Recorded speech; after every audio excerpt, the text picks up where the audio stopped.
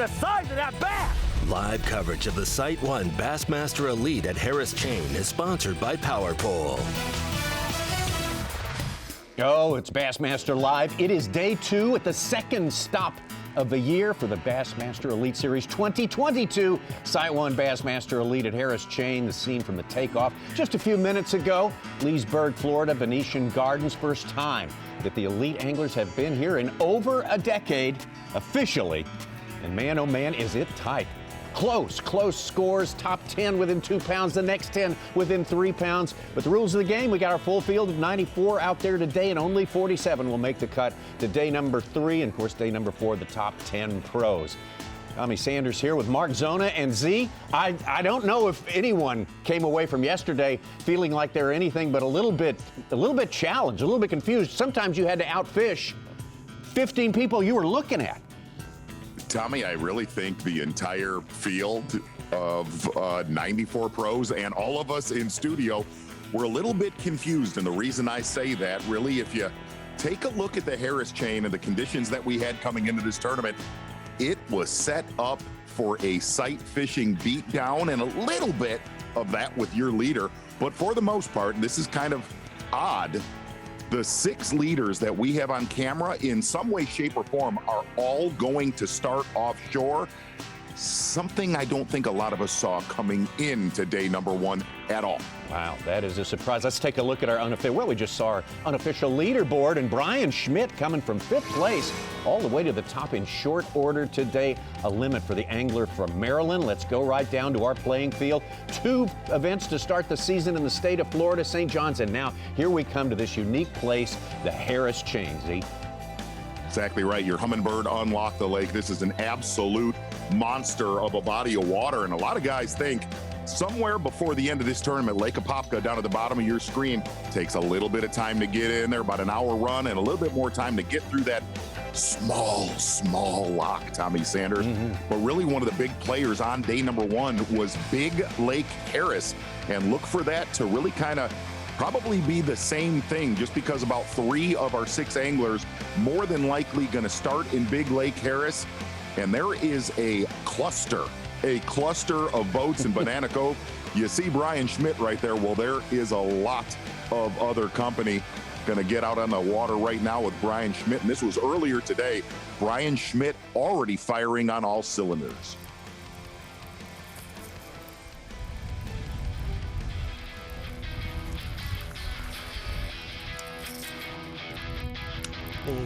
Brian Schmidt with a lipless crankbait, and you're going to see a lot of that today. Little offshore areas, whether it's eelgrass, hydrilla mixed with some shell and hard bottom.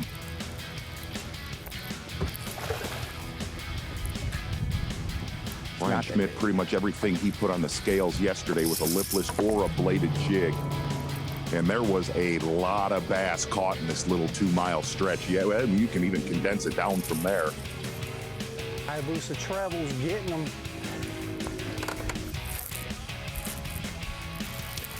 And the way they're biting in the morning, getting out with Brian Schmidt, it's starting to look like there's a possible shad spawn in the morning. We'll keep our eye on that today, too.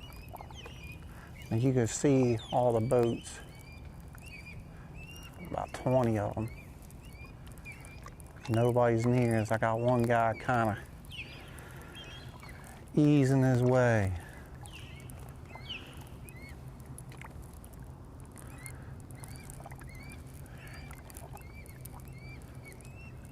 I'm talking about a dadgum Banana Cove party right there. Party Cove, That looks like Lake St. Clair, April to October.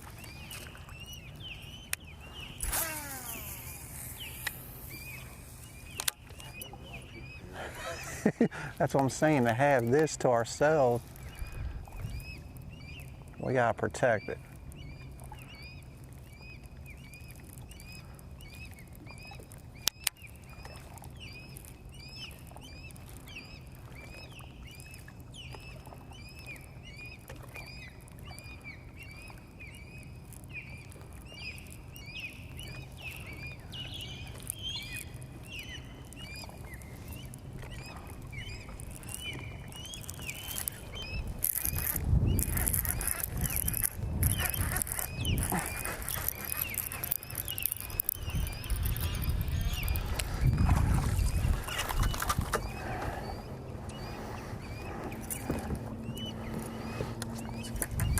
Get rid of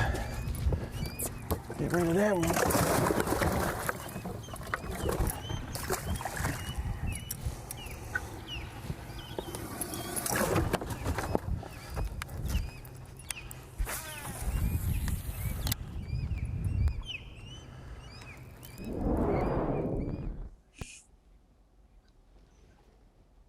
5 quick ones right there for Brian Schmidt this morning, and that's the one thing you will see. You know a lake's pretty healthy when there are that many 2 to 2.5 pounders that are biting in this area. And for our folks watching on Bassmaster Live, get this, Tommy Sanders, more than a quarter of our field has started in that cove. Oh my gosh. Yeah, I said looking at 10 of the guys you're fishing. 20. How about 20 of them? That's what Brian Schmidt just laid out for us. Everybody was talking about this huge push, you know, spawning fish. You know, we had the full moon, warm and trend, and it looked like it was going to happen. I've heard that story a bunch of times in Florida where, oh man, there's going to be 5s and 6s laying everywhere. And I don't specialize at all with sight fishing, and you know, it's been nerve-wracking over the years to hear those stories. And I stay offshore, I try to fish grass, and for some reason, I don't know why, because I felt like the conditions were right for it to happen. I don't know why they didn't push up,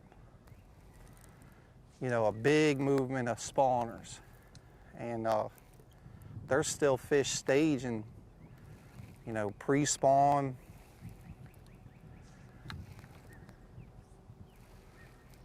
Which is good for me.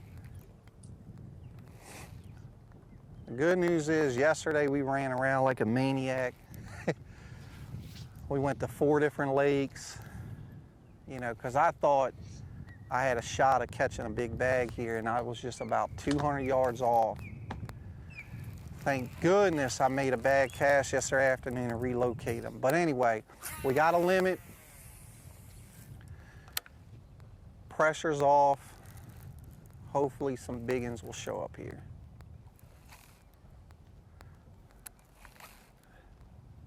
There's way more fish here than what we've caught, but they get smart.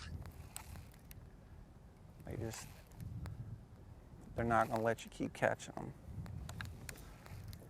And you're looking at 3-year leaders right there. Buddy Gross, Ray Hanselman, and Brian Schmidt. And it was kind of, like you said, Tommy Sanders, outfished the boats near you, and it was almost spot within an area for these 3 right here. Buddy Gross, the one. See, I'm from it is Potomac, a circus. Upper Bay, it's shallow grass. That looks like Potomac 101. 30 boats circling like around the area. You got to find the juice within the juice. You don't find the juice within the juice, you don't catch big bass. Big stage, big dreams. Exactly.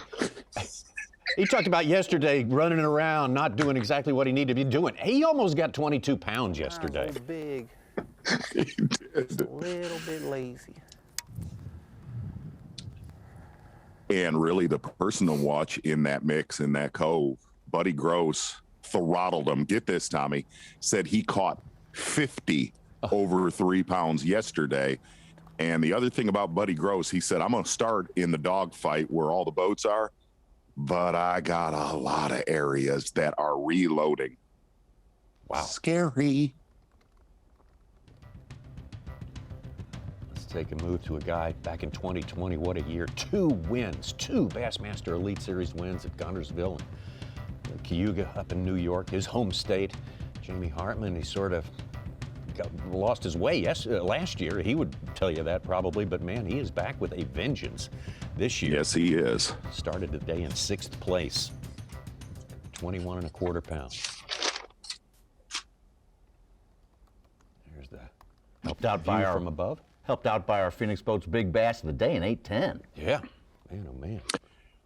Yeah, something weird about that A10 is he caught that all the way down in a popka, and that was the only bite Hartman got down there yesterday. He said he's going to do whatever he can early today to not have to make that run down to a popka.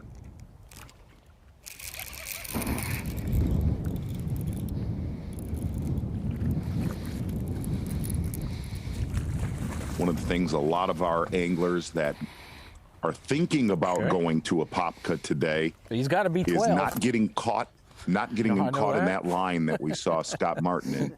He's got to be 12.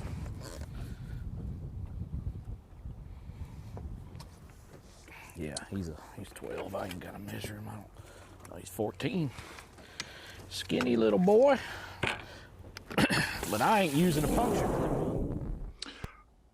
Taking a look at Jamie Hartman, and what I'm talking about is a lot of the guys, whether it's Jamie Hartman, Pat Schlapper, that are thinking about going to Apopka, said they're going to give it at least an hour on one of these lakes instead of just sitting in that line at the lock that we saw Chris Zaldane and Scott Martin for over an hour yesterday, just sitting in line. See nobody in line there this morning. Zaldane is over in Eau Claire, maybe heading that way. Humminbird bird's eye view. Jamie Hartman just around the takeoff from Leesburg, Florida. And I'll tell you, watching the weigh-in yesterday with Mercer, man, some of your best sight fishermen in the field looked clueless. Yeah. Little one.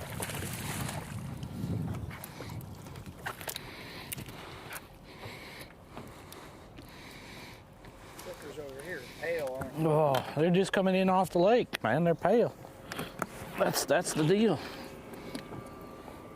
It's like it wants to be, you know, almost like it's cold water, cold, dirty water. This water is dirty, but that's usually the cold, muddy water deals when they turn pale like that. But with no grass on this lake anymore, they done killed it all. You get a lot more sediment in the water.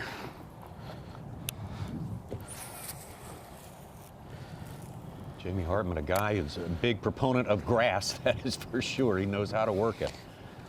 But he's making do today, and he said, we wonder if you're sitting out there, you got them coming to you, whether they're coming post-spawn or they're coming up to stage. That's what I felt about it, but he was like, tick, tick, tick, tick, tick, tick. I thought it was a white bass at first. Tommy, you hit something right there. Buddy Gross made a comment. Almost everything that he caught offshore, and offshore is relative here. You know, you could be within 2 or 3 casts of the bank. Buddy Gross said, you know, some of his, he has one school that he said is the size of a Tennessee River school that he hit early yesterday and then went back to it, and there was not a single bass. But one of the things that Buddy Gross said is what you just kind of hit on, is a lot of these guys that thought this was going to be a sight fishing blowout, a lot of fish coming up. Buddy Gross said the majority of what he caught was post-spawn coming to him in areas that he never got a bite in practice. That's what we need. Here's Buddy Gross. Stay with me. Stay with me. Stay with me. Something just happened to my line, wrapped around the hook or something. It was weird. Stay with me. I need that bag. Let's see. I got it.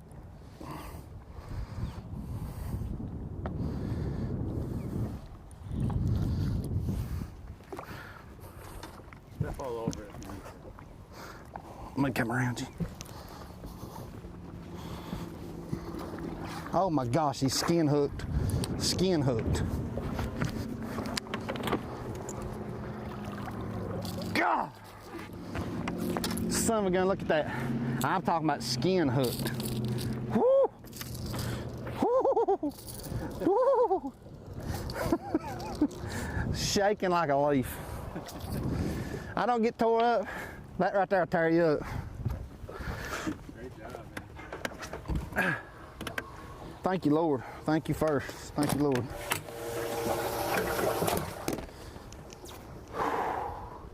God, you believe we had to hit 3 to get a bite today? Nice job. Man, you talk about somebody that's panicking. Skin hooked. Skin hooked.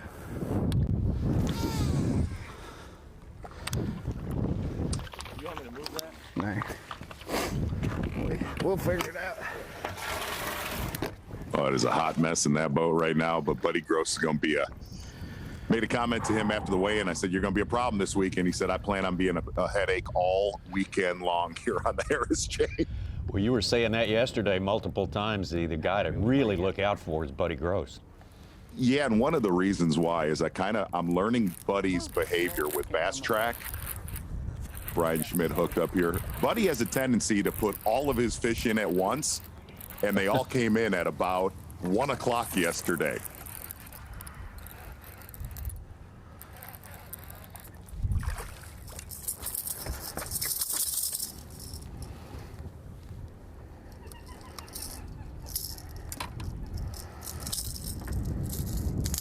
Hayabusa trebles.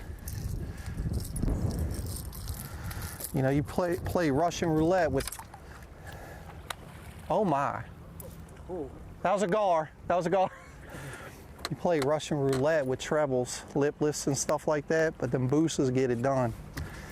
All right, now we got a coal.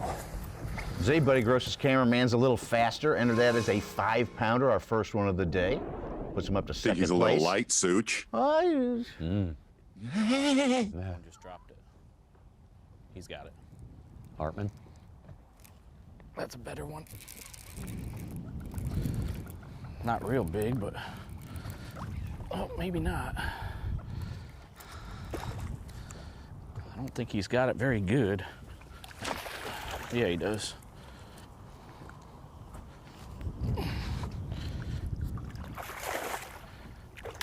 Come here, baby girl. I'll take these right here, man. Well, maybe not. They're not even 2s, I don't think. Almost 2s.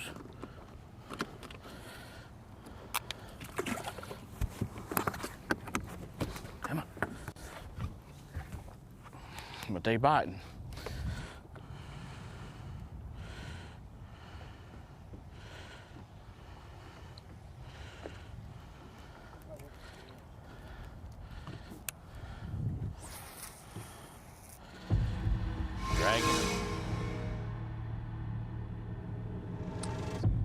The person right in the Banana Cove area, Tommy, is Ray Hanselman, and he actually left this area yesterday and said, man, I should not have done that. The majority of his damage, he is right in the mix of the core group of boats, throwing a little different crankbait in there, throwing a hybrid hunter. We'll talk about that. He actually sent a picture of it.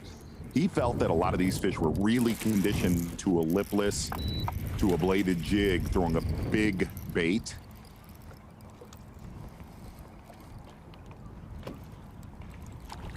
Oh, you little son of a gun.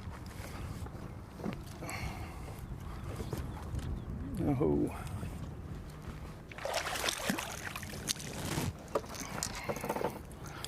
He was single hooked and then swung around and got him. Throwing the smaller hybrid hunter right there. Well, that's one. 2 pounds.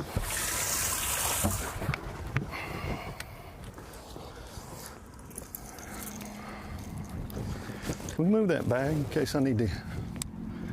Yeah. Okay. Get a good look at Party Cove right here. Standing room only.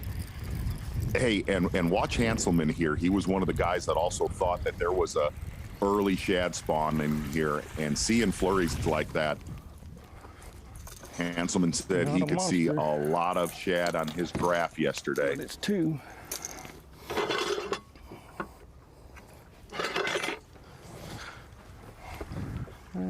14.5 inches.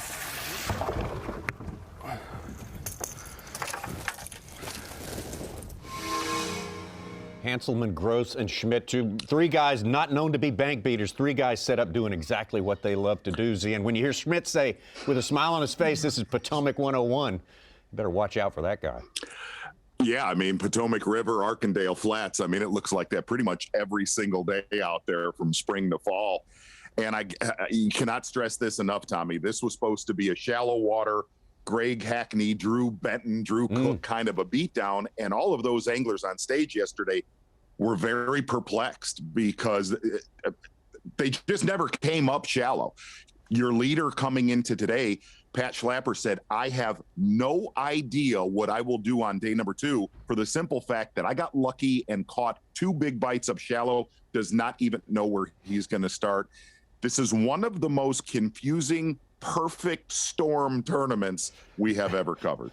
Well, we got 7 hours of coverage coming your way today here on Bassmaster Live. So happy to be with you today. Welcome to Bassmaster Studios, sponsored by Marathon. Of course, our crew in place here: Ronnie Moore, Mike Such-Sukan. And Ronnie, I think we're wiping out all the predictions, the expectations that were in advance of day 1. It's kind of a reset today. It is, and what's crazy is there were 11 20-pound bags on day 1, more than there were the entire St. Johns River event, yet it seemed like a little bit of a letdown. And I talked to someone last night, why did those spawning fish not play out yesterday? And one of the best anglers in the state of Florida, Garrett Rockamora, said, honestly, the full moon is something that everyone is infatuated with, but in Florida, they have such a long spawning window. The new moon really gets a big wave pushed. So we will see some fish throughout this week, but the ones who kind of sustain that blow from the offshore guys, if they can sustain that blow and catch a couple sight fish, they could be back in the game in the afternoon. Such, it didn't start out the way we were expecting it to start out, but the fish catching was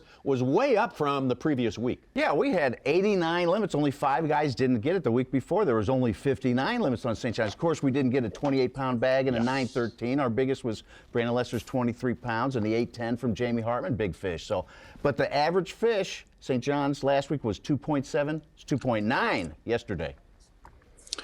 Yeah, and really one of the things to kind of keep your eye on, it doesn't matter what venue we're at throughout the country, Tommy, you always want to hear, they are coming to me. And we all thought coming to me meant they are coming to the bank.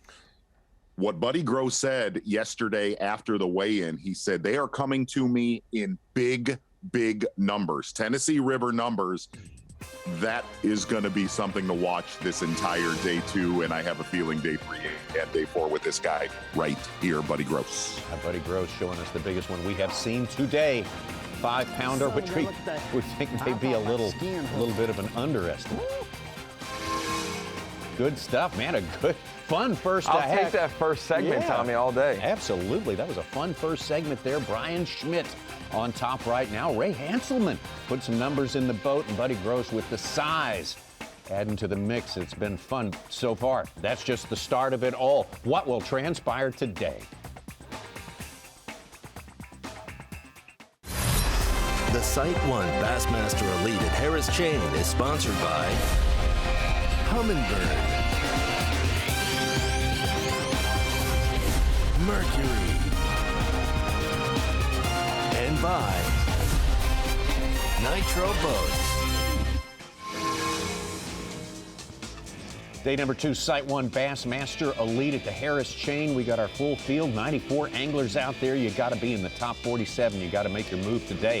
If you started outside that number, right on top of our leaderboard, starting a few spots back, Brian Schmidt, man, oh man, he has taken a big lead. Ray Hanselman, Buddy Gross, Stetson Blaylock has moved up from outside the top 10. Jamie Hartman holding his ground, doing good. David Mullins and all the rest. And Brandon Lester, our leader, to start the day. He's still waiting for his first fish. There's your T&H Marine weather watch. High today of 83, low of 60. Slight chance of rain today. Much cloudier it looks like today. Although we had some clouds yesterday, Z.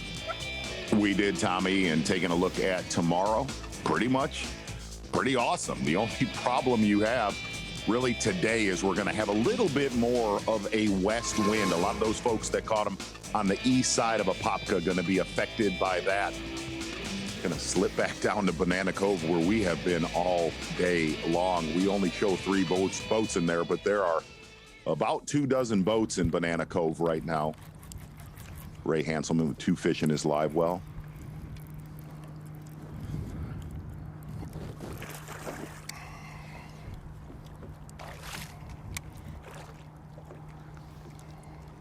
You're going to sing a Beach Boys song there, Z.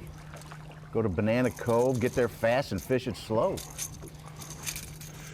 Nope, that wasn't going to happen. Ray Hanselman with number 3. So yeah, that's 4. Something chewed his tail off.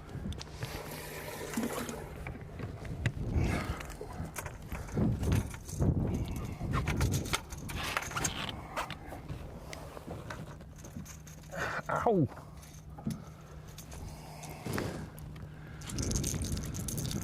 Hanselman, the Texas That angler. slick got right next to the boat. Almost Hit it on right in guy. the middle of that slick. Yeah, and Tommy, one of the things Hanselman said he's concentrating on, you see that big cluster of boats, they're more on top of a lot of the grass. Hanselman said he was looking for isolated patches of hydrilla. And for somebody that maybe has not been to the Harris chain, the reason there's so many boats here is a lot of the rest of this lake, Big Lake Harris, there is no grass. This is one of the areas that has not been affected yet.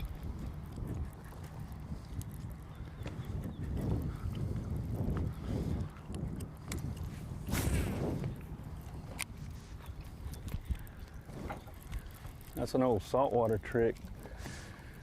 Looking for those slicks. Except that's shrimp, but same principle. Also in Banana Cove there. Let's get some bonus coverage here. B&W Trailer Hitches on the line with I believe he is, Such, our Angler of the Year leader. Right Yes, now, sir. David Mullins. David, talk about He your likes start that. today and what kind of reset did you have to do for today, if you had to at all? Well, if we could turn the camera around right there, there's about, I don't know, 30 some boats. If you could look over here, this has been where I've been catching them over in here. And, you know, it was so crowded. I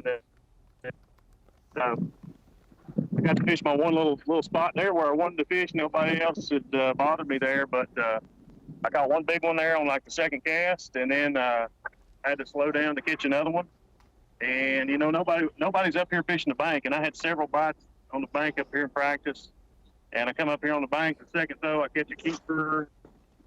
And what my plan is just catch me two more, and then we're going to run to where I, you know, weighed in 3 of them yesterday. So it's just take some time, you know, guarantee yourself a check, and then we're going to run to try to catch some upgrades. David Mullins, that area that you said you made 3 upgrades yesterday, we actually did not think you did that. We thought the majority of your damage was done kind of in the cove you're at. What is the other area? The other area is Griffin. And of course you got a long idle and a lock to go through, but that's where I caught them out yesterday and caught a bunch of fish over there. And I was surprised because in practice, when I got bit over there, it was a really big one. And yesterday I probably caught, you know, 15 or 20 over there, but there was a lot of small fish, and I'm not sure if those fish were just getting there or the big ones have moved on me, but I still caught, you know, 3-4 pounders over there. But, you know, that's my game plan. I'm going to finish the limit, and then we're going to relax the rest of the day and have time to go over there and fish and, you know, and upgrade. Is that also an offshore deal or no? Yeah, it's exactly the same deal. It's just that there you've got a lot more eelgrass to deal with, and it's kind of more of a pain. Where they're here, it's just all hydrilla. And I mean, that's why there's 30 some boats in here this morning. It's because it's, you know, it's the only hydrilla left really in the lake, and you know that's where the majority of the fish are at. Well, David, the numbers tell the story. You've been doing a great job of figuring out Florida this time around, so congratulations on that. Well, I got fortunate we had all this cold weather. I can flip and pitch and fish slow, but I hate fishing slow. I like to be winding something. And, you know, when I made the AOI run, it was in the fall, and all those tournaments, you know, you could wind something and catch them. And that's why I've caught them in Florida here. It's played more of my strength. And I've learned in the last few years to start looking for more of your strengths to play. And that's probably something I've learned, you know, to deal with in practice is look for stuff that you're good at. David, thanks for your time. We'll let you fish on. David, contemplating move a little bit later on. Let's talk about that race. Skeeter Boats Angler of the Year watch, very important all year long. Each tournament is big, and Dave Mullins has maximized his experience so far on the Harris chain and had a good week at the St. John's as well. Scott Canterbury, familiar face from the 2019. He was our Angler of the Year in 2019, coming up right behind you. It's so tough. Year in and year out running. Only one angler in our top 10 right now in our Angler of the Year watches was in the top 10 at the St. John's River. That just shows you how much turnover you can have just after 2 events. You have to catch them consistently. Some of those top-end guys from the first event did not do so hot on day 1 of this event. Jamie Hartman will be in the boat with him all day long. Big tournament for Jake Whitaker. Brandon Palnica. Great day yesterday. Former Angler of the Year. Back at the Banana Cove, and Ray Hanselman. Tommy, we're keeping our eyes on these two anglers we've been watching today, Ray Hanselman and Brian Schmidt, because we have fantasy implications. Every time one of them hooks up, one of us will fist pump. So that's right. We're going to keep an eye on that all day. Head to head all day. Yeah. You can see what we can do. Yep. All we can.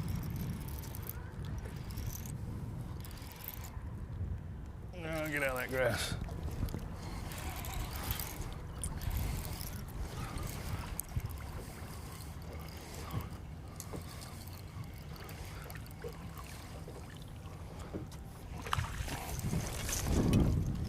Whee!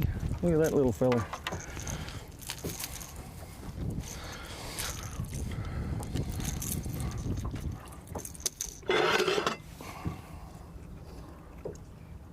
Well, I've got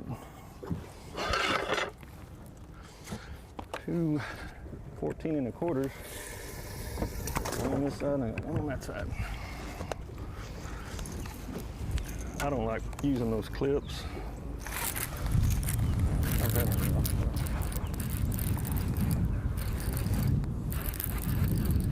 Tommy, I feel like our arms are going to get tired today with how many fish they're already catching.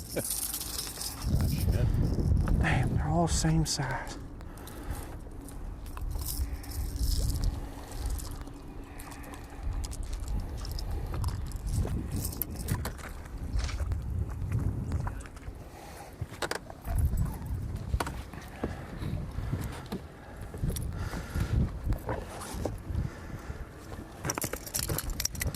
We gotta find some better fish.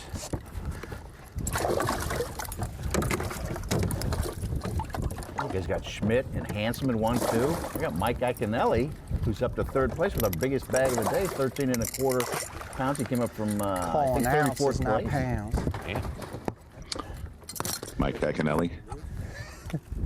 Also in the Banana Cove area. Yes. Brian Schmidt. It's kind of, you got to hear Buddy Gross talk about it. Buddy Gross said, yeah, he's in this area at least to start this morning, but he said there's little spots within a spot. And you see Brian Schmidt finding one of those areas. But one of the big problems is there's just a lot of bass that size, which is a good problem in the morning. But as the day wore on yesterday, if you really watched Ray Hanselman, you watched Rick Clunn in this area, guys that squatted in here like Clunn, Hanselman left and came back and did a lot of his damage. Getting it done right there with Brian Schmidt. But guys that squatted in this area, you just see a big one here or there, which got a lot of the folks that are in this general zone between 17 and 19 pounds on day number one. But it's really been find the little sweet spot. A lot of hydrilla, a lot of hard bottom in that area.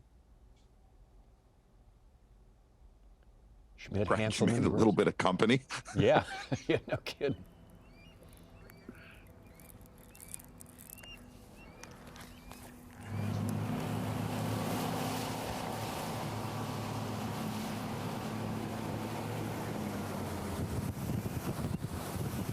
Hartman on the move. Once again, he's one of those guys who made the run to Apopka yesterday. That's a big investment of time. Yeah, a couple of those guys like Jamie Hartman, Brad Watley, the guys who had early flights yesterday and are late flights today, definitely mentioned that they were going to start elsewhere, catch a couple fish maybe before making their way down there, so they're not just waiting. Let that be, because I know I got it in the box. Huh? The regular.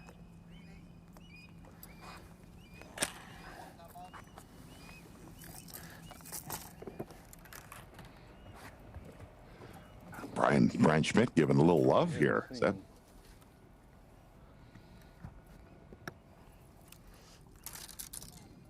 I don't. I got less than you. 11. I'd say they're nothing 2.5.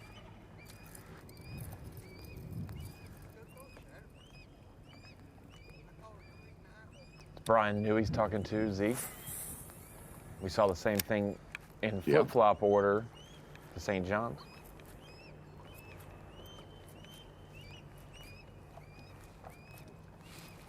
News caught some of the nicer ones from there. A couple of Yeah, he has. 3.5 pounders. He's got 4 fish for 13 pounds. He's up to 3rd place. Absolutely. Started in 27th.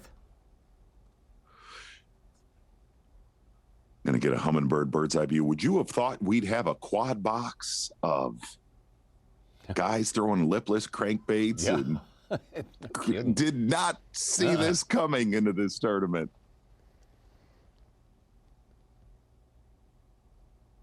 I'm pretty sure that's the reason you call it Banana Cove right there.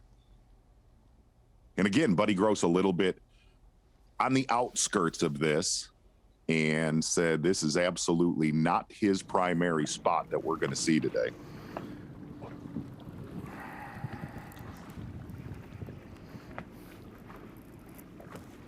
There they are right there. Sorry, jokers.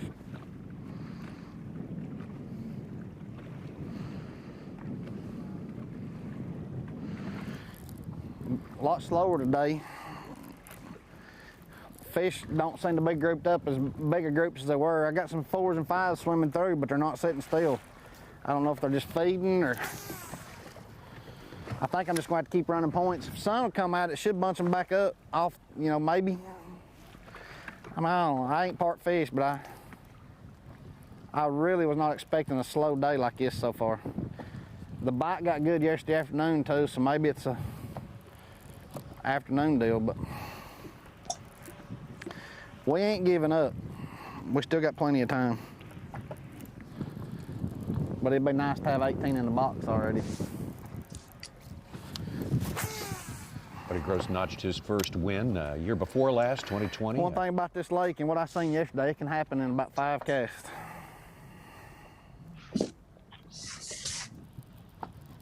Lake Eufaula in Alabama. Kind of happened for him in 5 casts one day there for sure. Humminbird bird's eye view, one of the things that was pretty amazing from Buddy Gross, he was done at 10 o'clock yesterday.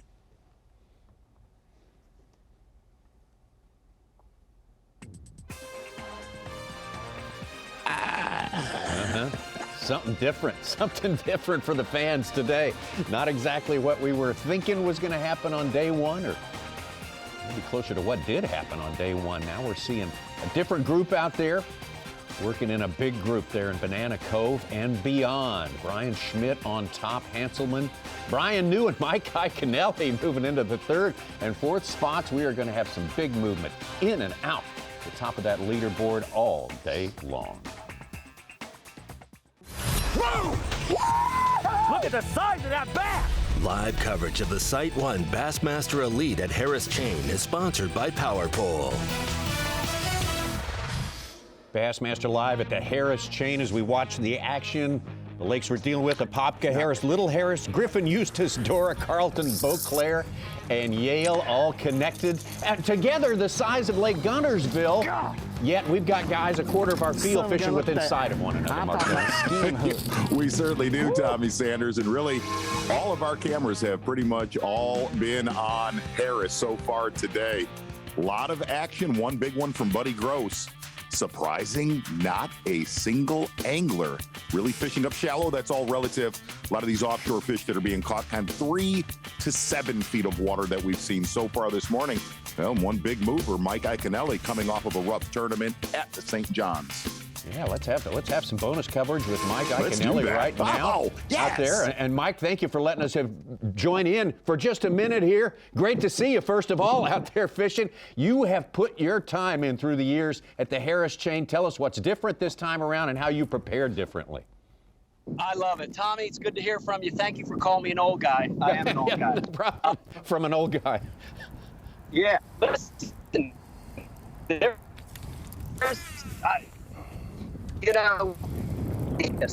and you can look at that last week's performance. I needed a good tournament to right the ship, to get my head right, and I'm having a better event. You hear about momentum all the time, and you don't want to start the year out in next to last place, right? That's a bad way to start the year. So to leave Florida with a better tournament, you know, a decent event is real important. I'll be honest with you, I'm out here in a community area. Like, if you were to pan around right now, you would see about 30 boats behind me, locals and our guys. So this is not a secret spot. But what I'm doing is I'm trying to fish it a little bit differently than a lot of the guys. Of course, I'm targeting offshore hydrilla, and most guys are using chatterbaits, rattle traps, baits that have an extreme amount of sound to them. I made a key adjustment yesterday afternoon by going to a bait that is quiet, and that's really, really helped me out here fishing the crowds. I got a great start this morning. I'm big bites away. A couple of those 4, 5, 6 pounders, they live here. A couple of those bites away from being back in the mix. So I needed this tournament bad, and I'm glad to talk to you guys. I know you didn't want to talk to me last week because I was a loser, but thank you for calling. Great. Actually, no, Mike, we did want to talk to you last week. If you could, for our friends at home, give us some The Witch from Evil Dead right now. Come on, just give us a little bit. Even now, we have your darling Linda's soul. Shaper! Mormon.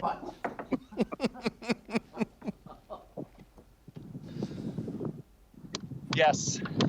Evil Dead. Go Ash.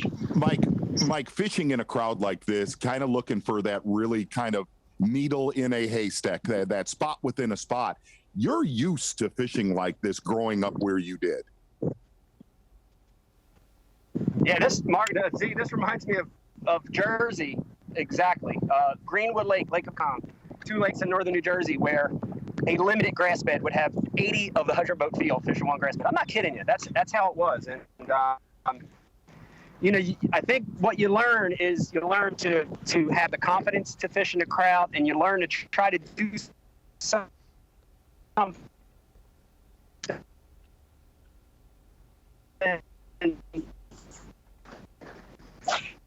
just a little different. All these guys out here are fishing most of them reaction style baits, but if you can little cognizant of they're big.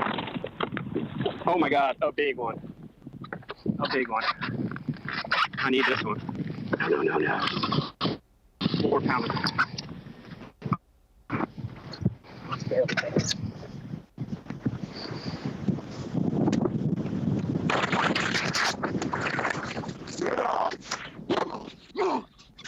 There's the spit for you guys, COVID and all. When you look at this area from afar, guys, if you look at an aerial map, 3.5. If you look at an aerial map of this place, it all looks the same. But what you have is subtle differences that lie within this area. So, you know, by the way, look at that call, guys. Look at that call real quick. Will you look at this call real quick? It's gorgeous. 3.5. It's a gorgeous call. 2 pounder, 3.5, 2 pounder, by 2 pounder. If you look at this area from afar, it all looks the same. But see, there are subtleties out here, what I call divots, points, holes. That's the stuff you got to be very cognizant of. And with the GPS technology, you lay a mark, and then you've got a record of it. So that's what I'm trying to do out here. Mike Iaconelli, thanks for that. Hey, getting to watch Mike Iaconelli do what he's done for decades now, though not an old guy. I'm hasten to point that out, not an old guy at all. Still got it, obviously. Mike Iaconelli, great to have him back out here. Young at heart. Yes. Oh, yeah. Little subtle differences in that area. Listen to Mike Iaconelli, kind of a Bass University 101 right there. Pretty much everybody in this area trying to outfish the boat next to you.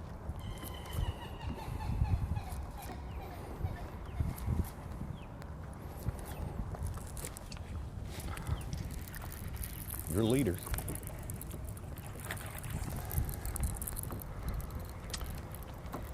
You know, and that's the one thing, man. Brian Schmidt and Mike Iaconelli, they have grown up fishing areas with a lot of pressure.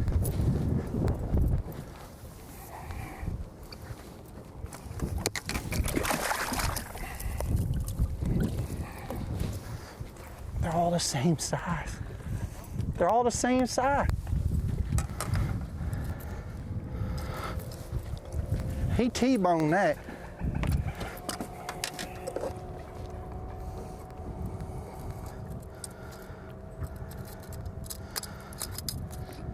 little bit of an assist there from Brian New saying, hey, have you thrown a jerkbait? No, I got one in the rod locker, pulls it out, and maybe an upgrade.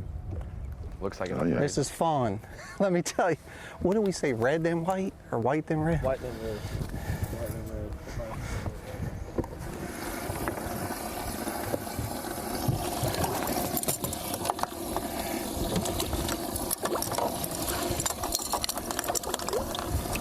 You know, I will go back to that fish catch with Iaconelli, Tommy Sanders. It's amazing how quiet Mike gets when he's in a crowd of boats compared to when he's off on his own and catches a good one. That is Just good stating point. the obvious, man. Good point. You say Brian New's giving tips, Ronnie. He's up to second place from 27th with the biggest bag of the day, 15.3 from that area. Some nice fish, 3.5 pounders. Smallest is a 2 1/4.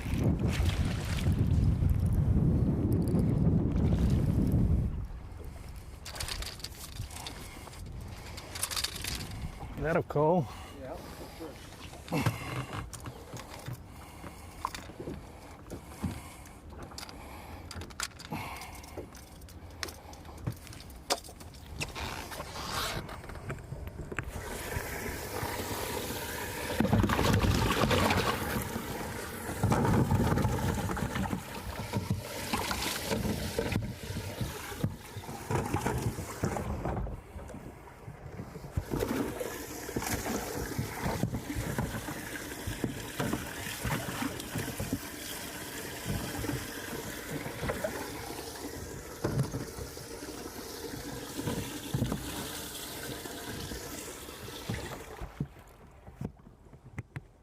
Ray Hanselman going through some numbers today, that is for sure. How about the guy who started the day in second place, had a giant yesterday, Wisconsin's Pat Schlapper.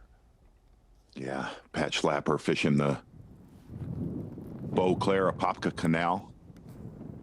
Said he was going to definitely start offshore today and kind of buy some time. I think slammed it too. I don't know how you For miss him when you do potentially that. going down to Apopka. There's your leader to start the day, Brandon Lester. Slower start today. In fact, he's down out of the top 10. That looks for now like a very familiar spot yesterday. He worked that place.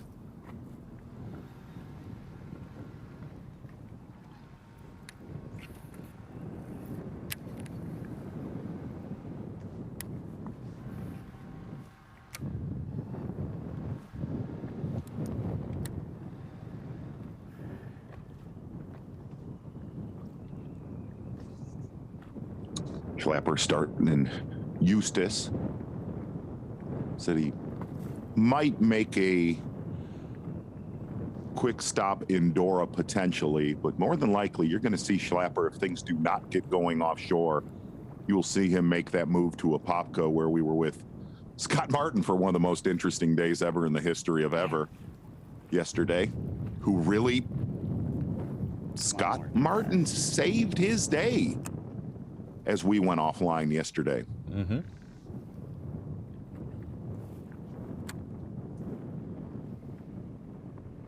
Pat Schlapper looking to progress every year. Maybe this year qualify for the Classic in 2023.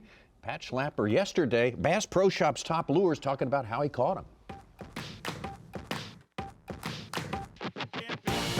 Hey guys, I'm Pat Schlapper. Happen to be leading the Elite Series on Harris Chain right now. I just kind of fished relaxed today. Got lucky and got 2 big ones. So both of them were on the Big Bite Fighting Frog, 1/2 ounce Motley Fishing tungsten sinker, 5/0 straight shank hook, 60-pound Sunline FX2 braid. I'm very thankful I had it on the braid because it might have been a different story if I'd have been running fluorocarbon. Pat Schlapper with just under 23 pounds yesterday. Wound up at the end of the day, actually an ounce behind Brandon Lester. But what a great day, what a great start. He's going to need to pick up the pace a little bit, and he's got plenty of time to do that. For now, though, from the Eastern Seaboard, Brian Schmidt from North Carolina, Brian New, Ray Hanselman of Texas, and also Eastern Seaboard guy Mike Iaconelli, who has done it all in the world of bass fishing. We got more on the way. Whoa! Look at the size of that bass! Live coverage of the SiteOne Bassmaster Elite at Harris Chain is sponsored by Power Pole. Well, we got 94 anglers going full speed trying to make it into the cut today. The top 47 only will advance to day number 3. Brian Schmidt has come from a little bit back in the pack to really take a top spot. Brian New, who won his first outing last year down in Florida. Up in second place, Ray Hanselman, Mike Iaconelli. The top 4 of those can probably see each other right now. There's no doubt about that. The rest of them falling in there. Things are changing very, very quickly. Starting the day today in 6th place, Jamie Hartman needs to do a little catching up, and he's hooked up.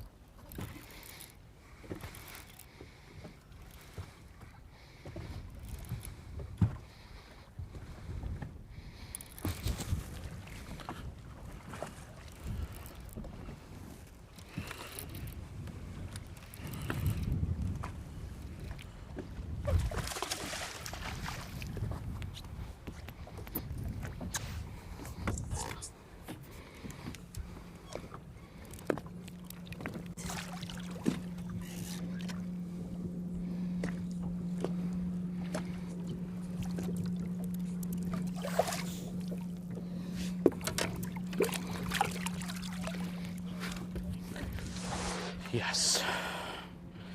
Yes, yes, yes, yes, yes. This is what I come here for right there. Those 3-pounders. 3-something pounders, baby.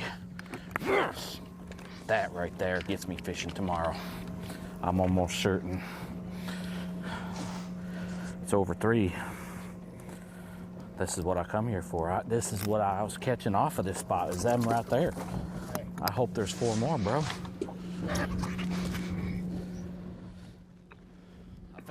Number 4 is a good one for Jamie Hartman. We'll move on to Buddy Gross real quickly back there in that very popular area of Harris.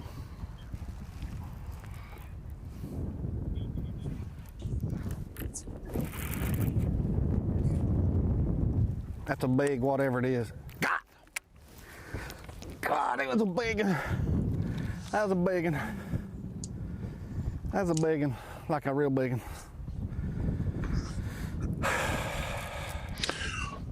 Well, we have seen that with lipless crankbaits definitely the last week here on the Bassmaster Elite Series. Big miss for Buddy Gross and Davey Hyde, our guy out on the water right now. Davey, I'll throw it to you. We have 7 out of our top 10 fishing in Party Cove, Banana Cove area on Harris. Does that area, does it last, Davey? That's the only question I have. Gosh, I've been in here for about 20 minutes now, Z, and I counted the boats just before I came on. 46 boats I counted, and it's not a big area. And we have changed the name from Banana Cove to Party Cove, no doubt about it. And I have seen multiple boats catch fish. Brian Schmidt caught several fish. Brian New caught some fish. You look over, you just all different directions, people catching fish.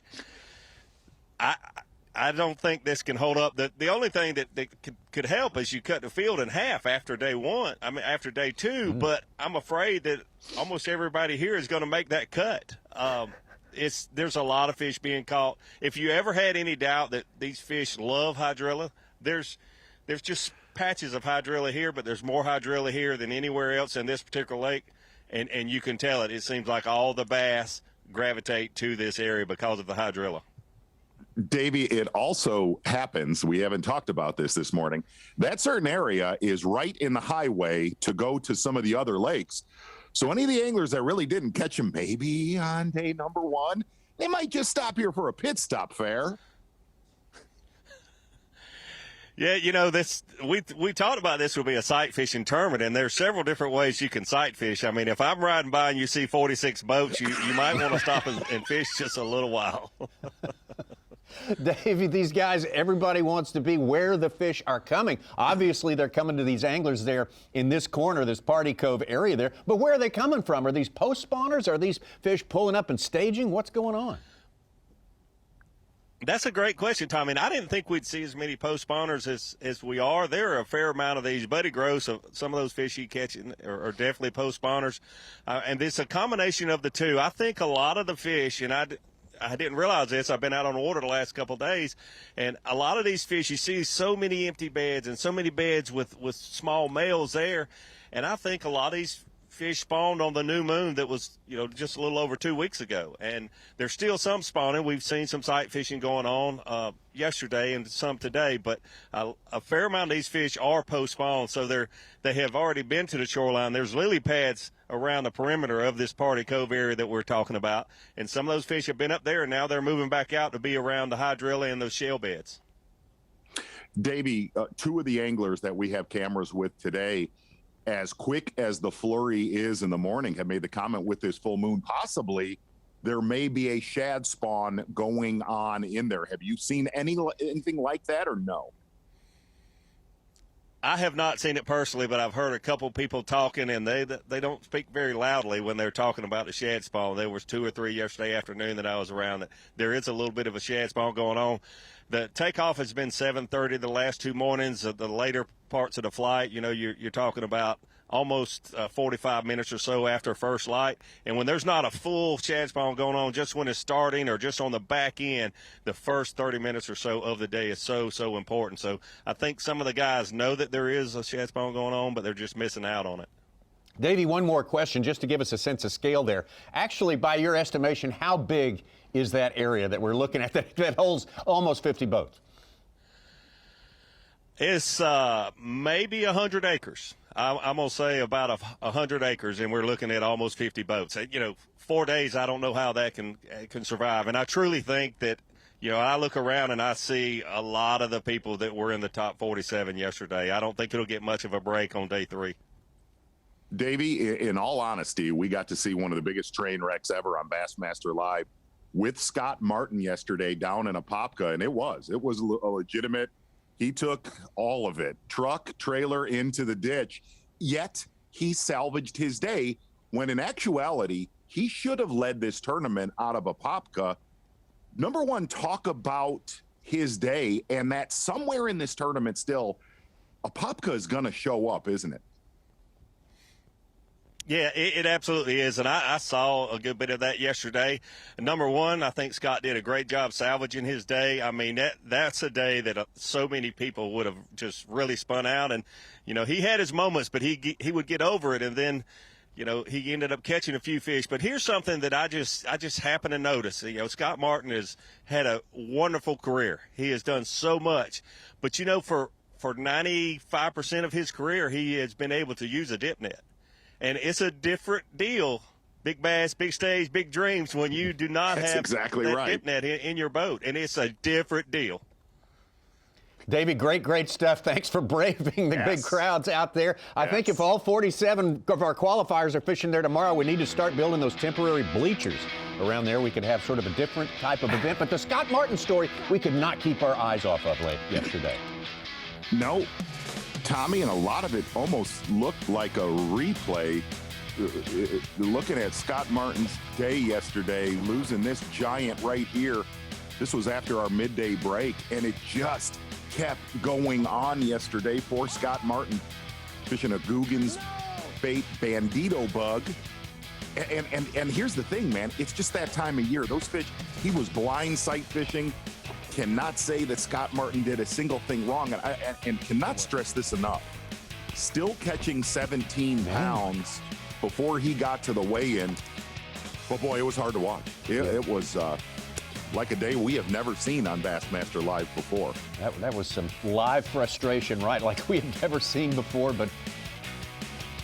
And that was the deal, was when we ended the show, he was the last flight. He still got to fish in Apopka by himself basically for another hour or so after we ended live, and he did salvage his day catching a 4-pounder late, but you figured he had 7 or 8 shots on goal of 4+ pounders and lands 2 to 3 of those. Is that hopeful, or is that something is wrong with my setup? I need to pick a different hook. I need to do different this or that.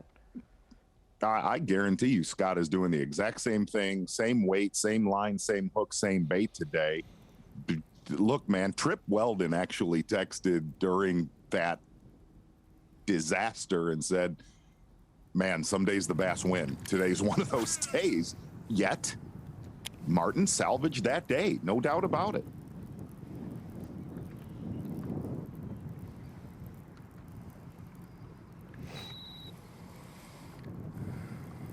Keep up with Bass Track and how Scott Martin and all the rest of our anglers are doing right now, and all day long, anytime, right here on Bassmaster.com.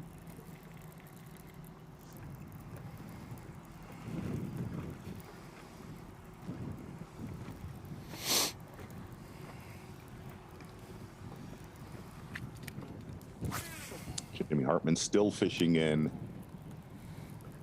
Harris.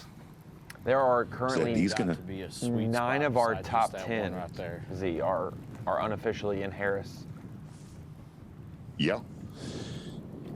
And Jamie Hartman, one of those anglers, said, "Man, if I can get so much of it, 12 to 14 pounds, I will not make that run to a Popka." So he's pushing it a little.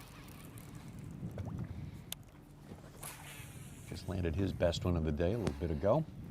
Our guy Kyle Jesse's waiting for him in a Popka, so Kyle may have to audible if he does not make his move. One more. How about David Williams? Finished his limit with a 4.5 pounder. He's up to 9th place with 13 and change. He's just right around the corner from takeoff.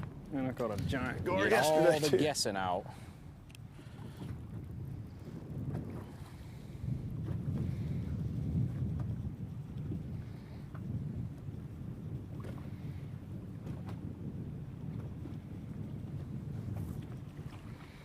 It ain't my normal way to fish this. I'm usually more aggressive with it, you know, but you just got to go so darn slow just to get a bite. But you can't cover a ton of water.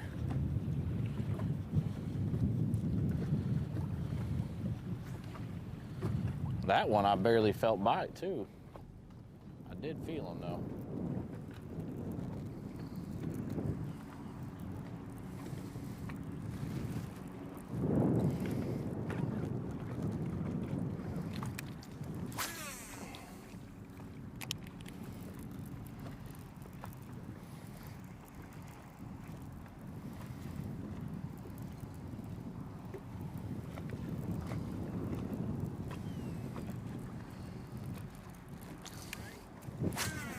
How you doing, Todd? I got 5 little ones. Huh?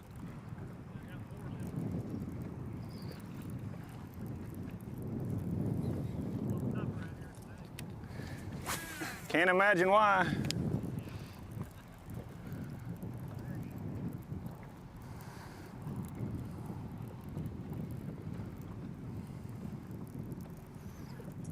I believe he's talking to Todd Otten, one of the better bladed jig fishermen in the elite field. It's a good bait and predominant pattern in this region too. You know, Ronnie, you talk about that. A bladed jig, a lipless crankbait, a jerkbait, a hybrid hunter for Hanselman. You know what works in this area? Everything.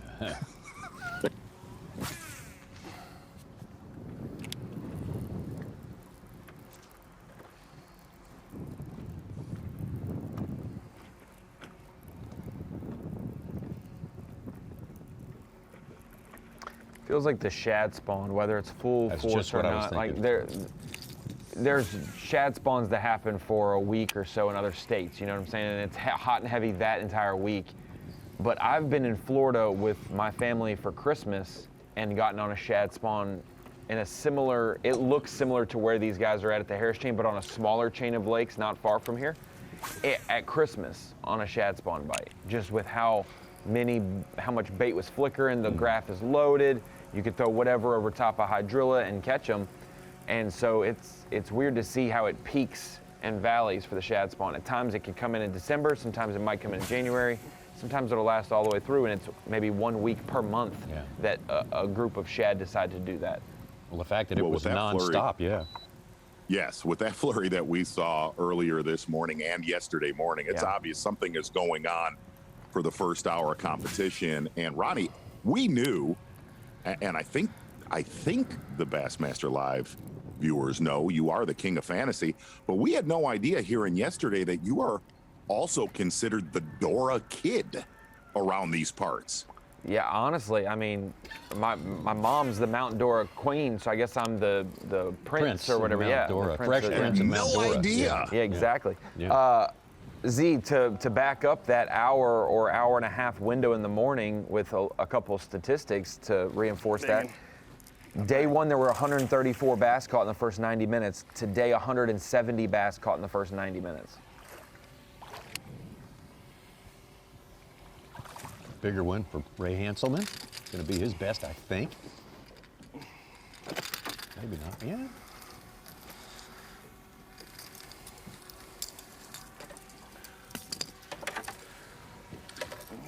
Good fish. And it just appears this is one of those areas that if you squat in it all day, you are going to catch 14 to 16 pounds. Going off of yesterday and what we're seeing so far today.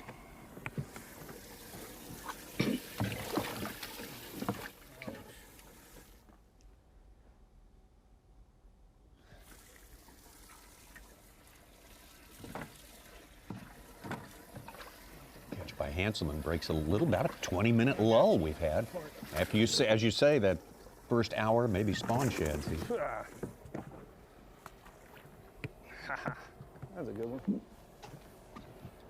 Splash me.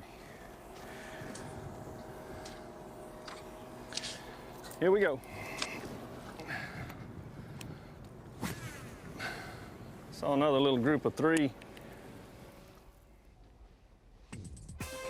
Hard to beat some of the guys we have on live for maximizing offshore grass, like Ray Hanselman, Brian Schmidt, Buddy Gross. Mike Iaconelli. Yeah, exactly. Brian knew. I feel like they're dialed in a little bit this morning. Well, there's a reason that so many boats are there, and we are seeing it. What did you say, 9 of our top 10? Right there. In Harris, in that region, yeah. Oh, it's a party in there. There's no doubt about it. It's been fun to be a sort of a guest invitee for a little while there. Brian Schmidt, though, hanging in there in the top place. Brian knew. Busting into the top 10 in a big way. Hanselman, Iaconelli, Hartman. John Cox will have to check in a little bit later, too. We got a lot going on the Harris chain. Whoa! Look at the size of that bass! Live coverage of the SiteOne Bassmaster Elite at Harris Chain is sponsored by Power Pole. So great to have a big event like this in front of these bass fishing savvy Florida fans. These are scenes from the weigh-in yesterday. And we saw some good limits come in. Jay Yellis, former Classic champ. The former Angler of the Year, Brandon Polinick, coming in big time. Yeah, and really, Tommy, taking a look at a lot of those pictures, a lot of those bigger ones, man, a lot of those really big Harris chain fish, they did come shallow. Definitely going to keep our eyes on guys like John Cox, Brandon Polinick, Jacob Porosnik with a solid day yesterday, but really the meat, the 3.5 to 4.5 pound bass, just that quality size, those predominantly did come from offshore. Brandon Lester a little bit quiet so far this morning. Absolutely. Of course, we got another weigh-in coming your way today. Important one. You got to be in the top 47 if you want to fish on in this tournament. It comes your way right here on Bassmaster.com starting at 3:30 p.m. Eastern Time. Dave Mercer will be holding court, and we're making that big cut. Got this very popular spot in Harris Chain of the Lakes. Are we going to get to talk to Brian New? Oh, I think we are going to get to talk to Brian New. Oh! Brian New, good to see you out there today. Good day so far. Man, more often than not, a trip to Florida for you is a money-making deal. It's good to be seen. I love Florida. Florida is, so many people hate Florida, fishing-wise, not just fishing-wise. And for several years, I sucked. I just sucked in Florida. And I finally kind of understood it. To me, Florida, at least January, February, maybe a little bit of March, is the most predictable place in the country. You just watch the weather and you know what the bass are going to do. You find the best habitat, and that's where it goes down, basically. Whether it's in the grass for pre-spawners or post-spawners, or whether it's up, flipping pads or flipping reeds, just flipping for spawners. If it's cold, you go fish some mats and you fish offshore grass. I like Florida. Florida's awesome. I love it, and it loves me. Brian, this would have been one of those tournaments where the book, if you read the weather book, would have said they would have been pointed towards the bank, yet we see so many boats, you and a lot of boats around you, fishing offshore. Kind of goes a little bit against that weather situation. I like to go against the rules. You do, don't you, boy? I do. Just ask all my teachers and principals in school. But yeah, so I mean, pressure, dude. I mean, this is the Harris Chain. It's the best fishery in Florida right now. They've been destroying them. You know, everybody's seen the college weights and a few tournaments a few weeks ago, and you know when the mass public see all that, they flood to these lakes, and rightfully so. I don't blame them. I mean, if guys are catching 35 pounds every day, winning tournaments, I'm probably going to go fun fishing wherever that is. And that, you know, in return, that pressure, it not only makes stuff tougher, but it definitely interrupts, and it can stop the spawn. It can stop the migration. 100%. I've seen it numerous times. Brian Schmidt finished second in a tournament at Okeechobee several years ago, a handful of years ago. And if it wouldn't have been for all the boats that came in on him, he would have hands down won that tournament. But all those boats coming in, it was him in this one area by himself, nobody else, destroying them. When all the boats showed up, it stopped it. It stopped the migration. That's exactly what it did, 100%. I found a place in the grass in practice here, made 2 casts, called a keeper and a 4-pounder, and left it. There was like 7 boats started on it yesterday. When I put my trolling motor down, there was 40 or 50 at least on my 360 that I seen. I caught one, and you know, it looked like a Christmas tree, and then you cut the lights out, they vanished. It moves them. It stops what they're doing. They're not stupid. They don't get big for a reason or being dumb. They know what they're doing. And pressure definitely hurts fishing. It stops the migration. It does so many things. But you know, that's what you got to deal with. We can't stop people from fishing. We can't stop people from going to where the fish are. Just because you found a load of fish doesn't mean everybody else didn't find it.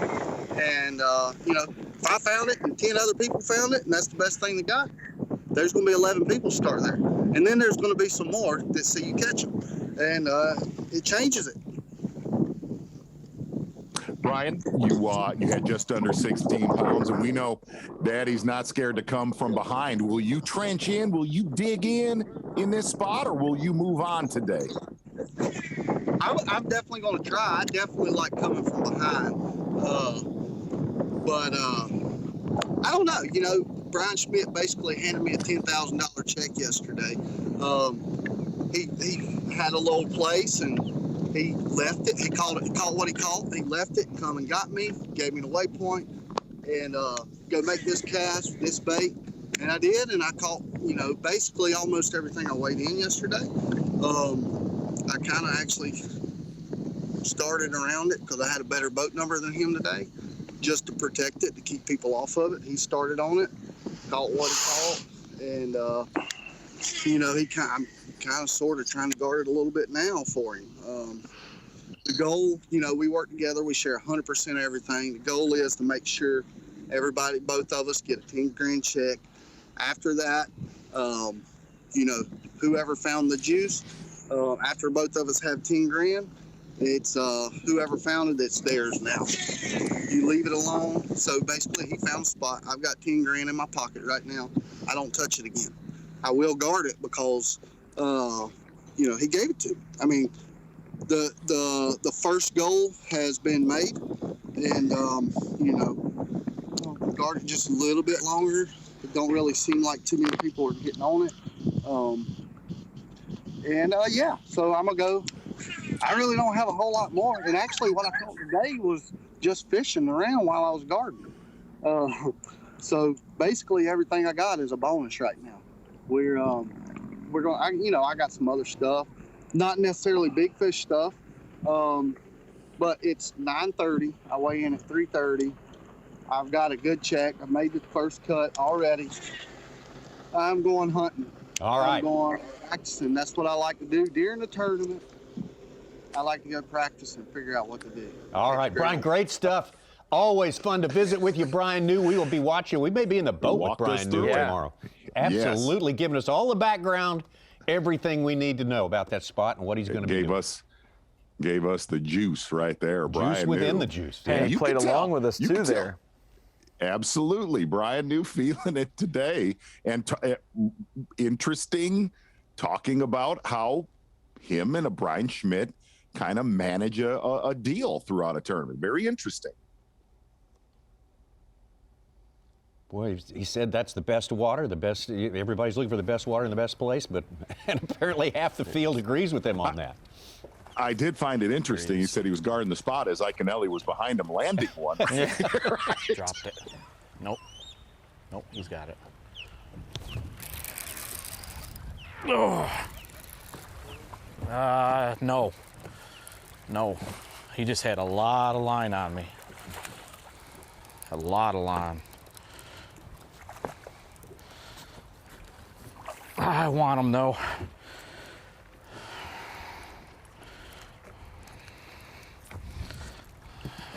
That's number 5. Oh yeah, 15 or 14 3/4. All right, that ain't much of a limit, but that's the limit. We're gonna take it. We're gonna weigh these up right now and see what we got. And a limit is always a good thing. Jamie Hartman will tell you that. He started the day in 6th now. With his limit, he's in 4th. Mm-hmm. Ray Hanselman.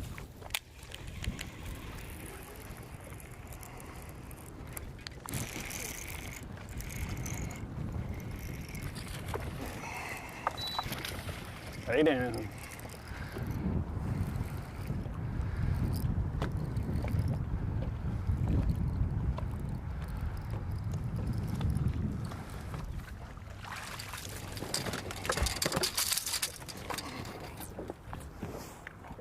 That'll work. That's a chunk. Yeah, just good, solid quality so far for Ray Hanselman. Doing something different in that area than the rest of the boats around him. Have not seen anybody else throw that bait. Hanselman said he thought that was key, that a lot of these fish were and are going to get a lot more condition throughout this tournament. Ray Hanselman is our leader now. Brian Schmidt in 2nd place, if you're just joining up with us.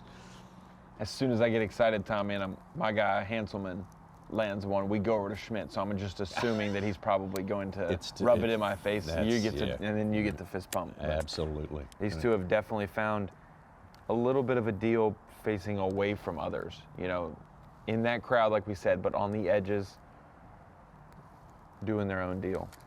At 4 boxes, the guys who have done very, very well today. Brandon Lester, if you're just picking up with us this morning, this Friday morning, started the day with the lead, a lone ounce ahead of Pat Schlapper, and he's had a slower start today. There's no other way to put it, but yes, any of these guys in 20 minutes can swap that whole thing around. Look, and Pat Schlapper, though, Tommy, he wasn't joking on the stage and after the weigh-in yesterday. He said, dude, I got lucky. I looked at one of those big ones. I made the right pitch on another one, and it was one of those dangerous, awesome Florida stringers where he had 2 great big ones and his other 3 only weighed about 7.5 pounds. Hard to duplicate that. He was kind of really slow. He said at 12:48 he put in that 8.7, then 13 minutes later he got a 7-pounder, 15.5, 16 pounds on 2 fish. Yeah. Kind of makes your day. I have no idea what this is, dude. If it's a bass, a freaking giant.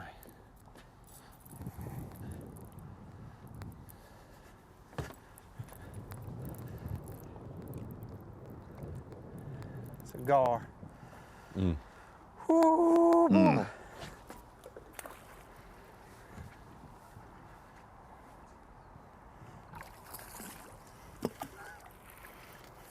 Once they start catching fish, they'll climb, but Lester and Schlapper are 22nd and 23rd right now on Bass Track. Wow. That is.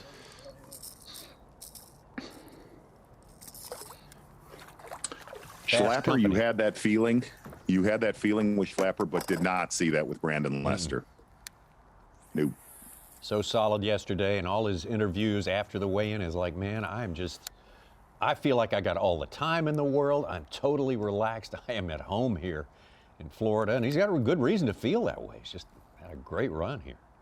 Z, what starts going through your head 3 hours with no fish after leading on day one?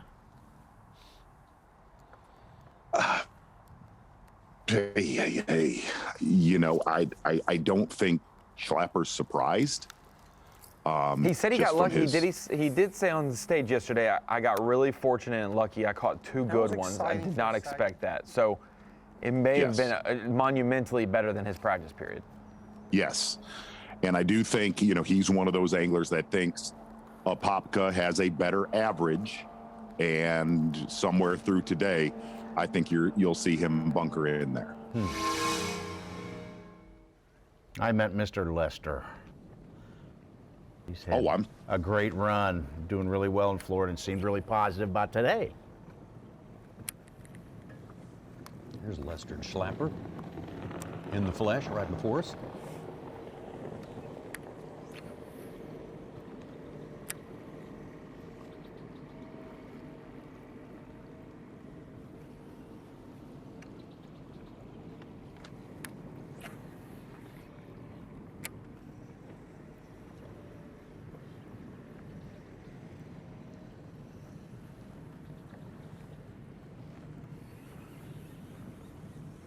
Eat it. Come on. Oh my God. Mm.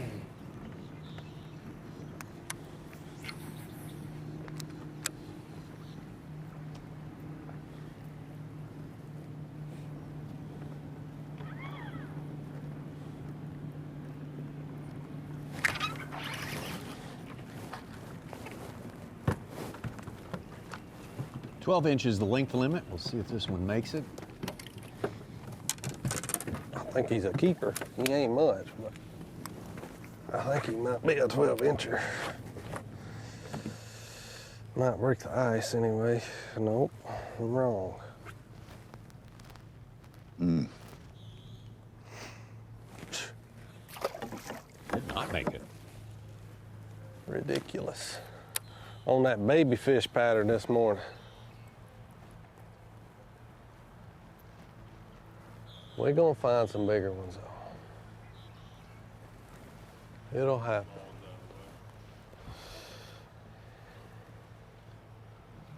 Lester winner a couple of weeks ago, St. Croix Bassmaster Opens event.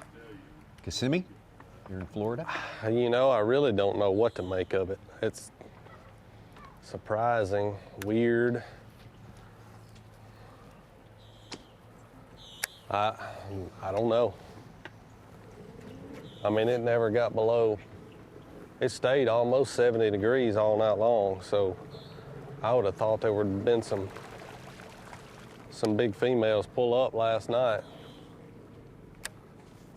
Maybe I just hadn't put it in front of one yet. You know, I mean, it's too early for it to really tell me anything, I think.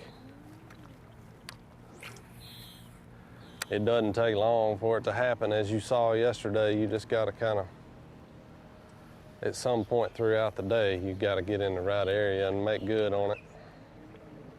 We will. Well, you heard Brandon Lester. It doesn't take long for it to happen. We have no doubts that Brandon Lester will get something cranked up in just a moment or two. He's got plenty of time to do it. We are going all the way to 3 o'clock Eastern Time with our live coverage today. So great to have you with us in the Bassmaster Studios, sponsored by Marathon. And Ronnie Moore, of course, has a tool in this studio. In fact, right behind us, about time to crank it up, right, Ron? It is, and I wanted to kind of go into that Brandon Lester aspect a little bit more. Our day one leader, obviously a slow start to day two, but this is what we expect from Brandon Lester when we come to the state of Florida. He is one of the most rock-solid anglers in the Sunshine State. We said that if he could build a second house, he loves Tennessee, but he does not mind Florida one bit. And when it comes to Rapala Bassmaster Fantasy Fishing, I kind of dug into some numbers a little bit, and I probably realized that I should have chose Brandon Lester in bucket B because all the evidence is laid out there for us, and that is Lester's track record in the state of Florida. Z, I'm going off of his last 10 events in the state of Florida. That's opens, that's elite events, dating back to 2017. In those 10 events, he has one win, all nine of them in the top 35 of the event. 6 of those events were top 15s. 3 of those events were top 5s. Obviously, he won just a few weeks ago, and the 10th event would be this week, and he was the leader after day one. So what a rock-solid resume for the last 10 events in this state, never being outside the top 35. What an incredible deal there. And then another guy that we're seeing is Jamie Hartman. Is Jamie Hartman back? He kind of asked Dave Mercer last year, don't call me Jamie the Hammer Hartman anymore because I am not a hammer in 2021. Not a good season at all. We already saw him with a 16th place finish at the St. John's. After day one of the Harris Chain, he was in 6th place, caught the biggest bag of the day, or the biggest bass of the day as well. And honestly, both of those finishes higher than anything he had in all of 2021. So Jamie Hartman might be back, and Brandon Lester doing exactly as we expected and as he should. Well, a question for the King, Tommy Sanders, then if the King did not put down Brandon Lester, who did he put on his team? Would you respond to that, Ronnie? I will after the break. We'll have to get into that a little bit more. I've got to take a breather from and kind of recover from my lack of picking Brandon Lester. Do some head scratching, exactly. Chin scratching, get it all figured out before we actually address it. Okay, yes. Fair enough. Fair enough. We got it going on here this morning on the Harris Chain. 47 spots available. These guys all gunning for them. The SiteOne Bassmaster Elite at Harris Chain is sponsored by Minn Kota, Powerful, and by Skeeter Boats. Lots of action today. Harris Chain of Lakes, this unique complex of lakes in Central Florida here for the SiteOne Bassmaster Elite. Stop number 2 in the Bassmaster Elite Series for 2022. And Ray Hanselman of Texas, been fishing since 2018 with the Elite Series, except for one top 25 finish at St. John's. He's not had a good go of it in Florida, but man, he's having his best week ever so far. Here in the Sunshine State, leading by a few ounces over Brian Schmidt. Of course, Brandon Lester, the angler from Tennessee, who's had a real good time, as Ronnie just explained to us in detail in Florida through his career. And he kept it going yesterday. Brandon Lester made a key move early, Z, that you pointed out, and made a big difference. Exactly right. Really kind of concentrating on Dora, all on day number 1. Starting offshore with the Carolina rig, not really happening going up shallow on these little reed bulkheads that you have in Dora. And really, Brandon Lester did the majority of his damage, Tommy, from, man, call it about 9 o'clock to 11 o'clock. Everything he pulled the trigger on, very, very solid quality. And Brandon Lester said, man, I think there's a lot left, but that is yet to be seen here on day 2 of competition. We still have Brandon Lester fishing around that same region, but you heard him made the comment, it's gonna happen somewhere through the day. Lester feels like he'll collide with them in Dora, where a lot of folks think this tournament could be won in this time around. What do you think? Did he clean them out, Z, or did they just move?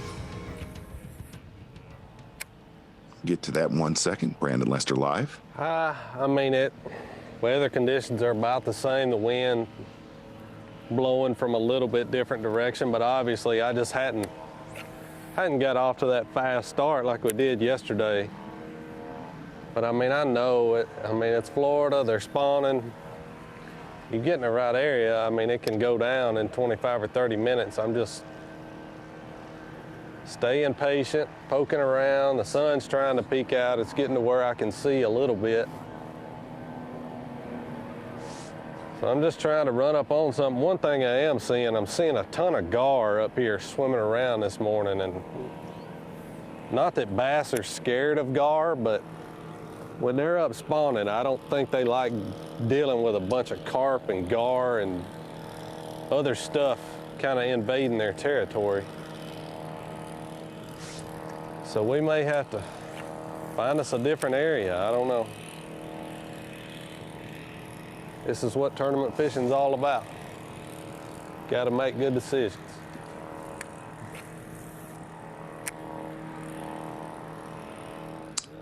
It's very interesting. Listen to Brandon Lester say a lot of gar up shallow. A lot of times when you see gar, and I know a lot of our viewers know this, when you see gar creeping and slinking up shallow means kind of a little bit later in the cycle of spawn that a lot of these fish were in here a week or two ago.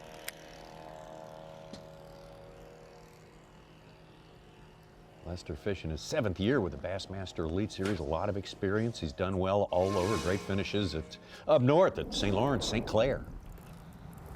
Down here in Florida, we just talked about.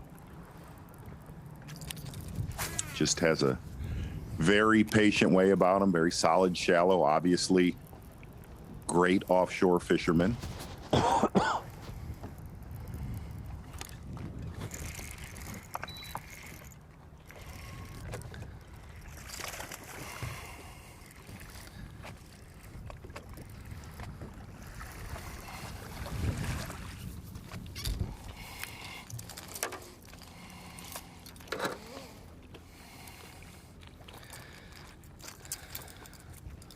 Solid 2.5. Thank you.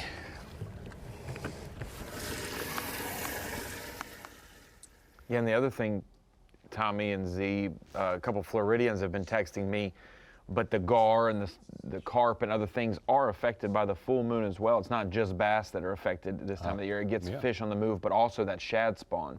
Why the gar maybe are pushed up tighter to the cover is because if there was a shad spawn present, you know, so once that fades away and goes away, those gar may move back out of those areas, and you can see the bass transition in or get more comfortable. And maybe this afternoon it'll be a different story. This Banana Cove has been a haven for the bass of the size that Ray just caught there. I mean, that is the year class we're seeing more than anything. And you got to think. Z, you got to think as well how many tournaments we've had, how many events go on here locally. Most of them out of Venetian Gardens and that general region, that even if there's a live release boat that is taken out a couple miles away, whether it's back through the Dead River Canal or it's in Harris somewhere else, you're distributing a lot of fish into that body of water from the other lakes. Sure. And it takes a while for them to maybe get back to Eustis and to Griffin and whatnot. So they're going to go find the hydrilla, and that's maybe why a lot more fish are there early in the year because of how many tournaments we have in Florida.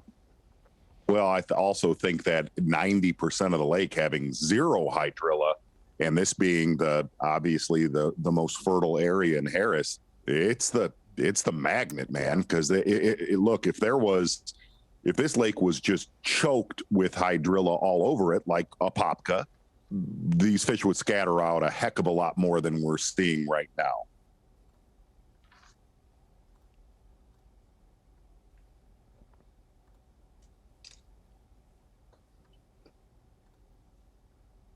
Pat Schlapper again, second place, 1 ounce behind to start this day, and 0 like Brandon. Brandon Lester's still 0. Yeah, today. and I'll tell you another thing, Tommy. You if you're fishing reeds like Brandon Lester, your leader, you don't want this guy in there. Oh no! Wow. You do not. That's a Grim Reaper right there. You don't want that guy. Yeah, it is. That is the Reed Reaper. This guy picked Pat Schlapper in his fantasy team, and he's just taking it out on Brandon Lester. Yeah. That is not that makes the baby cry if you are concentrating on reeds in this tournament. You think? Oh my gosh.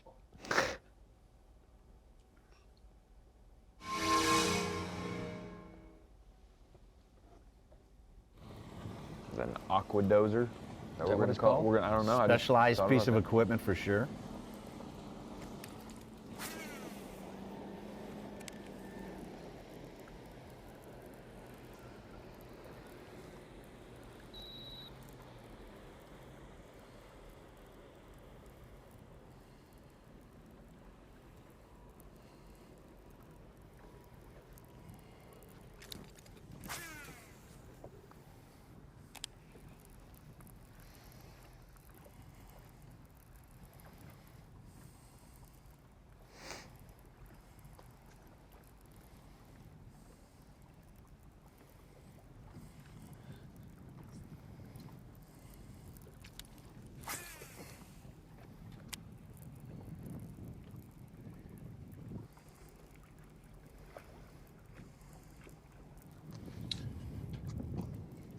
Yeah, definitely the story right now. Pat Schlapper and Brandon Lester, 1 and 2 after day one. Both of them. 0 fish this. At least this far into day number 2. I don't really kind of thought it was going to be tough for Pat Schlapper, but not this bad. Right behind them in the standings, Z. Lester's 24th, Schlapper's 25th. 26th is Micah Frazier, who landed a 7-pounder. Big fish of the day so far. Wow. Coming up from the 50s, 53rd. He'll be one to watch. If he can salvage from yesterday's lower output than expected. 13.6 and shabby. If he jumps into that cut and stays here for day 3 and has a decent day 3, he'll be one to watch for Angler of the Year. So starting the year with the top 10, a lot of the lakes we've gone to he knows, and overall last year was uncharacteristically bad for Micah Frazier.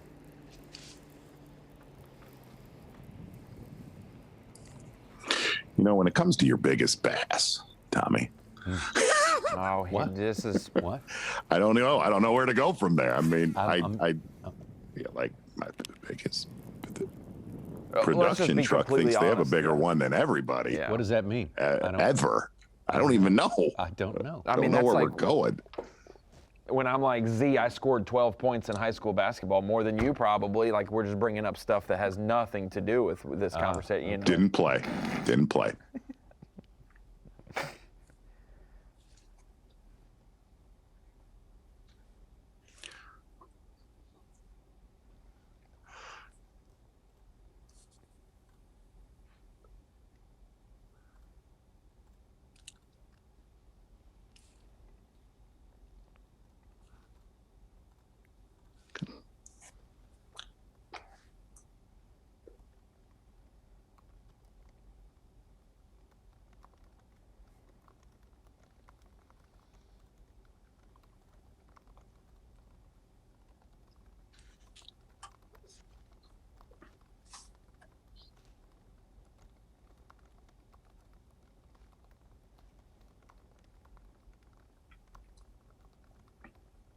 Hanselman with Texting back and forth with a friend of the program.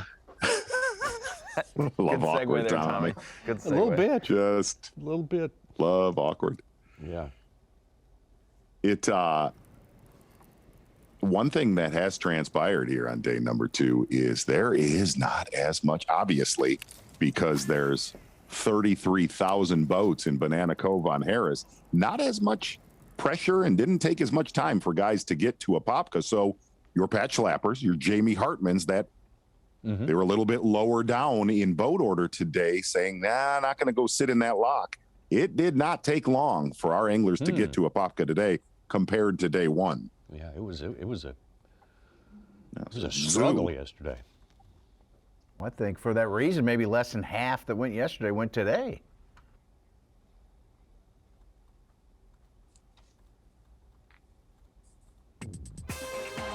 Is there any chance we can get Striker Daily Trivia to be as awkward as that segment? I think anything's possible. What Absolutely. is Which one they choose? bass in the truck? Is that the trivia? Striker Daily Trivia question, the first of today. What was the biggest bass that Leif and Matt Messer had in their 36.7 bag on the Harris chain last month? Is it a 10-14? Was it 9-12? Was it a 9-2? Or an 8-8? A, B, C, or D? We'll be back. Whoa! Look at the size of that bass! Live coverage of the SiteOne Bassmaster Elite at Harris Chain is sponsored by Power Pole. Day 2 at the Harris chain. We love the Harris chain. It's so volatile. I mean, you can get beat down, Yeah, it is. and then you can find a pile of them and change that leaderboard in a big, big way. The SiteOne Bassmaster Elite at the Harris chain. Day 2, 47 spots available. We left you moments ago posing a Striker Daily Trivia question. What was the biggest bass that Leif and Matt Messer had in their 36.7 bag on the Harris chain last month? Tournament down here at College Event. I think, Tommy, I'll go first. I think it's a 9-2 because I think they also had a heavy 8. I think they had 2 very close, but I think they had a 9-pounder at least. See? Such does like going for Sia, and I like that call, Ronnie. I'm gonna buck the system. I'm gonna go B912. That's where I was going too. I was thinking 912 as well. Let's check it out. I'm doing so good at fooling you. Oh, They man. had 3 8-pounders. They weighed 3 different Shell fish to see game which is the around here is what biggest you're doing. one, and the biggest one was an 8-8. Yeah, 36-pound bag. Oh, my God. Now, see, I want to ask you about that. You got 2 college anglers, and they're both throwing baits at the same time. Does that kind of help in igniting? That's kind of fair. Might not hurt. Might not hurt. Let's get our guy Davey Height in on this discussion right here. Davey, you've left the crowd. You've allowed them to have more oxygen by having one less breathing person out there, so that may be a good thing. I mean, what's the future of all those approaching 50 boats who are out there in the Banana Cove area? Yeah, the numbers were growing while I was out there also, Tommy. I mean, man. When we first got there, Ashley and I first got there, we had about 36, 37 boats, and it was about 50 when we left. And I guess, Z, you nailed it. It's just hard when you see that many boats and you're having a tough day to not kind of want to ease over that way. Creeping on in that area, Banana Cove, Davey Height. One of the things Tommy just said right there, this is kind of one of those tournaments, a little bit eerily similar to the St. Johns River, Davey, that you could have a bad first day and do damage and get back in the mix. But what we're seeing at the top of the leaderboard is having a great first day and an epic collapse, at least so far today, for Schlapper and Brandon Lester. Yeah, it's really surprising for both of them, but then again, it is Florida, and we talk about this all the time, but it's so real when you come to the state of Florida fishing, especially this time of year.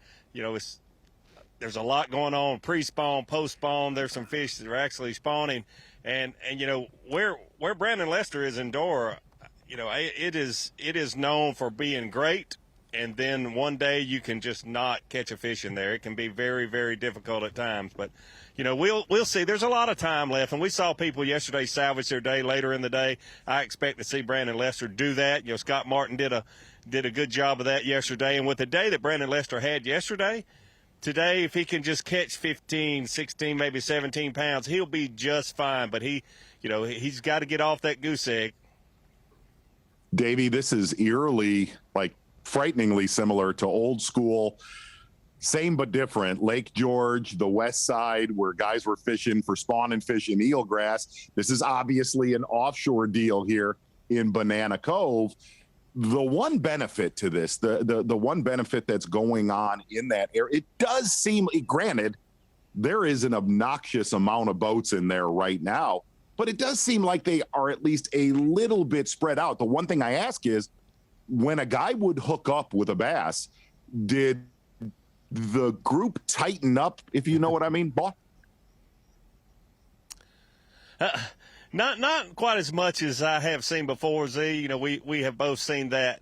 But, you know, it was 100 acres or so where those boats were spread out. And each little, I'd say there would be kind of small groups. There might be 2 or 3 boats fishing around one another.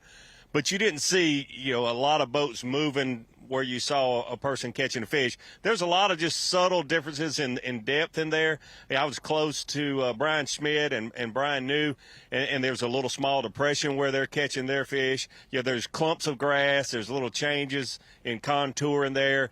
There's, you know, hard bottom versus the softer bottom, those things. And you see little 2 and 3 boat groups that are kind of focusing on their individual little irregularities in there. Dave, you want to rely on your long-developed instincts, what you do instinctively when you go out your door in the morning. Yesterday, everybody was saying, wow, how warm it is. It's going to be they're going to be bum rushing the banks out there today. Do you get that same feeling today, just from the feel of the air, the light situation like that? I do think that, Tommy, and it's funny that you say that, because this morning when I walked outside, and it was, you know, honestly, it was before 5 o'clock.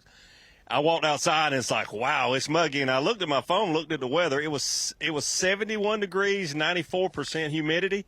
And then I get to the lake and the wind's blowing a little. So I definitely think the fishing will be good this afternoon. You know, that first hour with everything that's going on with a little shad spawn is I think going to be our best hour as far as numbers. But I think we'll see some big fish caught this afternoon. I still think there'll be a double-digit fish brought to the scales today or tomorrow. Very, very likely. Davey, one of the anglers that concentrated on a Popka yesterday, we were obviously with Scott Martin all day, but there were some good bags, just very solid stringers. Jacob Porosnik, you got to see guys like Greg Hackney, and something Hackney said on stage with Mercer yesterday was, I'm blown away. I'm absolutely blown away because there was way more quality that bit on days 1 and 2 practicing in a Popka. Granted, he got more bites yesterday, but lost that quality. Why is that? Well, there's so much going on with the spawn, and some of those fish that were still maybe up on the beds.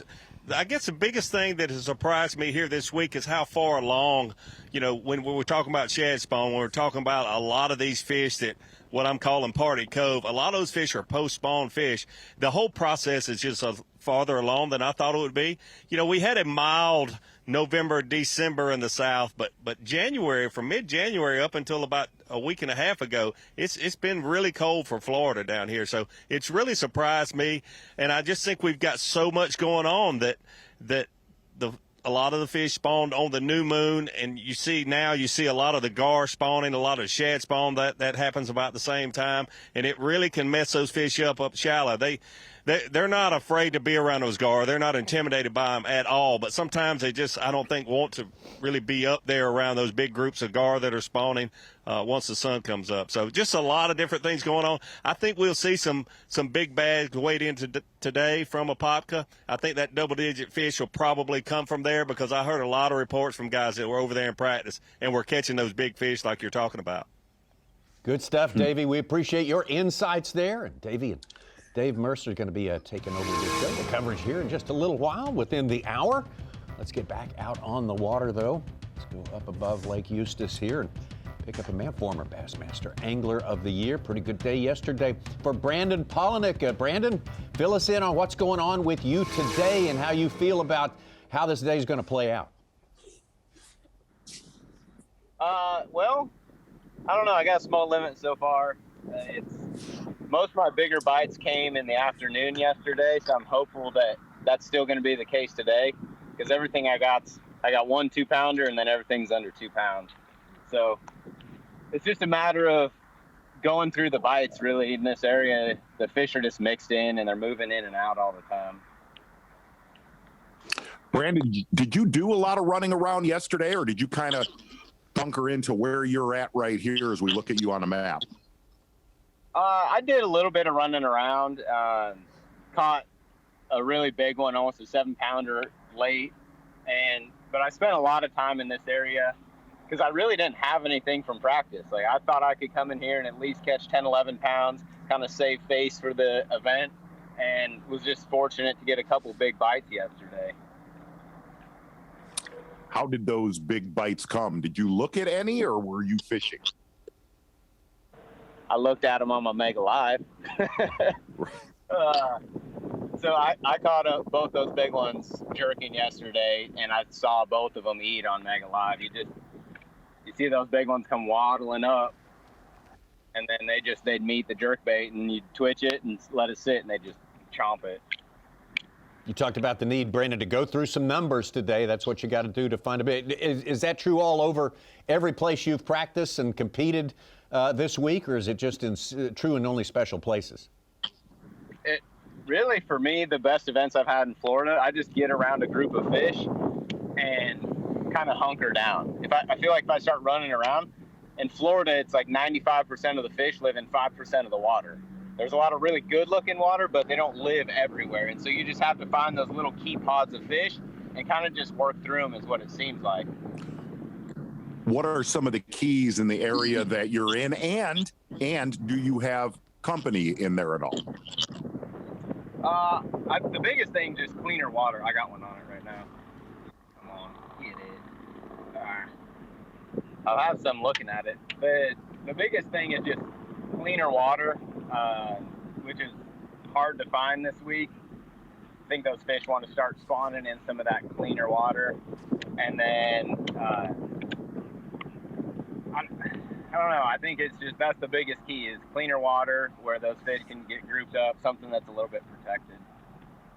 Brandon, I'm sure you can't not know this, having fished here for 2 days, that half the field is over in Big Harris and in one specific area out there. Once we cut the field to 47 tomorrow, does that help those guys, or is that place just gonna maybe not produce as much every day? I mean, the thing is that there's so many fish that live in Harris, and all the grass, there's grass in one little area. That's where all the competitors are. That's where the fish go. And so the biggest thing is, like, all those guys won't catch all those fish, but all that pressure, all that boat traffic does affect it and has a negative effect on it. I've had a little bit of company, but nobody's really been doing what I've been doing around me. So I'm hoping that in the long run that plays off. I know that I'm probably not around as many big ones, but having it to myself seems to help out. Brandon, we appreciate your time. Good tournament so far for Brandon Polnick, our former Bassmaster Angler of the Year. Let's get back out to our tournament leader, Ray Hanselman. Ray Hanselman has not picked up another bait all day long. Had a pretty much lived with a hybrid hunter. Got a pretty good move from Jake Whitaker. He filled his limit with a 5.12, our second biggest on the day, up to third place from 10th. And he is marshalless as well, so a lot of these guys are putting in fish on their own.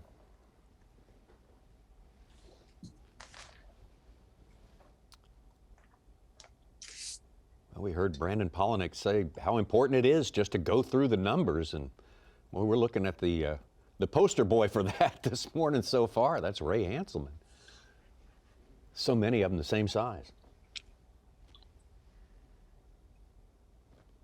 Yeah, there is an incredible, obnoxious amount of 2.5 pound fish in this area.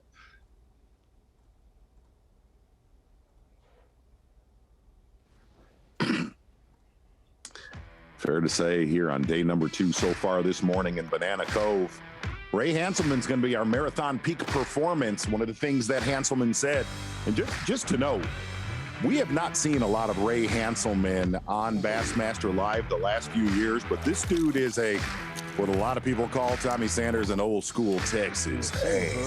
Oh, yeah. Very, very good at fishing grass. Hails from Del Rio, Texas. La Amistad. Marathon peak performance. 1 bullet in Hanselman's gun. Strike King hybrid hunter. Throwing it on 14-pound line. Gets it down a little bit deeper, and something, Ronnie, you and I've talked about. That bait, it is a crankbait, but it's a very, very unique crankbait. It actually comes through grass very well. It comes through grass a little bit like the combination of a lipless crankbait or a bladed jig. Does not get fouled up real bad.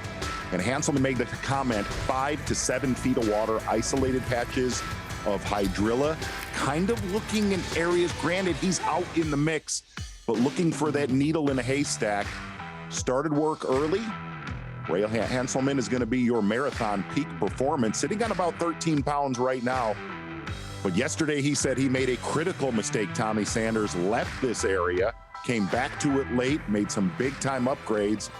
Marathon peak performance for day number 2. And fair to say, Ray Hanselman's probably going to trench in, Jack. Boy, if he can do that, Ray Hanselman.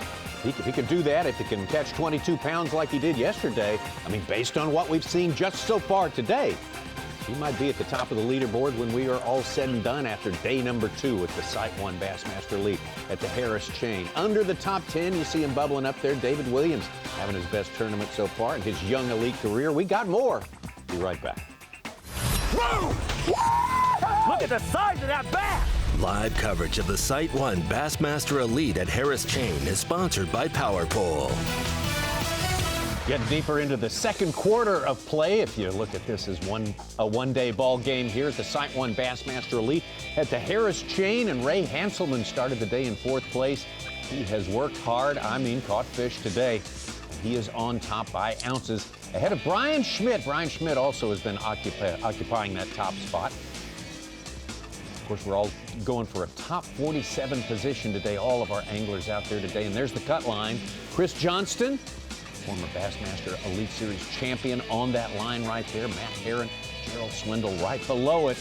Plenty of time left in this day, though, and judging on what we've seen so far, plenty of moves up and down the leaderboard yet to come for so many of these guys. Yes, sir. You nailed it back there, Ron Moore. I heard it. It's time to take a walk through the candy store.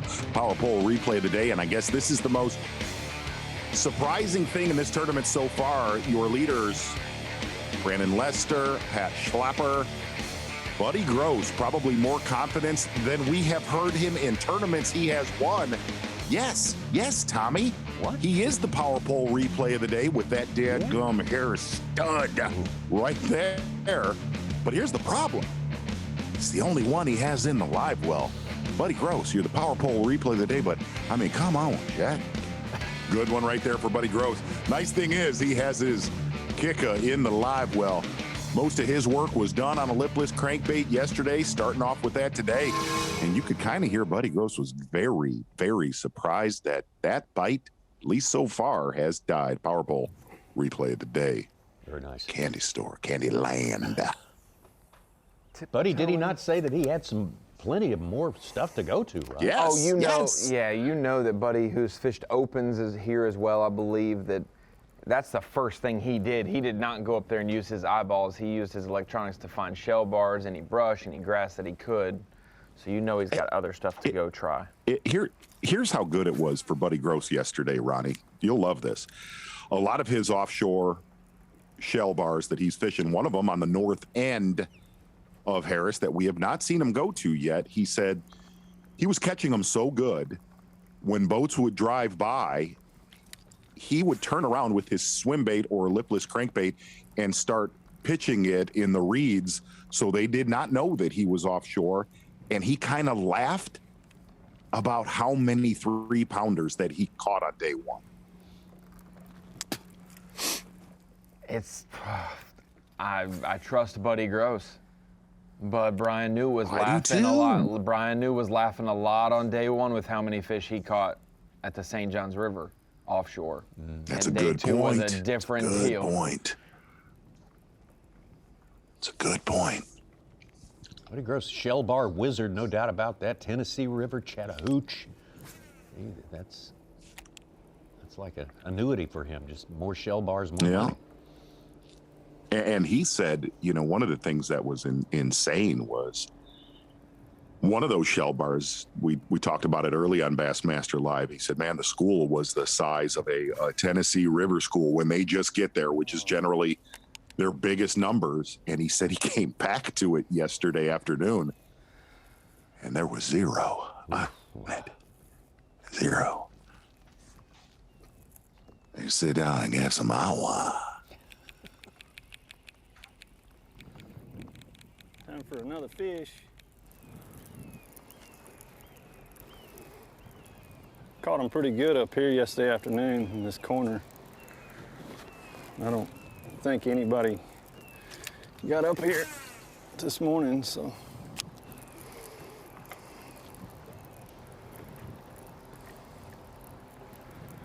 Got a big one in practice in that corner too.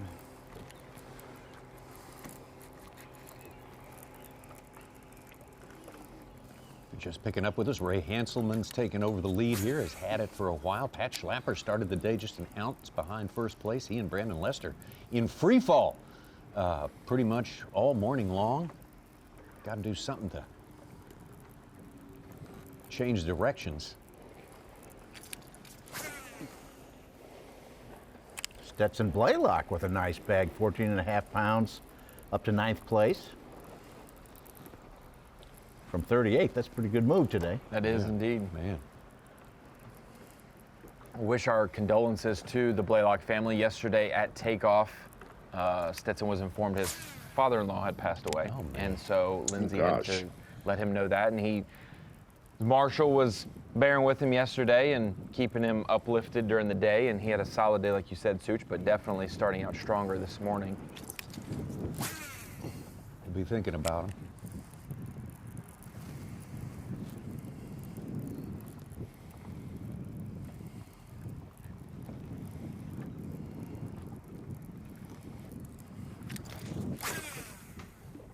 Hartman hanging in the top 10 today. Only lost one position so far. And it pretty much, if Jamie Hartman was gonna make that move down to Apopka, he probably should have done that by now. Yeah, man, small one for Pat Schlapper. Will that measure? I'm not even sure it's a bass, Such. Oh, yeah. Okay. Yeah.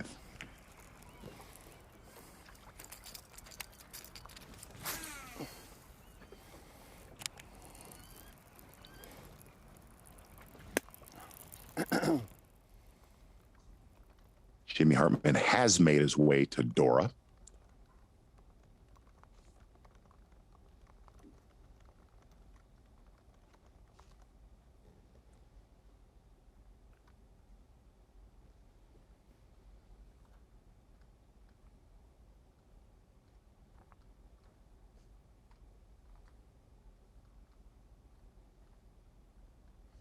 Got your Humminbird bird's eye view.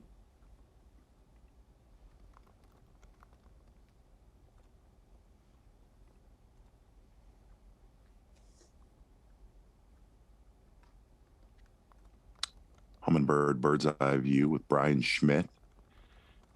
And fishing offshore here is all kind of relative.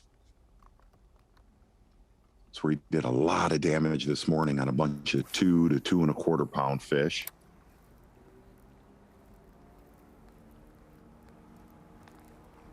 Brian Schmidt got his first win. Bassmaster Elites last year, Champlain. Really well-respected angler from in the Delmarva, Pennsylvania. He's won in this state. He's also won at the Mississippi River in La Crosse, where we'll be to end our season as well. So he's got a couple victories. I believe he's done very well at Santee too, even though the last time we were there for the Elites, he got stuck on a sandbar and never made it back. Killed my fantasy team that week. Yeah, that's the upshot of that. Oh, never forget that. You know? No. The essential facts. Oh, and Z, you asked why I didn't pick Lester in bucket B. I had picked Jacob Poroznik instead of him. So it's not that's too a good pick. Yeah, they're not tremendously that's poor, a good pick. But yeah.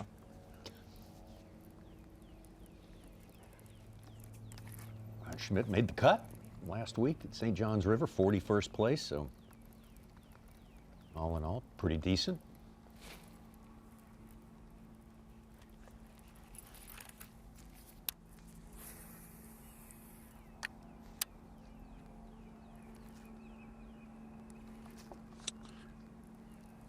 Seeing shallow water fishermen like John Cox, just to give a little bit of an update. One of the anglers that has definitely made the shallow water game work so far, fish a totally different area than we saw him on day one.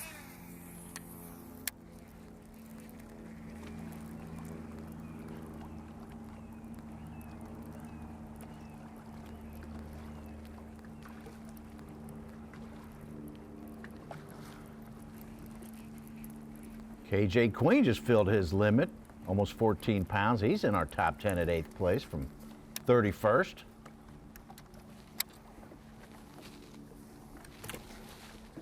He said he weighed a 714 yesterday, KJ Queen did. But he said he had one at least 10 pounds that he could not get to bite at the end of the day. Yeah, it's kind of one of those things where people are kind of like, oh, talking about the one that got away when you have a giant. He's holding a 714 and is like, yeah, and I had a 10-pounder I didn't weigh. And that's all he's talking about instead of the one that he actually caught. That's nothing. Yeah, exactly. So we'll keep an eye out for him today. Well, our guy Davey says we're going to see a double-digit fish today. Thinks that's a probability. If we were at the St. John's, it would have to be today because they don't get caught on day 3 and day 4. As you have laid out so persuasively. Many times. Yes.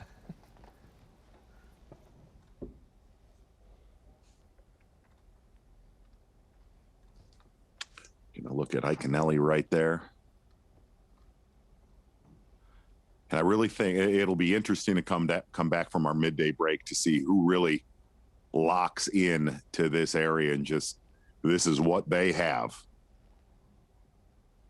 Yeah, and I'd like to see this afternoon, Z, if anybody else can rise up the standings that has a morning bite somewhere and an afternoon bite elsewhere, or yes, if we're going to just see a championship Sunday where it's going to be who makes hay before 10 and holds off the rest.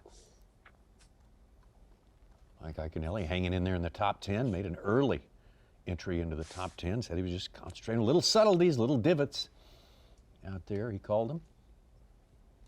6th place right now, 16-4. That's pretty decent. Here we go. Good buddy Gross.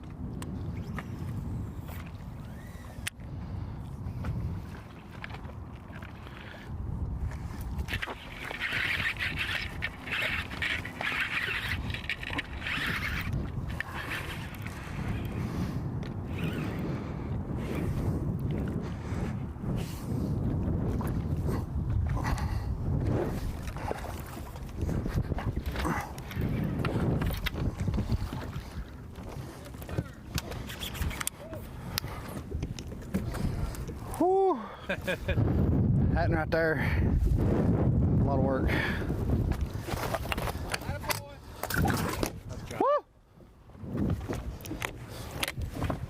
Not really sure what happened there. Kind of heard braided line right there. It's kind of almost like he saw it on his graph. Not sure, but Buddy Gross with a really good average right now. Yeah, two fish in his live well. But just 2. And the top 10 is becoming a carousel. David Williams just got up to 15.5, jumped to 8th place from 39th. And I think that fish will get Buddy Gross right around in there. Up again, Ray.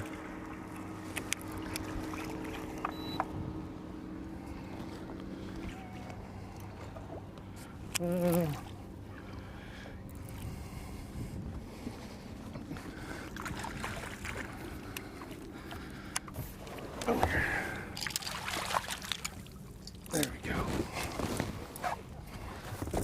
Man, he choked it.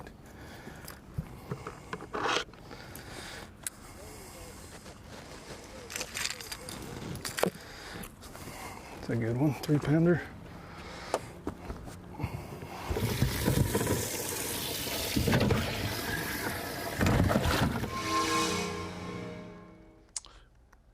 Slow, steady upgrades for Ray Hanselman. It'll be very, very interesting to see what he does, putting all his time in Banana Cove, unlike day one. That one got it very good.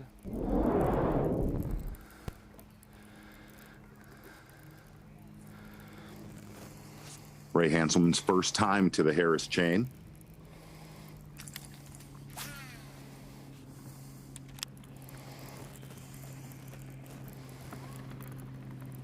Did have a top 25 at Palatka on the St. Johns River about 3 or 4 years ago.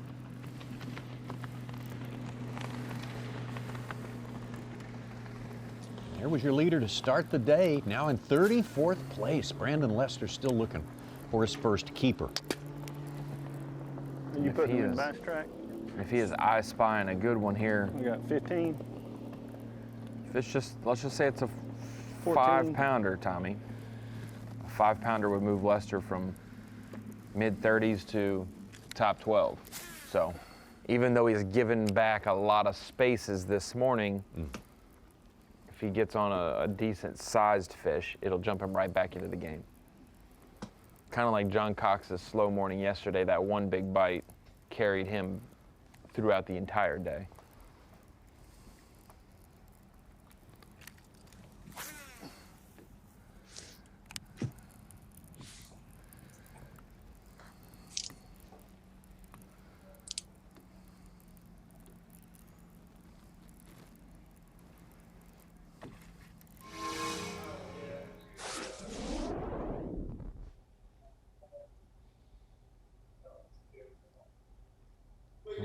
Over to Jamie Hartman, we got.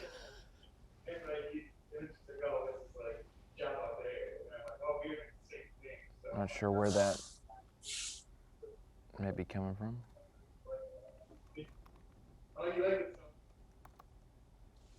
There we go.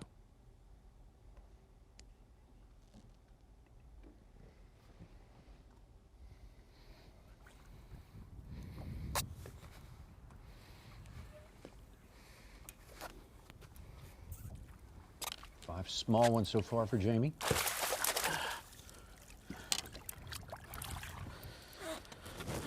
Well, it's an upgrade. Dude, dead stick it. That's all I did. I was dead sticking, checking them fish, and went tick, tick. I forgot what number. I think it's number 1.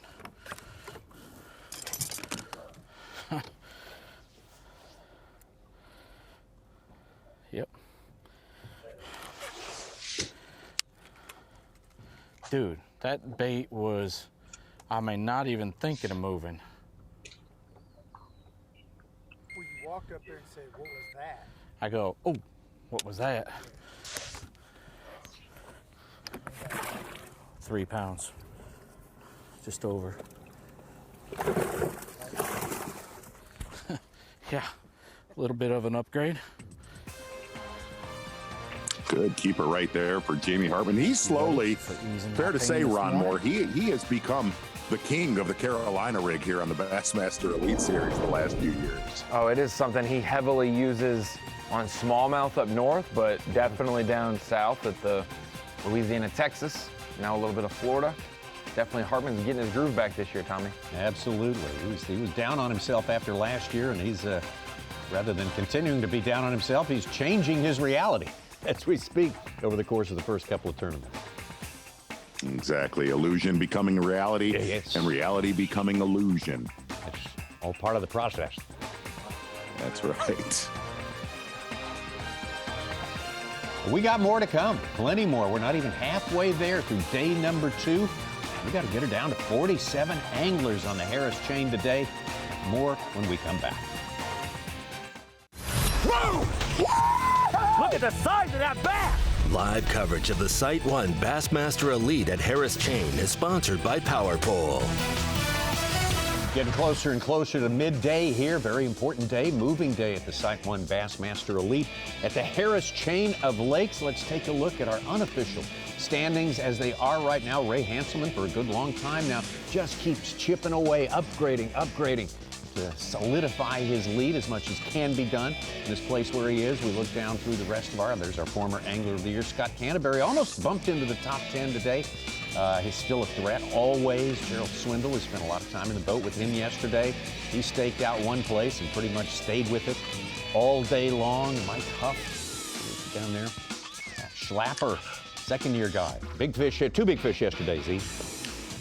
Exactly, and really, Tommy, we have not seen yesterday when we went down to a Popco with a lot of the other guys like Jacob Porosnik, guys like Chris Zaldane, Scott Martin. They did damage very quickly early when they got into the lake through the lock.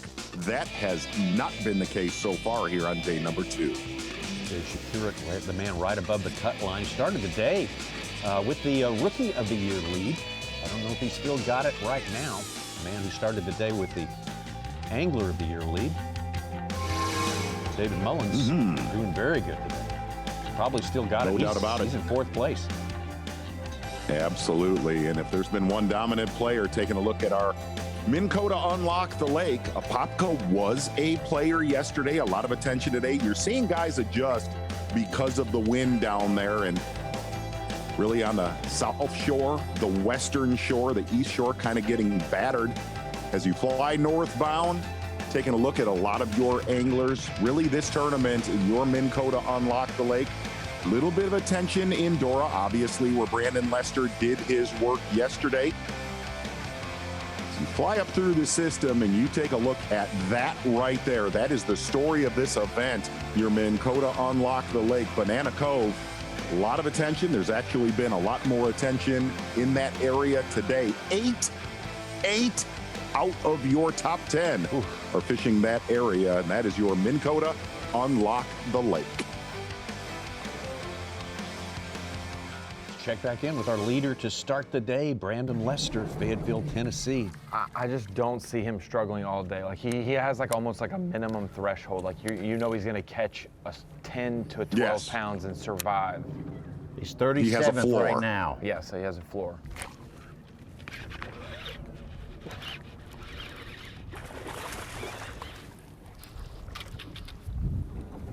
Gosh, I was getting ready to leave.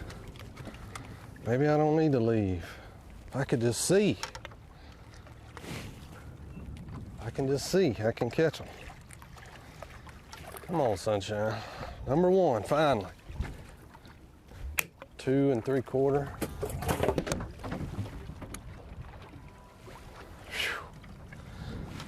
Long time coming. Not coming easy this morning. I've caught some little bitty ones. First keeper bite that I know of that I've had. We got it started anyway. Well, he has broke the ice right there, Brandon Lester.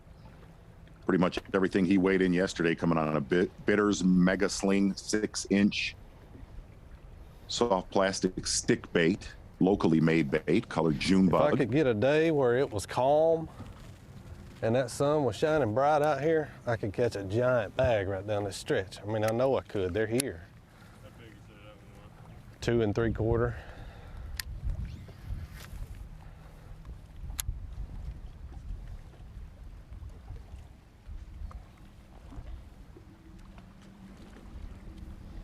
Puts him right between Mike Huff and Jason Williamson, both of whom have caught 6-pounders recently today. Ooh. Tommy, as you know, yesterday, I don't know if the camera can with see it, Brandon but see Lester. that big bright spot right there? I mean, that big bright spot right there? Yeah. They're all down through here. But I can't see them until I get right up on them.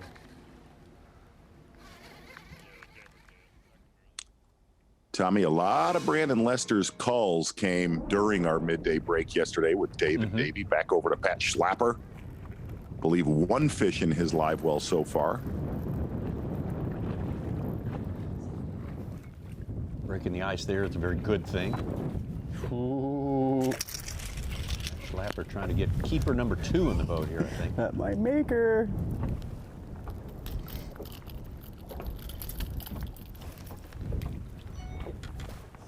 Big boy. I don't know though. Oh, it's close. Got excited for a second. Z and Pat is one. He's coming into his second year. Every single angler gets 2 years on the Elite Series before they're kind of susceptible to a cut. And so as the nation representative, I believe, he would be, this is his second year, and he would need to make sure that he upped his AOI average for sure. Yes, several guys like that. We'll get into that more once we get a few events under our belt this year to see how it shakes out. Right. 3 more. 3 more. I don't care if they're that big.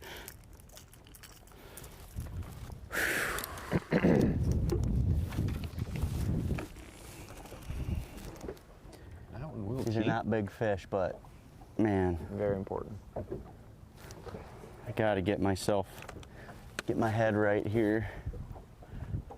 A little over a pound, but it's all right. That is okay. It's important for yourself, this is his best Elite event so far after 1 day, not to give away too many points. You can still make the cut and you're like, that's a great solid event, but when you have an opportunity to be in the top 10, you need to try to maximize that tournament the best you can. I don't know. Foul hook. Hanselman's hooked up.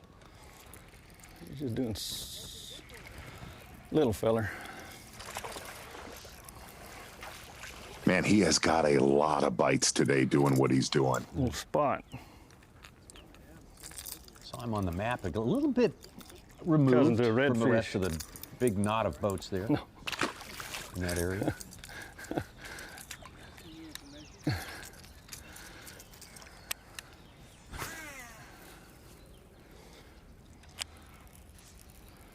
That was supposed to be that big and I caught in practice.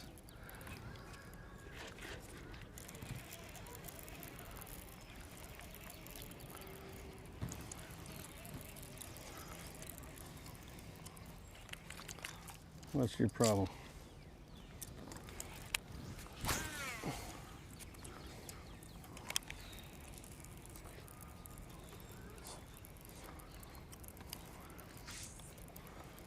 Fishing down in Apopka. Scott Martin just filled his limit. He's up to 10.5 pounds. From 21st to 16th place right now. Doesn't have a very large fish yet. The biggest is a 3, a couple 1.5 pounders.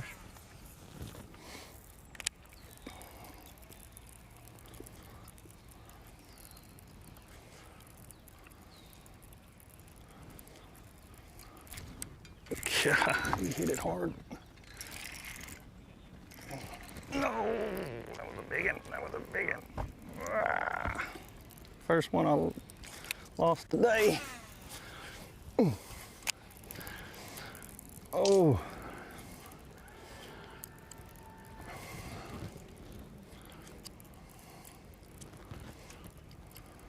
Maybe it was a mudfish. I don't think so.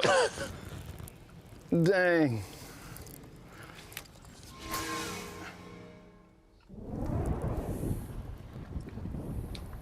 Schmidt right behind him in second place. Liking this area, liking the setup here. Very familiar with what it takes. Oh, ooh. Oof. That was a miss. Dude, that felt massive now.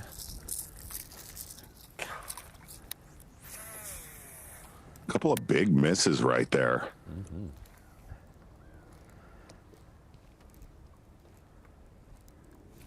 Dude, that felt giant.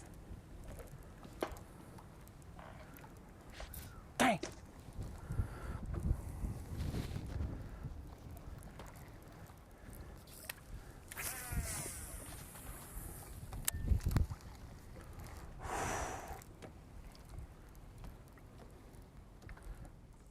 I don't know why it broke like that. Damn it. Dude, it Broke his line clean. You hear a guy like Brian Schmidt or Ray Hanselman say those were good ones.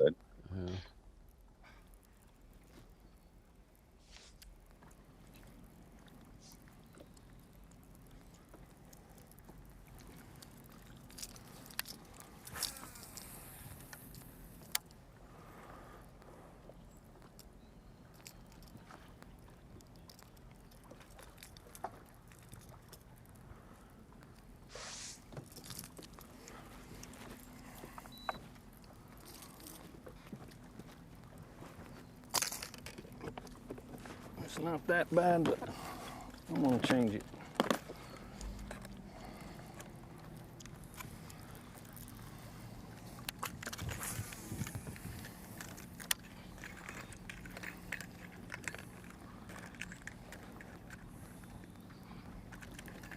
Let's see, Hanselman. First fish that he's missed all day, gonna make a hook change on that treble. We got a new leader, Jake Whitaker, 4-pounder. Wow. Up to 16.25 on the day. Is in first place, 5 ounces ahead of Ray Hanselman. In that same area? Yep. I believe that's where he did all of his damage on day 1. You mentioned that on stage, that thank God he had that hot morning, because he did not have much after he left there, or the afternoon staying there petered off.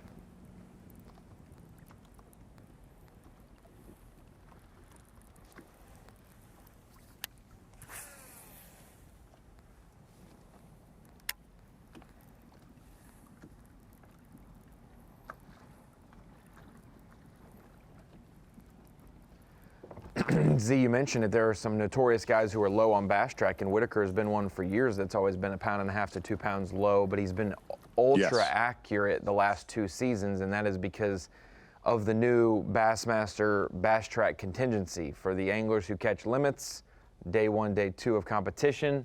The closest to their actual weight gets contingency money. So Mr. Whitaker has been more reliable, whether that's to the benefit of his family and friends or not, hoping that he has more than what he has. They know he's pretty accurate on what it is now. And a few of them do not play that game to this day. They do not care. They do not play the game. No, That's right. Not Takes at all all. kinds. Jake Whitaker, our new leader. Up on top of that leaderboard, just ounces ahead of Ray Hanselman. And they're changing his hooks. Brian Schmidt not too far back. AOY leader David Mullins hold and serve here so far on this day as well. Jamie Hartman, Brian New, Iaconelli up in the top 10. Buddy Gross, David Williams, and John Cox, Dave and Davey. Hyde and Mercer coming up next. Man, the clouds have been hanging around for the fishermen that are trying to sight fish. This makes it really tough, but there's not nearly as many people trying to do that as we thought coming in with the full moon being Wednesday. A lot of these anglers, there's a place called Banana Cove, but I called it Party Cove today. There was about 50 boats in there. So a lot of these fish being caught offshore on little depressions, hard spots, isolated grass, that sort of thing. When you see something like that happen, day 2 of the tournament, and all of a sudden there's 50 boats, well, how does that happen? Is that just chatter amongst the fields? That's part of it. In fact, I talked to Brian Schmidt yesterday, and he said that he had told Brian New after he caught his good limit to come on over and get you some. Now, I will have to say that has changed more over the last few years than it was, just 4 or 5 years ago when I was fishing. Not many people would just say, come on over to someone. There were a few, but now it seems like about 25 people said, come on over to someone over there. So does that mean this field is more friendly or more foolish? We'll see how it works out at the end of the week. If Brian Schmidt wins, then that's great. But then if he finishes second by a pound, you'd wonder, man, should he have not said come on over? It's obviously they pay the entry fees, they put in the work, they do all that. It's totally up to them. But I don't know how many schools of fish can stand just, 50 boats. Now, when I say schools of fish, that's an entire area, 100 acres or more. But that's a lot of pressure. Is LiveScope a huge player there? Is that? I was seeing some of that, yeah, for sure. But not totally. Ray Hanselman didn't seem to be using LiveScope very much. But then I saw, I was there close to New and Schmidt, and they were both jerkbaiting, looking at them, looked like a Patrick Walters from Lake Fork in the fall a year and a half ago. Well, it's definitely changing. I mean, people were talking about Scott Martin using it while he was fishing reeds yesterday. Yes. I remember when people said, it won't be a big player when we get in shallow water. Well, those people were wrong. But here's a guy who was not wrong and is having a very good tournament. Ray Hanselman doesn't have a great track record in Florida. I mean, an incredible pro. Some of the stuff he's accomplished is amazing.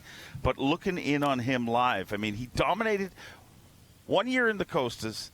He won every single event in that region, and then won the championship. That's incredible. That is absolutely incredible, because we all know how difficult those tournaments are. They're regional-type tournaments that bring the best local fishermen out, and to win every event and then the championship is absolutely incredible.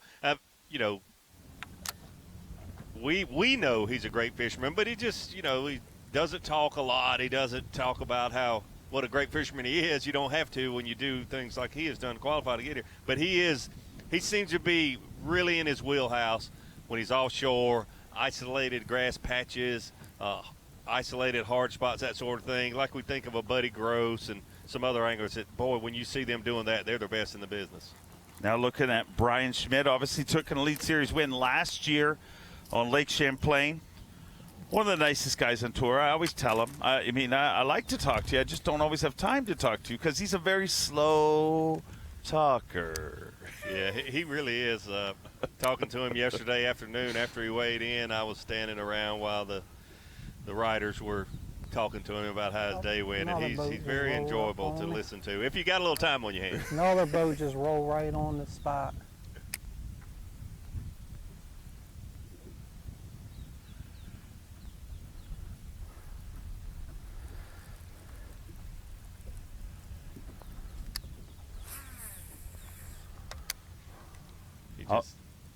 Just said another boat just rolled right in on the spot. That's one thing that because I was over there this morning for about an hour. Yeah. Actually, I know exactly what he's calling the spot, and he's not very far from it. And for me, if I was going to get away from it, I'd have to get away from it, because if you go 100 yards down the bank and you watch, it'll just kind of drive you nuts seeing other people fish. But when you leave, I mean, I'm a total believer that when you leave a spot, on day 2, then You know, it's not your quote unquote your spot. You know, day 4 is a total different animal. Even day 3 maybe sometimes, but midday on day 2, if you're not on it, you know, you can't expect people not to fish there. Every time that rule comes up, I hear recently retired Hall of Fame tournament director Trip Weldon. He used to always. That's why we reverse the field. I mean, everybody gets chatterbait. a shot. Stop filming for a second if you don't mind. Oh, man. Big boy. Oh. All right. We're gonna have about 6 Schlapper? pounds.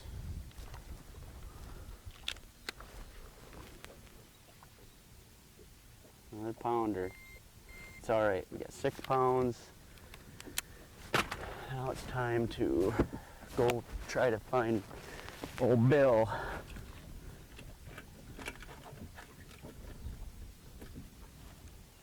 Old Bill. Old All Bill, right, I've never I'm heard over him it. called. You know, we hear all kind of different names for a big bass, but Old Bill, that's interesting. If we don't figure it out in live, I know what I'm asking him on stage. He's honestly one of the most entertaining dudes. I mean, if you remember last year at the Classic, he doing his karate on stage. Yes. I did say to him this morning, I mean, he says he just doesn't do karate on an average day. He does it on special days like the Bassmaster Classic. And I saw him this morning and I said, being on Bass Live is a special day. So You think if we he might starts to see? catch him, we might see a little karate. Playing it safe here. Wanting to get a limit before he goes to the area that he caught his bigger fish yesterday. What he did last year as well, flies under the radar. Because until you get to know him, he can be a quieter guy. Oh, is he hooked up again? Yep, hooked up again, no, small fish. Not a keeper. But he not only won the Bass Nation National Championship to qualify for the Elite Series last year, he also qualified through the Opens. And we all know how tough that is. Yes. But to qualify through both routes shows he's got some talent for sure. Absolutely. Just the number of people in those two avenues, I guess you would call it, to make it to the Elites or to make it to the Bassmaster Classic. That's tens of thousands of people. And for him to do both, it's just incredible. I'm not sure who he helped, but I'm sure he knocked back the spot in the Opens or helped someone in the Elites stay in because of him taking the Bass Nation route. Yeah, good point. Yep. He double qualified.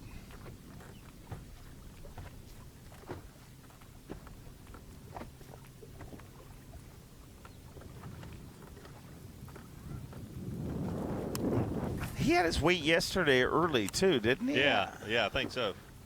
And Brandon Lester, for the most part, by noon. A very, very different start of the day yesterday for him and for Brandon. Pat did say on stage, you take it with a grain of salt because people will often say that, but he said, I don't know if I'll catch another one tomorrow. And I It's really hard to did read when they're biting, but sense it to be real. Right. Just don't know about.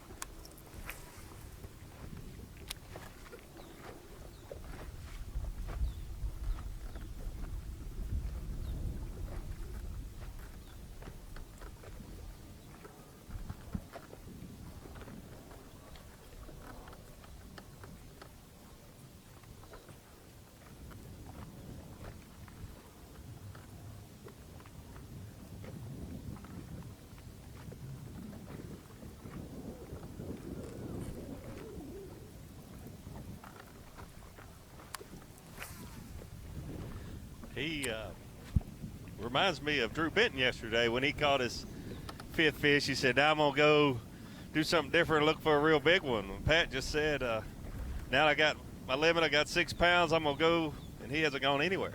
Yeah. He stayed right there doing the exact same thing. Benton said he was not sight fishing again today. Oh, I don't know. He lied to us yesterday. I'm sure he will be consistent in that matter. Looking at Bass Track, unofficially, we have brand new leader, Jake Whitaker, in the lead right now, ahead of Ray Hanselman. And Jake, a hard luck story.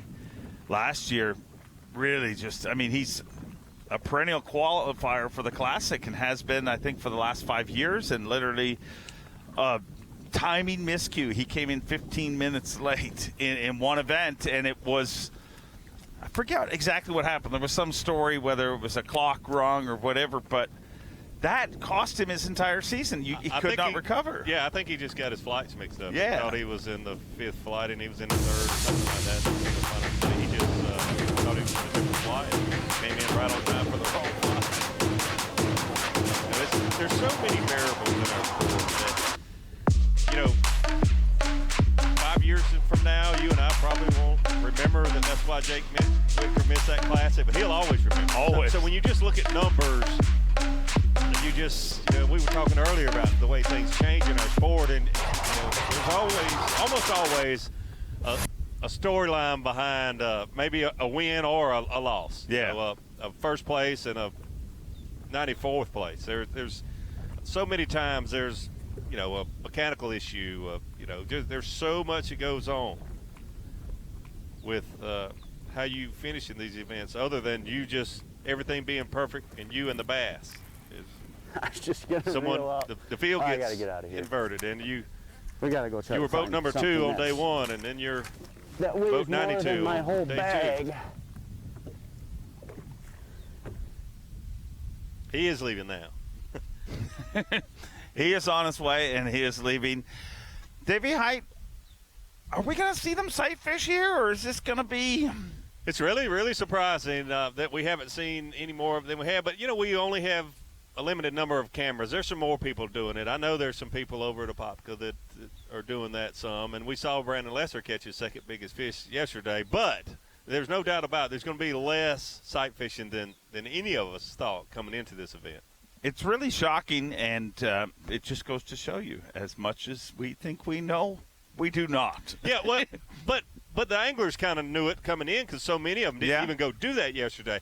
But with the 30-day off-limits period, the weather changing constantly, until you get out on that water the week of the event, you're really just kind of playing off history. And, this is a little different than you would think historically, that the full moon in March, you should be looking at them everywhere. Yeah, and when you come to Florida for 2 stops, there's a lot of anglers already under pressure right now. I mean, Iaconelli had a decent day yesterday, but needs a big day today because he doesn't want to miss 2 cuts in a row. I mean, because it's just 2 stops, but it's a quarter of the season, and I would assume somebody like Iaconelli will right the ship and be okay as the season moves on, but it's putting a lot of pressure on them. Yeah, it is, and I saw him out there this morning. He was around a lot of those other boats, having a much better day, a much better start today. Now with Buddy Gross.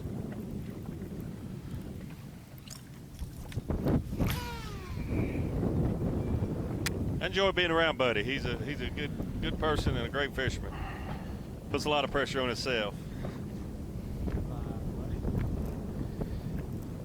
Well, we've changed lakes, tried to change our luck a little bit. I expected to get over here and have a bunch of boats in this area, and there's none. So I don't know whether to be scared or glad. So far, I know why they're not here. But again, we're fishing something a little different. We're fishing a little different than everybody else is, so I'm hoping that maybe, just maybe, we can pick us a few off, start our way back. Buddy caught a lot of fish yesterday and didn't lean on each place very hard. Post-spawn, and hopefully there's a few pre-spawns in here, so, the fish that are spawned early is what I'm after, and there seems to be less of them than there are the pre-spawners, but I got lucky yesterday. I thought I found a pre-spawn, post-spawn place.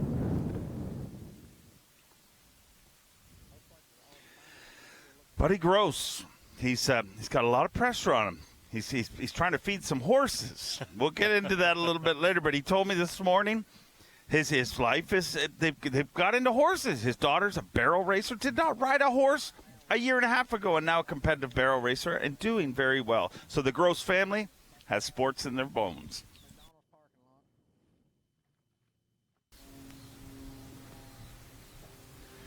Welcome back. On location coverage here in Leesburg, Florida. I'm joined by Bassmaster Classic champion, two-time Angler of the Year, Bass Fishing Hall of Famer, and just about anything else you can think of. Davey Height, and I am Dave Mercer, just the guy who moves the hole that makes the words. But here's a guy who is our tournament leader, Brandon Lester, and looks very different than yesterday. Obviously, just the way he's fishing.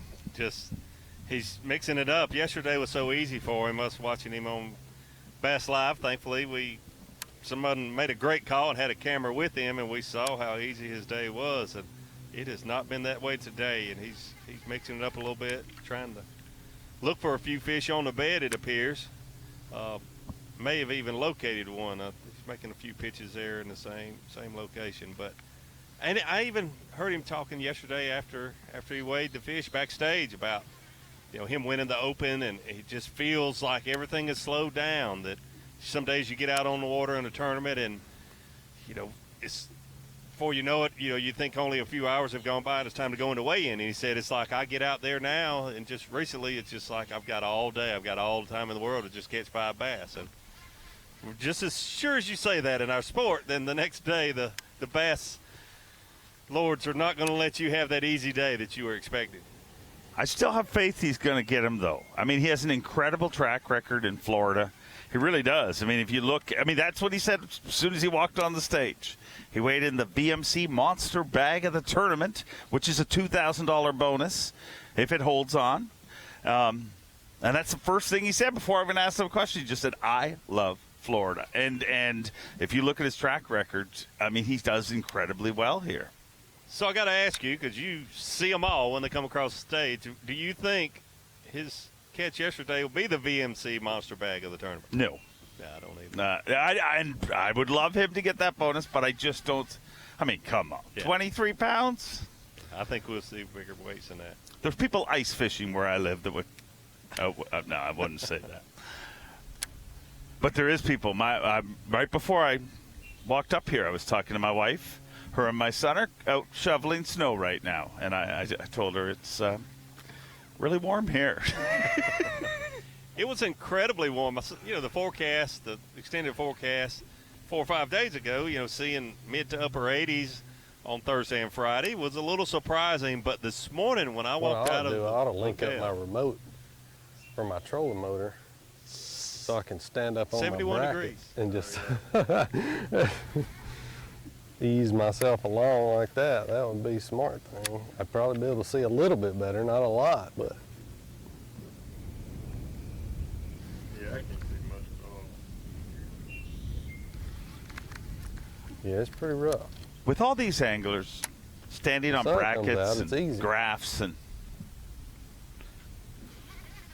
riddle me this. Does a taller angler have an advantage when it comes to sight fishing? A lot better than it was an hour ago. Obviously we don't have 23 pounds or anything, but I've got 5 fish in the box. One is just a line burner, but he will touch 12 inches, and that's all he's got to do. I've got 3 little bitty ones and a 2.5 and like a 2 3/4. So,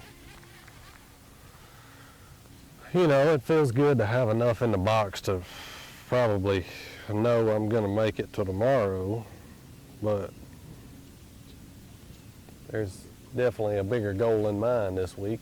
That's to hold up a blue trophy, and it's not looking like we're going to get it done here, but there's a lot of fish in the area. I just need that dang sun to come out and stay out, and it won't do it, but it's all good. We're fixing to bounce around and try to make something happen.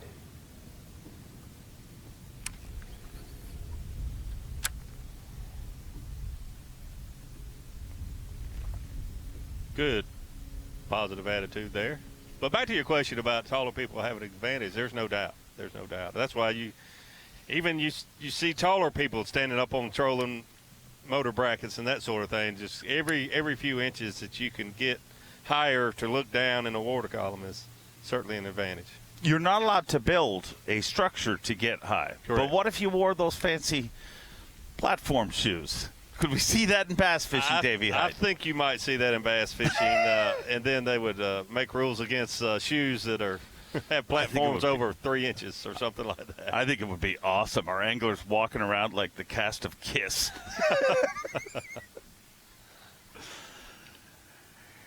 Brandon Lester. His family's here. I saw them.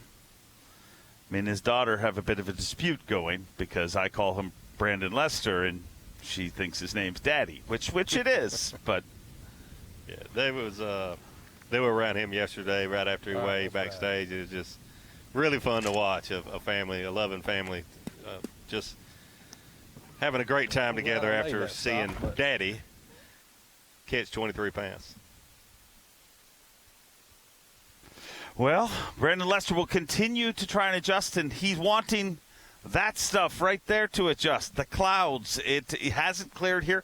But again, this time yesterday, it seemed like it was kind of exactly like this. And then it just, guys started opening up, and guys started seeing them a lot better. Yeah, we saw the catches get better in the afternoon. The first hour has been best yesterday and today, but then that last hour is also really good.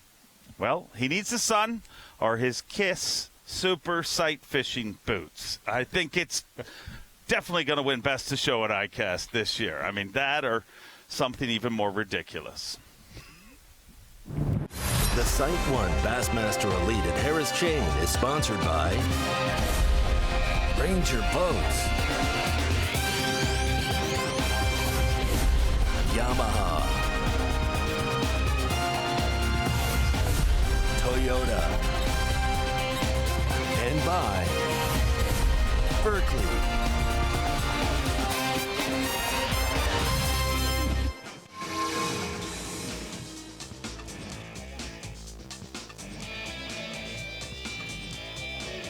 Welcome to beautiful Leesburg, Florida, the site of our second stop for the Elite Series, second stop in 2022, the SiteOne Bassmaster Elite at the Harris Chain. Big bass, big stage, big dreams. It's the same thing every year. They're all chasing that dream. And the guy atop the leaderboard right now, Jake Whitaker with 38 pounds, 7 ounces. I'm joined by Davey Heighton. We're going to jump right in to our Toyota midday report. And we're going to start it off with a Bassmaster Elite Series champion, a guy who only took 3 times to try to win the Elite Series event, Buddy Gross. He had a great first year, Buddy Gross. On Lake Eufaula, it seems like that tournament was just a few weeks ago, but he'd like to do it again. And look at the blessing there, the lipless crankbait with just one hook. Buddy Gross able to get that 5-pounder in the boat. Several hours later, or about an hour later, he loses this fish, and it was a big one also. It took him about 2 hours to land this fish. So he only had 2 fish for the first couple hours, but they were both 5-pounders. Look to see Buddy Gross put a lot more fish in the boat. Hammer time with Jamie the Hammer Hartman. Jamie Hartman did a little different today. He wanted to get his limit, wanted to, $10,000 for the last. Everybody's thinking about making the cut to be able to have a chance.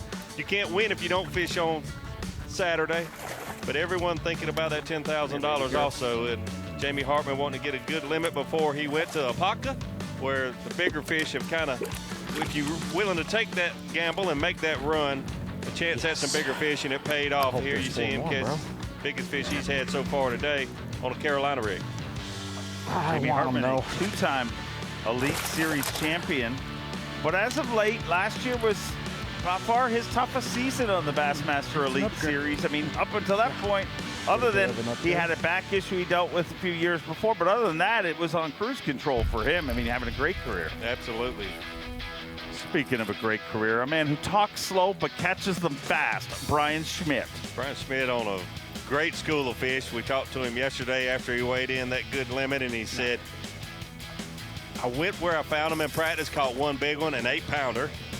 And I left, and I couldn't get a bite, and I stayed there, and I stayed there, and he said, I was about to leave. I kicked my trolling motor on high and was going to make one more cast and made a bad cast, and he hit this school of fish. He said they'd moved about 100 yards, and, man, did he catch them yesterday and also today. A lot of fish there. He's got a few other people fishing around him today. He invited 1 or 2 of them to come on in and get you some.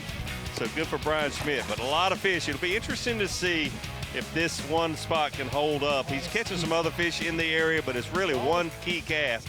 It'll be interesting to see if he can hold up for 3 or 4 days. All the way from Del Rio, Texas, Ray Hanselman Jr., a two-time Classic qualifier.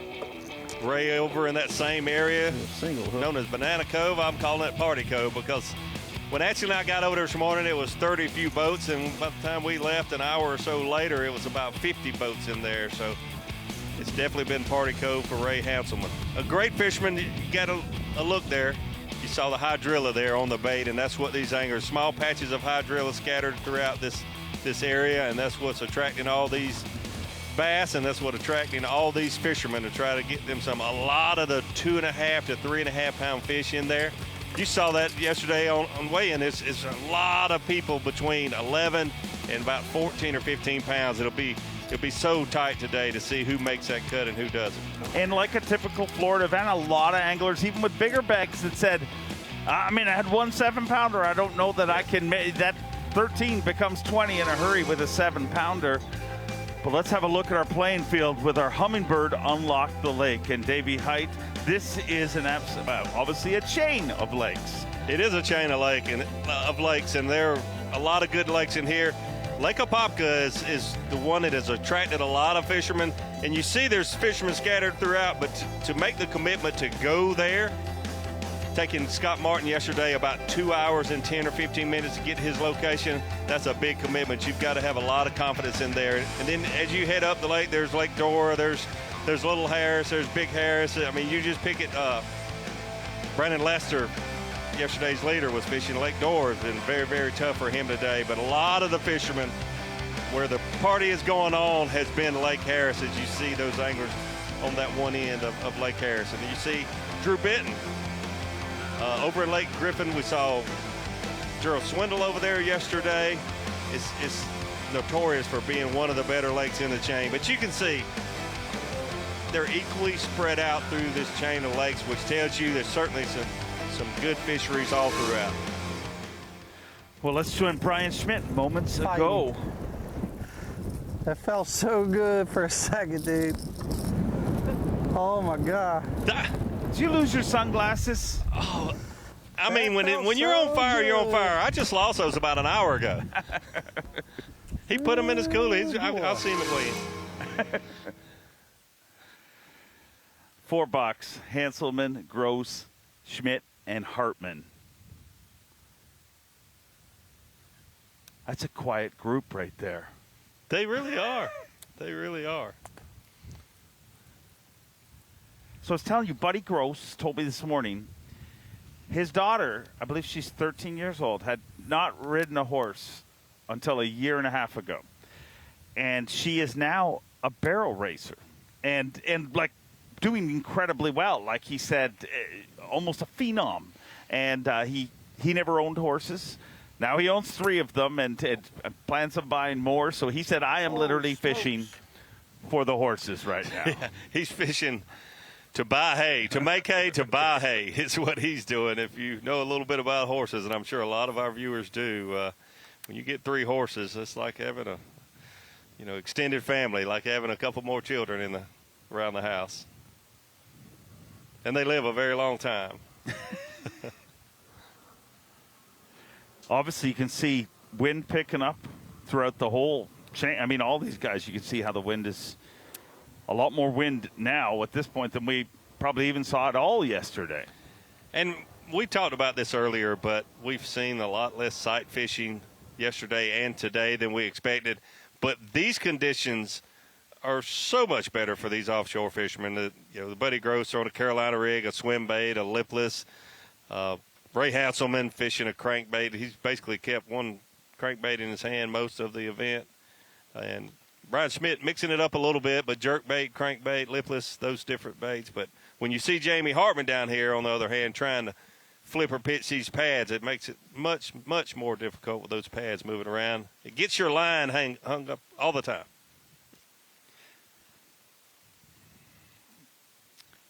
Got a special guest we're going to be joined by right now, and only a second Elite Series event, Jay Shakurit.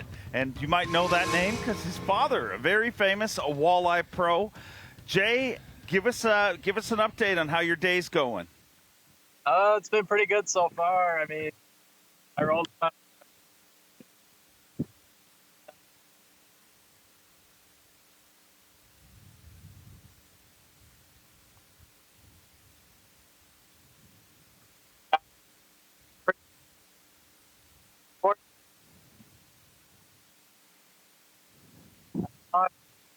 or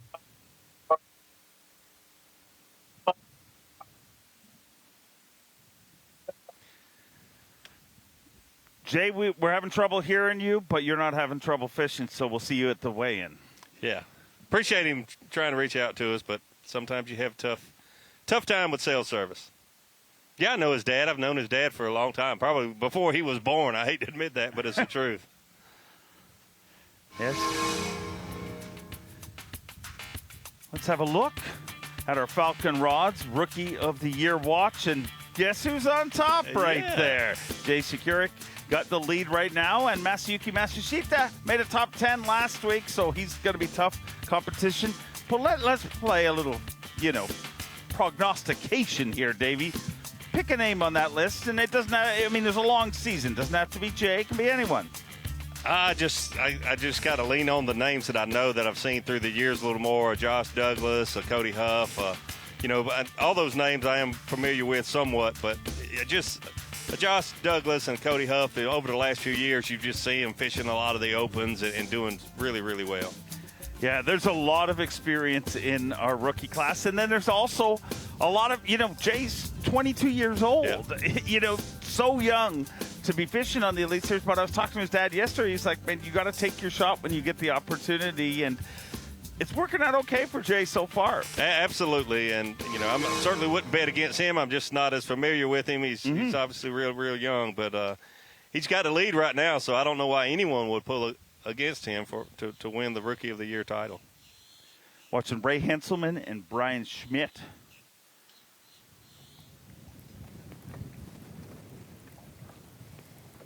Ray Hanselman staying in the area with all the boats today. Yesterday he caught a solid limit and left there for most of the day, came back later in the day and upgraded 2 of his fish, I think it was, and said today, hey, I'm going to stay there the whole time and see what's happening. So it's working out for him really good. He had the lead a little earlier, but Jake Whitaker is, I think, taking the lead from him, but Ray currently in second place, but he's hooked up now.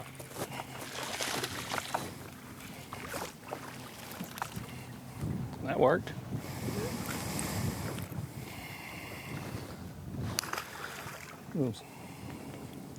Strike king with a heavy weight on the belly and a heavy weight on the nose so I can burn it.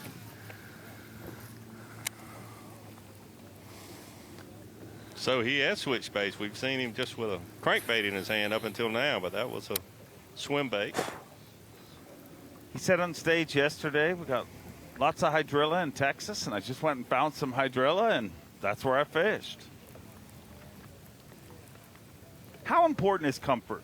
Because it seems weird, but every year we have different rookies. We were just looking at, our Falcon Rods rookie watch, and you hear people say, you got to fish your own way. But don't listen to the doc talk. But it's like, you hear it, but it just happens year after year, it seems. Well, it's so difficult. That's what you should do. But there also is the factor that the more comfortable you are with a variety of techniques and lures, the better angler you're going to be. But I agree with you 1,000%. I made a lot of mistakes in my career trying to do something that I didn't feel comfortable with, trying to fish a technique that just really wasn't me. And I think you're very seldom do you see an angler win an event doing something different than really what he likes to do. A Drew Benton sight fishing, a Ray Hanselman. I knew before he said that on stage yesterday that he likes to fish hydrilla. He likes to fish, vegetation offshore, and that's what you need to do to be able to win. But then you also have to factor in, the point system. Trying to win AOY, trying to qualify for the Bassmaster Classic is the first thing that's on everyone's mind coming into the Elite Series and the Opens. And you need points. And if you just don't have a good practice doing what you would like to do, you think, well, man, I just need to do whatever I can do to get some points. So all that you have to take into consideration. And I think that's what separates a great local angler from a great, national angler. Because a local angler can go out and do what he feels comfortable doing each and every day. But when you start off in Florida and end up in Canada, on the Canadian border, you're not going to always be able to do exactly what you want to be doing.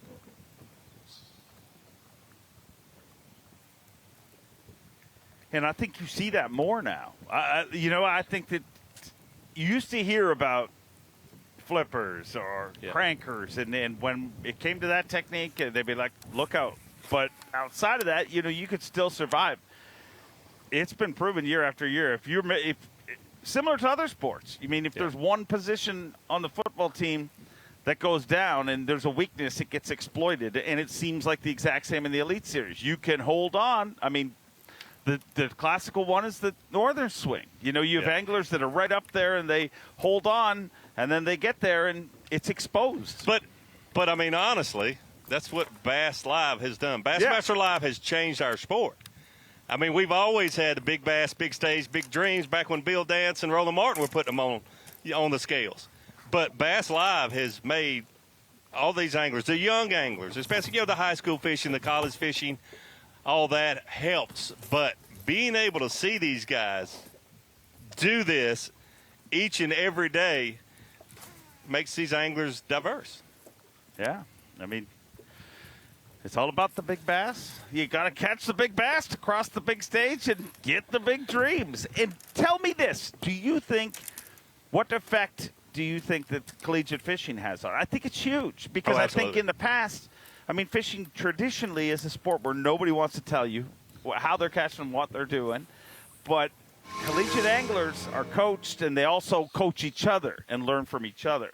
100%, Dave. And I hope this doesn't sound wrong because it's a positive. It's a positive thing. But to be honest with you, before the college fishing, there were not a big number of anglers in their college age, from 18 to 22 or 3, 4 years old, that were really good fishermen. And now you see, here we are on Harris Chain Lakes where that event was, catching 25, 30 pounds plus. And hundreds and hundreds of teams of anglers that can do that, and you expect to see them do that. And that's because of Bass Live and the college series itself. And late great Jerry McInnes. I remember when he was one of the guy who pushed to get a collegiate angler in the Classic, and I remember saying, Jerry, how could you do that? Because I'd always think that everything should go through the elites, and I couldn't have been more wrong. And I told him that many times, and he reminded me of that many times. But it's amazing how collegiate fishing has literally, if you look at collegiate fishing, it has had an upward trend. But from the day that one of them went to the Bassmaster Classic, Andrew Upshaw, the very first one to go to the Bassmaster Classic, from that day forward, it has grown every single year. Now, there were a lot of people that thought, that slot needs to come from the elites, but it helped change our sport, and it helped create thousands of tournament anglers, young tournament anglers.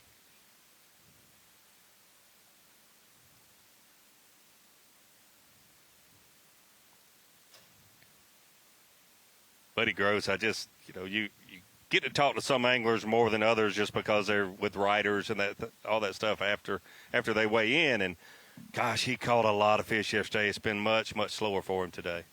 You know what I'm excited about? Let's have a look at our VMC on point. We'll have a look, and who has it got to be when you're talking about VMC on point? Well, it's got to be our tournament leader, a former Elite Series Rookie of the Year, North Carolina's Jake Whitaker. Yeah, you see Jake Whitaker. He got off to a great start yesterday and today. A little slower start, but he's right where he wants to be. He wants to be the VMC on-point angler. He is leading the Elite Series tournament on day 2. He led not the end of day 1, but yesterday morning on Bass Track for quite a while. Jake was leading because he was catching a little better average-sized fish than the people around him. Just quite simply out fishing some people that are fishing right around him. You see here this morning a little slower start, 9:02 before he put his first fish in a boat, but he had his limit before 11 o'clock. VMC on point, and that gives you an idea of when Jake Whitaker has done his damage. And he's your tournament leader right now, trying to chase down his very first Elite Series victory. But let's head out to Del Rio, Texas's Ray Hanselman Jr. And as we were talking earlier, what he's accomplished in fishing is amazing. won an entire division of Costas and the championship. Say that again, because people that haven't heard this can let that sink in a little bit. Hooked up.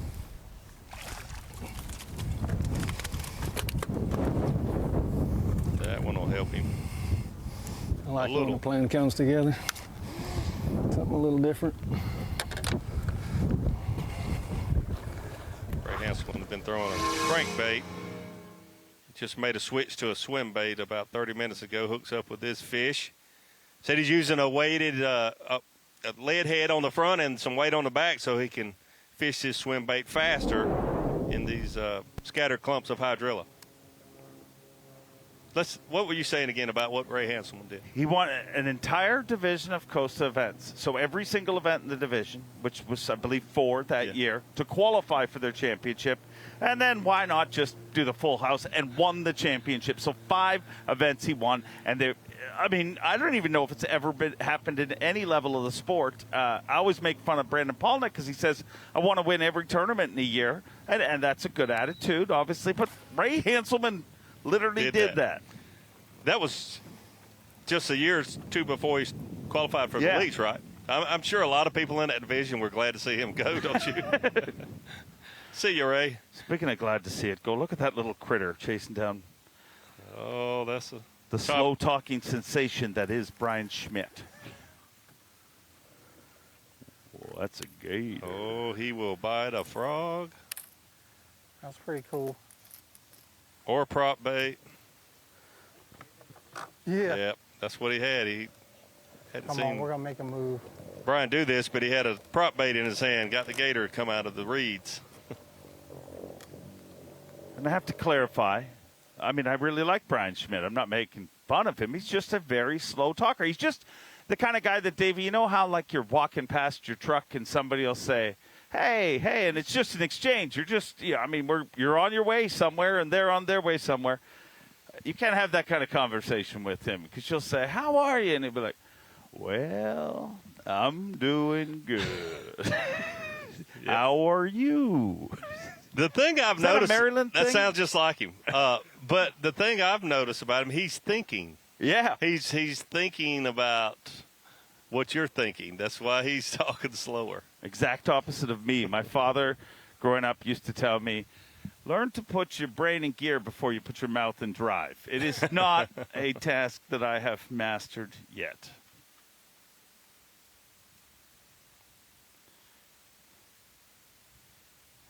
Ray Hanselman, a 2-time Classic qualifier. But to be honest, and I think he'd admit this, the Elite Series has been okay for him, but it hasn't been up to his standard. Yeah, it really hasn't. I'm surprised that he hasn't held a blue trophy over his head yet. But this could be the event. This is right up his alley, no doubt about it. He was one of the anglers. Cliff Prince, obviously not the tournament that he wanted last week at the St. Johns River, where he wanted to start. Had found a big school of fish just a day or so before the first day of the tournament. I mean, a big school of really big, large size also, not just numbers, but the size of the fish. And Ray Hanselman had found those fish and another group or two in the area, and they both got disappointed, very, very shocked that those fish were not still there on day one of the event. So things like that happen, and usually we don't hear the whole story about, but him and Cliff Prince didn't quite have the finish they were thinking they might have. Those fish just disappeared overnight. 3 very different looking scenes right there. Someone in a canal, giant pad bed, and offshore Ray Hanselman. Yep, Jamie Hartman just pitching and flipping in these pads. Pat Schlapper looking at one, it appears, sight fishing. I want him to catch it because I just really want to see some karate. He only does karate on special days, like the Bassmaster Classic. And I told him this morning, Bass Live is a very, very special day. So hopefully we will see. Surely if he catches a 5+. Would you say that his karate is akin to your running man, Davey Height?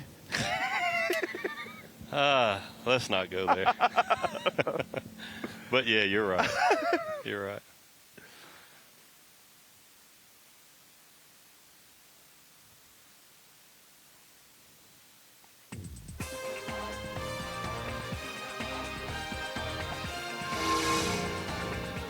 Leave it 3 box with our anglers, and let's have a look at our leaderboard. And as we talked just a few minutes ago, Jake Whitaker is your tournament leader with 38 pounds 7 ounces. Ray Hanselman in second, and look at in third place, David Mullins, out of a top 10 last week. Man, could he be making another run at Angler of the Year? But outside of our top 10, it is cut day on the Bassmaster Elite Series. It's all about being in the top 47. And right now, in 47th place, Hunter Shryock. Got to make it to the top 47 to stay alive and make it into semifinal Saturday. Boy, you see Bernie Schultz there, Patrick Walters, and Jacob Prozek. You don't think that they're going to stay out of that cut. There's going to be a lot of changing before this day is done. But the one thing's not going to change is we're not going anywhere. We'll be right back from the shores of the Harris Chain in beautiful Leesburg, Florida.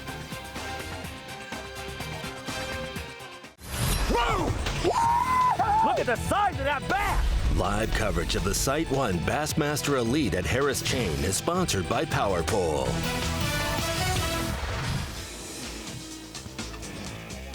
Welcome back.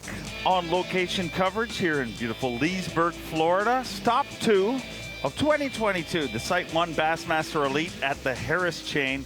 And that'll look at your leaderboard. Jake Whitaker and Ray Hanselman chasing down their very first Elite Series victory, and throw Mullins in that mix. So you have to go all the way down to 4th before you see an Elite Series champion, and then you see a bunch of them. This event, it really does feel, Davey Height, like something's gonna happen. I don't know what, but I'm just sitting here, you're watching, and you're like, it's almost feels like the opposite of a Florida event. It really does, and nothing against Jake Whitaker, Ray Hanselman. They're both due, and they will hold that trophy over their heads one day, but it just feels like somebody's going to come out of the pack. Over to Buddy Gross. 2 fish in his live well. Took an Elite Series victory in only his 3rd Elite Series event.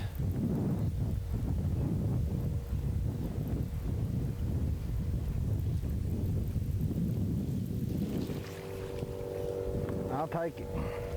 Thank you, Lord.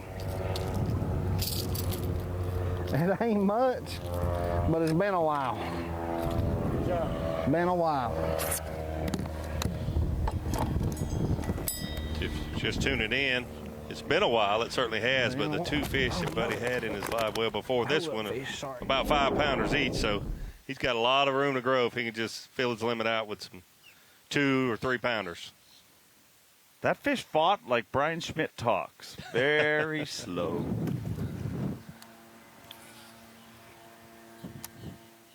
Buddy Gross, very different way that he fights and lands his fish. He points his rod straight at the fish for most of the time that he's reeling the fish in, which is unusual, but it works for him. I'm wanting to try to get 2 more fish, and I'm gonna go back and spend the rest of the day doing what I think it takes to, move way up. But we're just fishing right now in a little pocket and trying to fish some little bitty post spawn points of this grass and just try to catch us a couple more keepers, and then I'm checking back out and going back to doing what we do. But I come all the way over. Okay. I'll just tell you, I came to Beauclair. I came to Beauclair, and when I got over there was nobody there. And there wasn't no bass to be had either, so.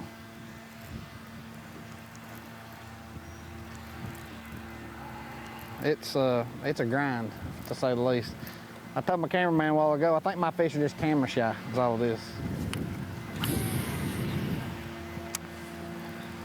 But hey, Lord's blessed us to be here, got an opportunity to make a 3rd day. I'm not complaining. I see some local guys right We there should in the have reeds I was gonna fish, but that's only one section. And they seem to be out quite a ways when they're, well.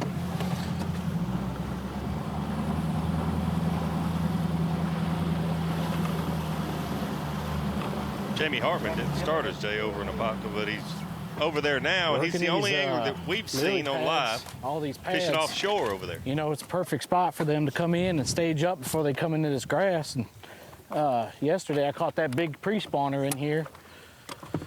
But, you know, I've caught a good one in practice, and I caught a good one a month ago in practice when I was here. So I think they use them. It's just more or less a needle in a haystack. I mean, you're flipping. I mean, look at the size of this. That's 200 and something yards long, you know. And I caught that big one yesterday, just randomly right in the middle. So it's like you got to put your work in and hope to try to get rewarded. That's it, man. You just put your head down and you just keep flipping. When you get bit, you just hope it's a good one and you can get it out of there, because they are a son of a gun to get out. These pad stems are so unforgiving.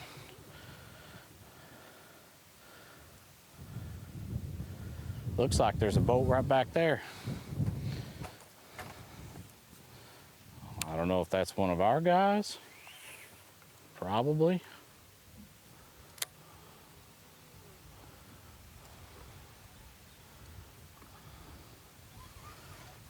David, do you, when competing in events, do you feel the cut? Like, not meaning to get in it, but does it feel freer the next day when half the field's here? Like, do you really affect? Sure, I think, and you were right on spot there. That just half the boats means a lot. You feel like you can move around, and it's obviously less likely that someone will be in the area that you're wanting to move to. But definitely.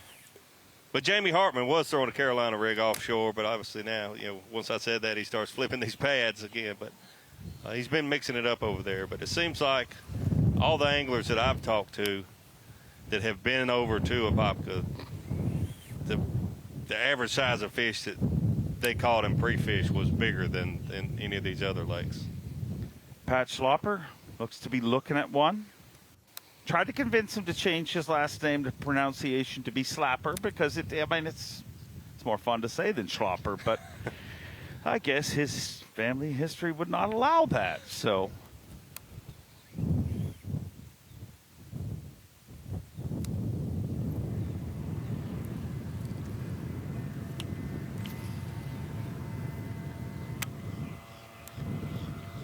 I don't know why it feels like there's something we're not seeing. You know, it just really feels like we both said, like somebody's going to come from behind, and you said it in break. One guy to keep an eye on, Scott Martin.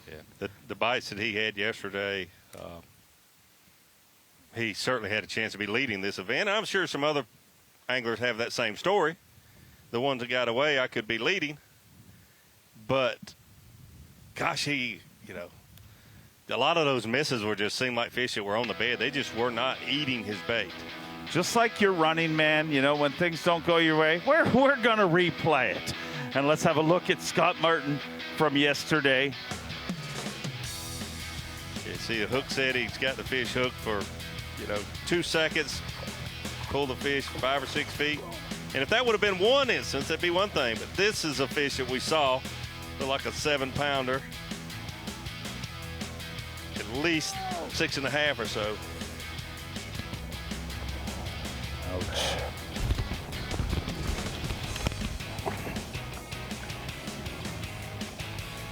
Another fish here. Oh my gosh. These are not different camera angles. These are different fish, each and every one of them. That was a good one, dude. Painful loss after painful loss. There's a catch. That's one of the males in there. Unfortunately, the ones that we saw him land were not the bigger ones that he had bite.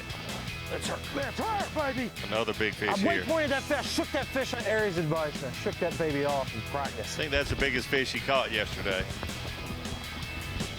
The amazing thing is, with everything that went wrong for him yesterday, he still weighed in 17 pounds and salvaged his day and kept him in it. Yes, and there you see he is fishing the Lake of Apopka. Took him 2 hours and 10 or 15 minutes getting in yesterday, having to wait in line. It's only 3 boats in the lock. It's a very small lock, obviously. This morning he should have got over there. He was an earlier boat and shouldn't have to wait on people. But he also will have an earlier check-in time, probably 3 o'clock today versus 5 yesterday.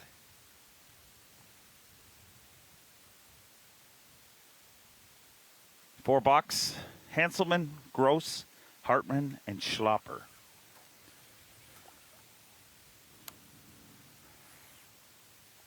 Of that group, Jamie Hartman, the winningest in that group. A 2-time Elite Series winner. But again, Pat Schlapper. I don't see no fishing signs nowhere. What he did last year was awesome.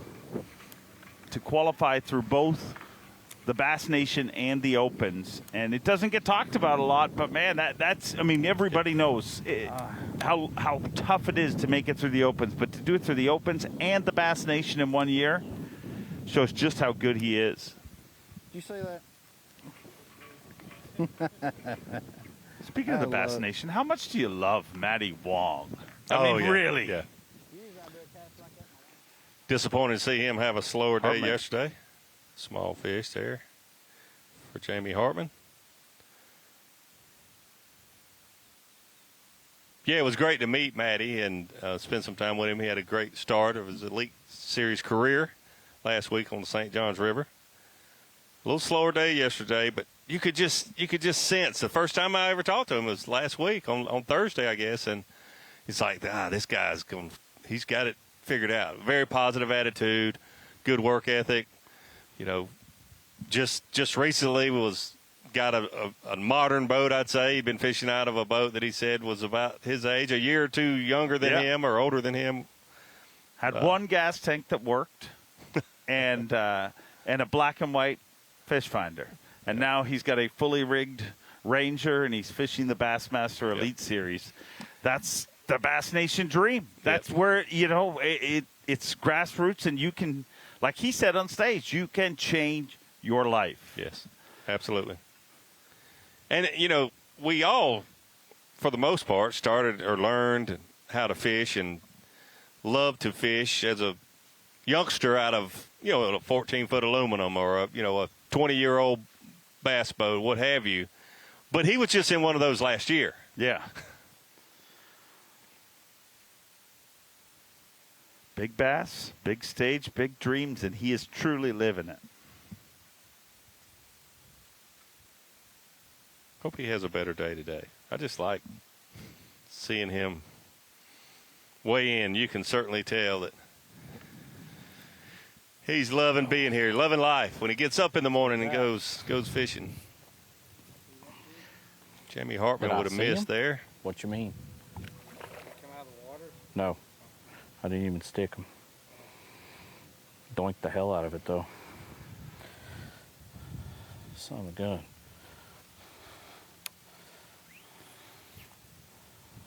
We talk about a lot of characteristics, to be calm, and that positive attitude is one of the biggest things on the Elite Series. You see anglers that are just positive day after day.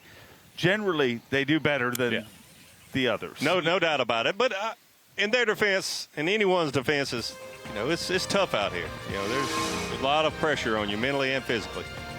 It is, as Tommy Sanders always calls it, it's moving day on the Bassmaster Elite Series. Got to move yourself inside the top 47. That'll look at your top 10. And look at Mike Iaconelli in 10th place currently, and continuing to charge up that leaderboard after a tough start in Florida. But we knew he would right the ship. This gives you an idea of what our cut line's going to look like as we make our way down there. Top 20, Tyler Rivette having another good event, 2 cuts in a row by the looks of things. And Scott Canterbury having a great event, our 2019 Angler of the Year. Well, you see a lot of dames going down through there that are not having the tournament maybe they wanted, but still have a lot of room. They're so tight. You see barely 28 pounds all the way to 27 for 10 places there, and even all the way down to 40th place. Between 20th and 40th place, just about 6 pounds, which is certainly one swing of the rod here. And there's the cut line. Clark Wendlandt is our bubble boy right now. And as you see, Jacob Prosnick still outside that cut, but lots of time to change here at the SiteOne Bassmaster Elite at the Harris Chain. Stop 2 of 2022. The SiteOne Bassmaster Elite at Harris Chain is sponsored by Humminbird, Mercury, and by Nitro Boats. Welcome back. Stop 2 of 2022. The SiteOne Bassmaster Elite at the Harris Chain, and that our host city, Leesburg, Florida. And what beautiful weather we have had here this week for the SiteOne Bassmaster Elite at the Harris Chain. And even more beautiful for Jake Whitaker, because the weather's always good when you're on top of the leaderboard. Right, Davey Height? 100%. Always good when you're on top of the leaderboard. And Jake Whitaker back on top. Yesterday morning, he had the lead according to Bass Track and fell back a little bit, but has regained the lead this afternoon. Let's have a look at Brian Schmidt earlier today, and having an incredible tournament here this week, and has a good track record in the state of Florida. He certainly does. And Brian Schmidt is fishing offshore, but not very far offshore. But he's not fishing those reeds or the pads that are just inside him. Only about 75, maybe 100 yards offshore. You can't see what's really around him though. Well, this morning, about 45 to 50 boats fishing around him in that general area called Banana Cove. A lot of fish being caught there because of the water quality. A little bit clearer water there, and there's hydrilla.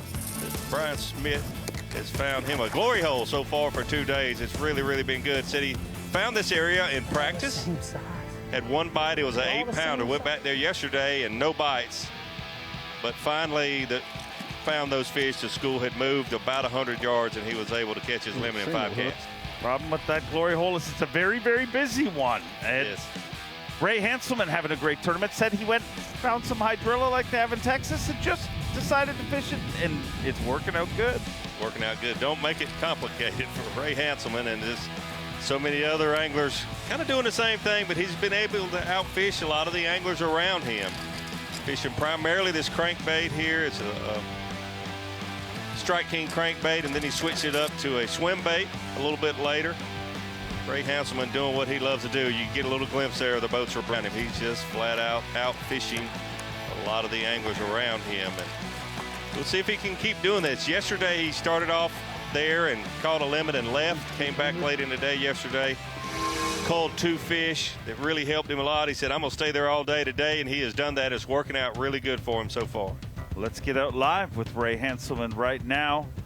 Ray Hanselman came close to an Elite Series victory just a few years ago at Texas Fest. Texas Fest, yes. Drew Benton obviously won that event. Currently in 2nd place on the 2nd day at the 2nd Elite of 2022.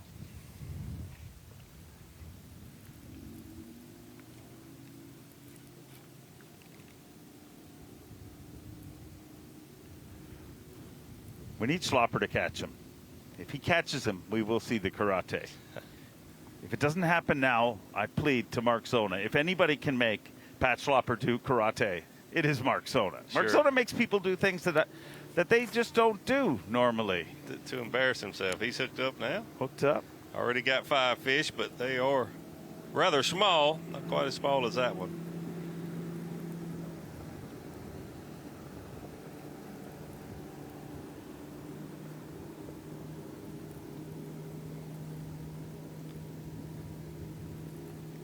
Still got lots of time for Pat to upgrade that 5-fish limit.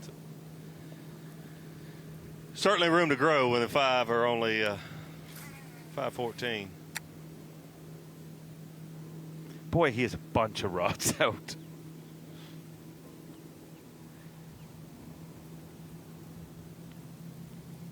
Probably half of those on one side are sight fishing, and the other half he was fishing offshore around some of that hydrilla. 2 total different game plans yesterday and today. I think he spent a lot longer offshore today than yesterday, listening to him after the weigh-in. Had a few real nice ones located. But caught them off the bed. Thing to keep in mind with his 22 pounds, I mean, he had 2 giants. I think he had like a 7 and an 8, if I remember correctly. So that's a big chunk of 22 pounds there. Absolutely. Just noticed he made a waypoint on this fish. It was one he just found. Hopefully it's a big one.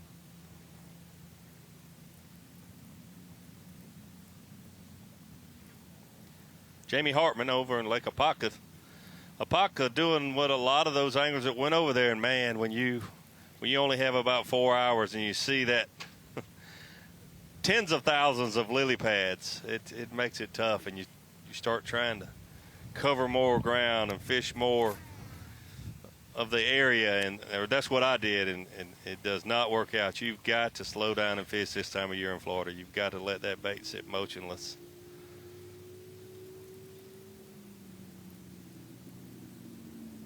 Slowed the #1 key to Florida. It really, I mean, every time you come, it's you think you're fishing. Well, there you go. He caught that one. That's going to help a lot.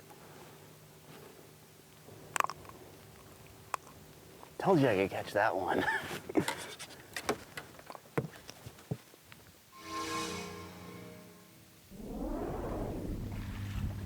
Over to Buddy Gross.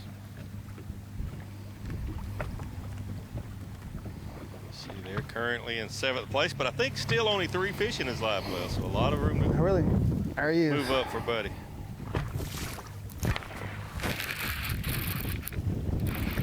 Ooh. That's one we need. Keep your butt down. Come on in here. Yeah. We'll take him. #4. Thank you, Lord. We're getting there now. We get to fish Solid tomorrow. fish there, not as big as. That ain't no magnum, but I'll take him. Solid fish there for Buddy Magnums Gross. are hard to come by for Bud Drow today. I was fixing to tell you, we're fixing to get bit.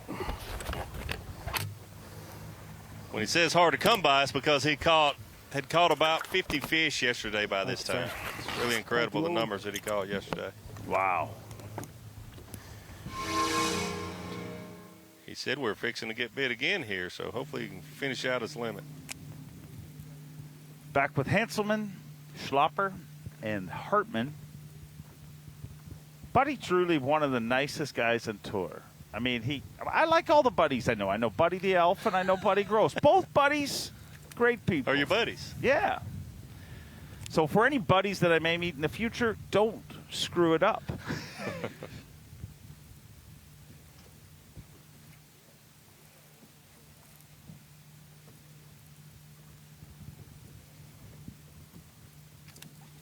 Boy, you see that cloud cover over Hanselman. That's a great shot. And, I mean, it has not started to break up yet. This time yesterday, the skies were starting to open up, and it was a much different looking day. Now, this cloud cover, I mean, it seems to be socking in. I don't know if it's going to open up today. Davey Height, what do you think? We are not weathermen, but they don't know either. Weathermen aren't weathermen. They're just men that talk about the weather, because this is not what they forecast. There's a 20% chance of rain yesterday and today, and mostly sunny with some early clouds. And there have been mostly cloudy all day today and half the day yesterday. And we even had a little rain yesterday afternoon. Well, you know, we were just talking about the guys in the studio. So Tommy and Z back at Marathon Studios. Mark Zona, I have one request. Pat Schlapper is a karate expert, and if anybody can make him do it on live, you are the man. Buddy Revell from 3 O'Clock High was absolutely not a cool buddy, Dave Mercer. He beat up that one poor little kid. So, no, there was a bad buddy in the mix. There was. It's the best movie ever. Guys, what does it mean? Count on Zona to find the bad buddy. What does it mean now when we started out with 2 pounds, 2.5 pounds separating the top 10? Now it's starting to expand. Does that mean anything, or is that just an ebb and flow kind of thing? I think it might be just ebb and flow, Tommy, to be honest with you. But we see it really, really tight in the middle of the pack. But I think we'll see some more moves and maybe some things tighten up this afternoon. I totally agree. And I don't know why, but we both agree it kind of feels like something's going to happen. Somebody from the back is going to make a charge, and it's a Florida event. We're going to see some fireworks, and anybody's a buddy of mine. All right. Tommy is Two good trained buddies in right there. karate. Yeah. I'm a black belt in karate. Jake Whitaker on top. Jake Whitaker, big move from outside the top 10, or the bottom of the top 10, I should say. Ray Hanselman hanging in there. David Mullins looking like AOY material early on in the year. That is for sure. Brian Schmidt staying where he's at now. Buddy Gross working his way back in, moving up. You said watch out for him. And Ronnie Moore, you said watch out for Micah Frazier. And he is making a move as well. We will track that and more when we come back. Whoa! Look at the size of that bass! Live coverage of the SiteOne Bassmaster Elite at Harris Chain is sponsored by Power Pole. It's Friday afternoon, local time, 12:40 Eastern Time. SiteOne Bassmaster Elite at the Harris Chain. We are into the afternoon session for these guys. We started out with Brandon Lester and Pat Schlapper in the lead, 1 and 2. Just an ounce separating the two. They promptly had a tough morning, fell out of the top 10. And right now, Brandon Lester worked himself within one spot of that top 10, and Pat Schlapper moving it the right way as well. Meantime, Jake Whitaker took over. Ray Hanselman, who had it for a long, long time, is just a little ways back. David Mullins, Schmidt, Gross, and all the rest of it. So stand by to stay with us here until weigh-in time, which is about, 3:30 Eastern Time. We'll have that for you here on Bassmaster.com. But right now, let's shift our attention to the Yamaha midday report, starting Z with Buddy Gross. Yeah, why don't we do that, Tommy Sanders? The Yamaha midday report right now. Looking at those weights first off, taking a look at Buddy Gross. This was bite number 1 this morning. Buddy Gross coming into this day 2 with a ton of confidence. Said he caught over 50 bass yesterday that were over 3 pounds. And then it just kind of died out. But really looking at those weights, seeing a little bit top heavy with young Jake Whitaker. But you look for those weights to tighten up. To tangle in the top 10 today, you had to have around 20 pounds. And really looking at those weights right now, 36 to 40 pounds is going to be in the mix in the top 10 from Buddy Gross, 4 fish in his live well over to Jamie Hartman, who really said he was going to do everything in his power on Harris earlier today to not have to make that run to Apopka. Jamie Hartman starting offshore, not catching a ton of giants, but a nice, solid limit of bass so far for Hartman. And the one thing to note, he has made his way all the way down to Apopka. But pretty much, gang, if you're just tuning in here on Bassmaster Live, Bassmaster.com, your Yamaha midday report is all going to be offshore fishing. It's definitely what we have seen all day long. We've seen a lot of action, or at least Jamie Hartman trying to stir up some action in the lily pads. It's been a long time since the elites have been here, but we've never had a tournament where the lily pads didn't play big at one point or another. We shall see about today. Brian Schmidt, a big move early limit in the boat, and just solid as a rock all day long, has not budged from that top 4. The land where the lily pads don't play. Brian Schmidt right here fishing right inside of Banana Cove with about 40 to 50 boats earlier today, and it's kind of outfish your brother. And that's what's gone on in there. Brian Schmidt with a lipless crankbait. That's been a major player throughout this tournament so far. A lot cleaner water, and Brian Schmidt kind of bunkered into one key spot, one key cast. Little hard bottom spot mixed with a little isolated hydrilla. The one thing that Brian Schmidt had a problem with early, just a lot of fish that size, a lot of 2.5 pounders. Ray Hanselman has spent a lot of time on top of the leaderboard today. The Texas angler coming in here. Another one of these guys casting their lot in Banana Cove, Party Cove, whatever you want it. Take your pick, and casting his lot with offshore action by and large, cranking it all the way. Yes, and there's a good look at some of that offshore hydrilla, and Ray Hanselman a little better average than some of the other anglers in there. See, Jake Whitaker has done his damage pretty much in that area, probably leading the race for a bigger stringer in there today. Ray Hanselman living with a Strike King hybrid hunter, 14-pound line, and as he said, a lot of these fish are conditioned to bladed jigs and lipless crankbaits. Really has only thrown that one bait all day long so far. And Ray Hanselman fishing a little bit deeper than the rest of the field in there. Good one right there for Hanselman, obviously getting his bait.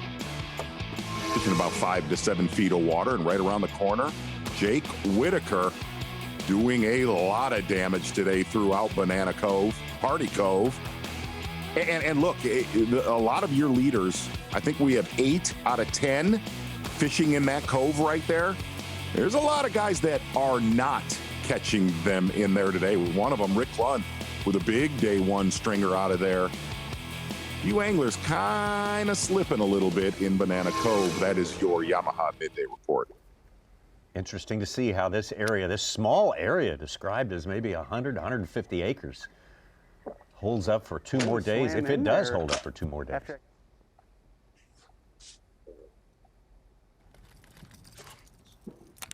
Man, I think the biggest surprise so far today, besides your leaders, Pat Schlapper and Brandon Lester. I mean, that is pretty stunning that they've struggled all day.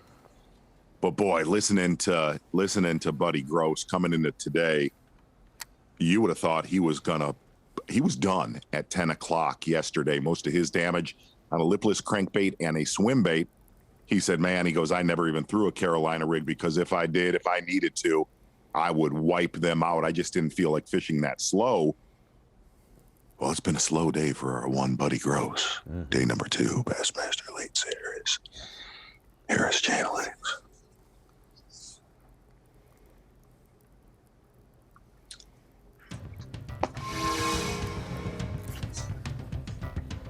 Check. Let's check in with our 2019 Bassmaster Angler of the Year, Scott Canterbury, also very much a feared figure down here in the state of Florida, always seems to get the job done. And how's the job going today, Scott? Looks like pretty good. Oh, it's going okay.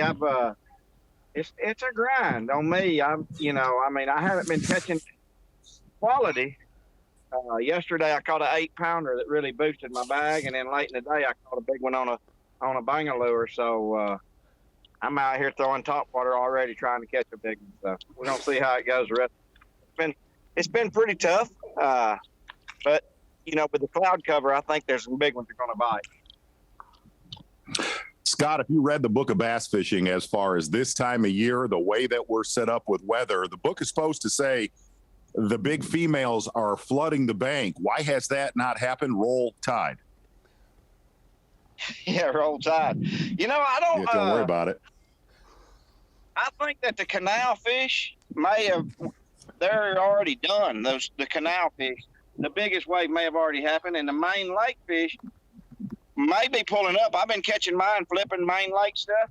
But man, everywhere you go, the water's dirty. You really can't see them on that main lake, so it's hard to just cover enough water, fishing slow during the spawn to cover enough water and fish slow to get them to bite. So I think those main lake fish are pulling up, and the canal fish, we're on the back end of that, and it's been something on top of them.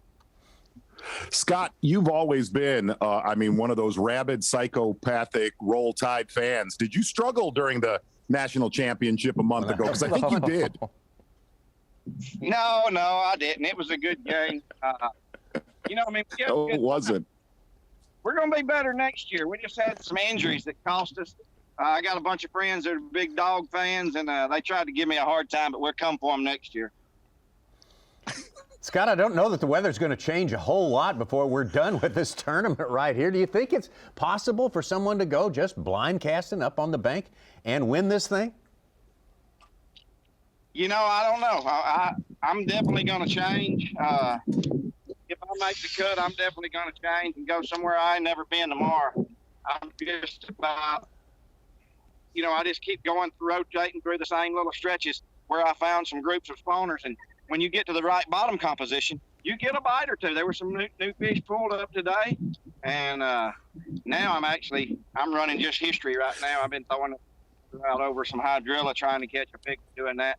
Some of those post-spawn fish will actually eat a topwater pretty good this time. On it, so hopefully I'll get a big bite or two. Scott, have the big bites just been random where you have no idea what casts they could come on? Definitely. Yeah, the quality bites have definitely been random. You know, my big one yesterday was an 8-1, and it was on a bed, a real deep bed, and I didn't know it was that big. I think I shook that fish off there in practice, but getting one of those big bites is definitely a random deal right now for me. You know, everybody thinks you're going to catch 30 pounds down here when this happens, but when those fish actually when pre-spawn, they're grouped up, and it's easy to catch those big bags. But once that water, you know, and they want to go spawn, the moon is right and everything, they spread out and they scatter out so much, it's hard to catch that 30-pound bag, but it's definitely capable of happening anywhere on the Harris chain. Scott, you and so many of the other guys talk about that the constant search here in Florida, especially on the Harris chain, for good water, for quality, clean water, where you can see things. To any angler who wants to come down here and fish natural lakes in Florida, where's the place to start looking when it's been a little windy, when the weather's been a little tough? Where's the first place you find the water cleaning up? You know, what's weird is we had a north wind for a couple of days, and then we got a southwest wind, so it's dingied up different sections. You know, I tried to fish that south end of the lake because I knew we were going to get a south wind during the tournament, but some of that dingied up. But any of those canals, you know, it clears up in. I caught a 4.5 yesterday, real late in the day, on top water, and then I caught some 2.5 pounders off the bed back in canals, you know, protected areas. But it's hard to find really clean water. You get around some good hydrilla, and it filters it out some out here on the main lake. All right, Scott, thanks for letting us interrupt your fishing for a little bit there. Good luck. Great job over 2 tournaments. Scott, I think he started the day in second place Angler of the Year points. You know, and a fun fact is I was, as you know, Tommy, I graduated from Marshall, and I was at a Marshall versus Alabama game a while back. I did not know Scott, and the crew that I run with, we got unruly. Scott came over and had to tune us up a little, he did. That's first I've heard of that. That's some interesting background info and facts there. Yeah. Become close. We become close, and Scott's a big Crimson Tide fan, kind of Trip Weldon. Made his peace with the outcome from this year, though. I don't think he did. I think that was total BS. I totally believe him. I don't believe that. I believe him at 100%. No, he's moving on. You can see Scott tuning his TV up like you've seen online. No. I don't think that's right. How about a couple big fish from Apopka? Matt Herron, a 6-pounder. He was 67th, jumped him up to 32nd. Wow. Chris Zaldane, a 6'5", outside the cut in the 20s.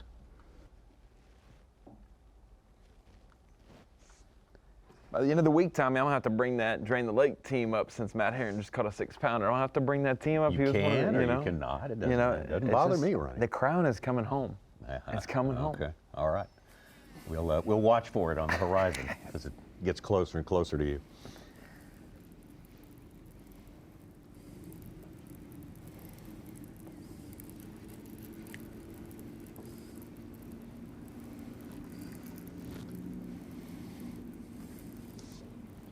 Ronnie, I know, again, you are the king of fantasy, the Apopka Prince. I'm worried about that Steve Kennedy pick, y'all. I'm worried. Yeah, I texted a couple people yesterday after weighing, and I said, I love Steve as a person, but I broke my rule and made an adjustment to the rule for this event. And I told Tommy I was reinstating the rule if he does not make an improvement today. No longer will pick Steve Kennedy. What is the rule? The Steve Kennedy rule in fantasy fishing. For me, every time I pick him, it is do or die. He's either winning or he's last, and I just cannot deal with that volatility in a 5-man lineup. It is 20% of my team, and I can't have that risk. So that's on me for not picking him at the right time. It's not his fault he's not catching him. It's I'm picking him at the wrong time, Tommy. Now you could fold him into the mix in a Drain the Lake, right? I mean, you can stand that sort of risk. Possibly, unless I get mad enough. Okay. And you only have to do it. You only have to do it once. Yeah. All right. Can only do it once. But no, he has been they're gun shy. One of the best anglers in the world that has plagued me every time I picked him. There's 5 of them right there. You got a little too close, and they gone.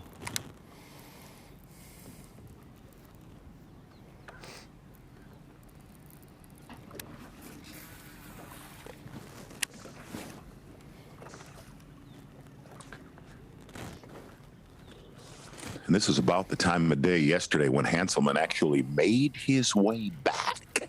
He's coming back to Banana Cove and made some of his big upgrades yesterday. There was a lot of oversized bass caught between noon and weigh-in. Such said, starting to see a Popka kind of shine right now.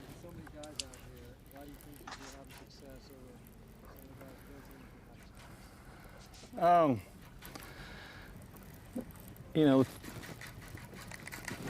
I'm fishing baits that I can rip and not bog down in that grass. You know, I'm throwing a hybrid hunter, Strike King hybrid hunter, and I've got it on like 17 and I'm burning it. Got it on Power Tackle swim bait rod, which is a little overpowered, but I need it to, you know, these long casts and being able to rip it out of that grass. And then I've rigged up this Shadowlicious with a 3/8 ounce belly weighted hook, and I put a 3/8 on the nose so I can burn it. Same principle, but quiet. But it's just a reaction bite. And I saw it in practice because this area gets these lakes get a lot of pressure, and they've had a lot of tournaments and stuff. And I'd see them, you know, with the Mega Live, I'd see them on that grass, and they wouldn't react to anything. You can pitch a worm or a Cinco, they would just look at it. And if you just fish at normal speed, they would kind of cold trail it. Then I picked up the pace, and the faster the better, it seemed like, and they would choke it. Just trigger them, just don't give them time to think about it, just it's coming by. Whoa, what the? Whoa, what happened there? Whoa. That was awesome. Whoa.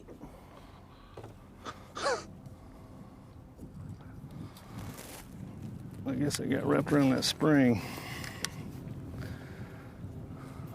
Tired of throwing that in. After you just gave so much love to all that gear that's set up there. Exactly. Wham! Glad that happened then and not on a fish. Take a look at that again. That was yeah, this is a hey now. Boy, I could do that so much more naturally. I have seen professional baseball players swing a bat and just whoops, I let that thing go, and it's out in shortstop land now. Fishing slowed down quite a bit. I don't know if it's just the mass amount of pressure they're getting from us. Because I saw some just a second ago on the live scope, on the Mega Live, and there was 5 of them, and I got a little too close to them. And they were about 20 feet, and they took off.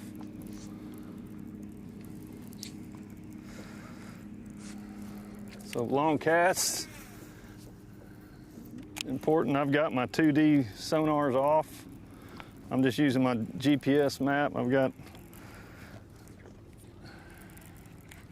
that lined out, and then the Mega Live. I don't think it makes sound. You can't hear it like you can a traditional transducer, but they don't let you get inside of 20 feet, seems like, from them before they move off. But I bet they feel the boat displacement, live wells pumps running. And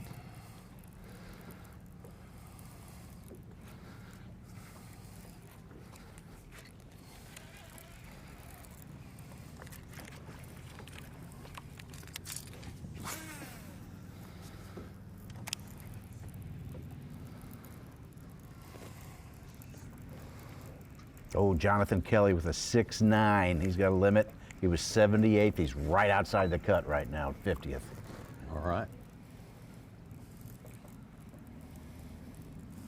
He'll be one to watch because St. Johns River, he had 18 pounds on day 1, had a tough day 2, but was able to make the cut. Yeah. Yes. And then maybe move up day 3. Yesterday, a tough day 1. If he can upgrade today and make the cut, it'll be 2 cuts for him. It'll be a lot for that Rookie of the Year race. Like a good mark. Absolutely. What I like is a hard wall, but there isn't a lot of it here. So I got, I put my head down in practice and got bit in these areas. And that's basically what's telling me to come back here and try to fish them. You can fish miles and miles and miles and miles of it. And if it ain't right, you're just not going to get bit. I don't know what differentiates, unless there's a hard wall of reeds. That's what I like to fish, but I don't find a lot of it here. So this is just an area I got bit in right here in practice. Not many either, just a couple I shook off, and then I kind of left, went down, start again, and then I didn't get bit at all. But man, right now things are changing so fast. You don't know. Your fish, my fish, have probably moved, and I'm thinking they're getting back in there a little bit further is what the problem is.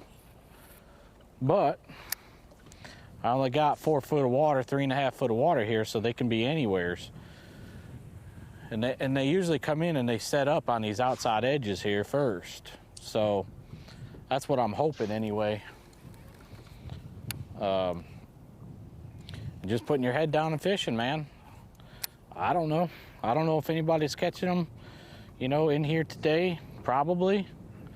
Just, you got to come across the right area. That's it. That's just the way it is, man. And that's Florida fishing too. I mean, you're here one day, gone the next, and you got to try to relocate them or relocate others. You can be a hero one day and a zero the next, that's for sure. Jeremy Hartman there on Lake Apopka. We're seeing a little action. Hearing some reports from Lake Apopka, starting to see some big fish getting caught down there, and we will follow that for sure. Exactly right. Seeing a fish catch right here from, well, it went from Brandon Lester over to Ray Hanselman and Buddy Gross. And the one thing, there has been some big fish caught that way in Apopka, and especially really the last 45 minutes to an hour. The big things these last couple hours on Bassmaster Live. Yeah, we'll see what happens here in our Banana Cove, Party Cove area here. If it continues to hold up, if Apopka starts to dominate the bigger catches into the afternoon. All important stuff for setting us up for day number 3. But the big thing on day number 3 is be there to fish it. To do that, you got to finish 47th place or higher. We got a Jake Whitaker on top right now. David Mullins, Brian Schmidt, Buddy Gross, Frazier moving up there. Brian New, a few hours back, made it into the top 10. And Scott Canterbury, whom we just talked to, back in the top 10 again. A lot more to come. A lot more fishing on the Harris chain on day 2. Whoa! Look at the size of that bass! Live coverage of the SiteOne Bassmaster Elite at Harris Chain is sponsored by Power Pole. Into the afternoon here on day number 2. SiteOne Bassmaster Elite at Harris Chain. Day number 2 means you got to be in the top 47 at the end of the day here. Jake Whitaker, the man on top, and like so many of our top 10, fishing in one specific corner of Big Harris Lake, the Banana Cove. Will that continue to be popular? That's one of the big questions we'll be exploring for the remainder of the day and into tomorrow, Mark Zona. Yeah, and really looking at this leaderboard right now, the story of the day so far, at least, Brandon Lester coming to the day, leading this tournament. Pat Schlapper from Wisconsin. Very, very, very tough day. 5 bass for just under 7 pounds. And the Schlapper thing, I've been texting back and forth, is really watching his day so far is, for the most part, just small keeper bites so far for Pat Schlapper. He has moved to sight fishing, but it has been painful all the way down to 15th place.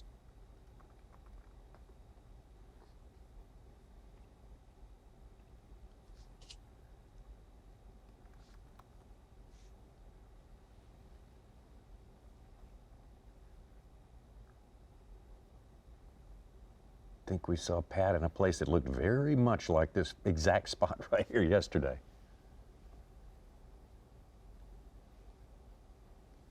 Pat in his second year in the Bassmaster Elite Series would do well to perform.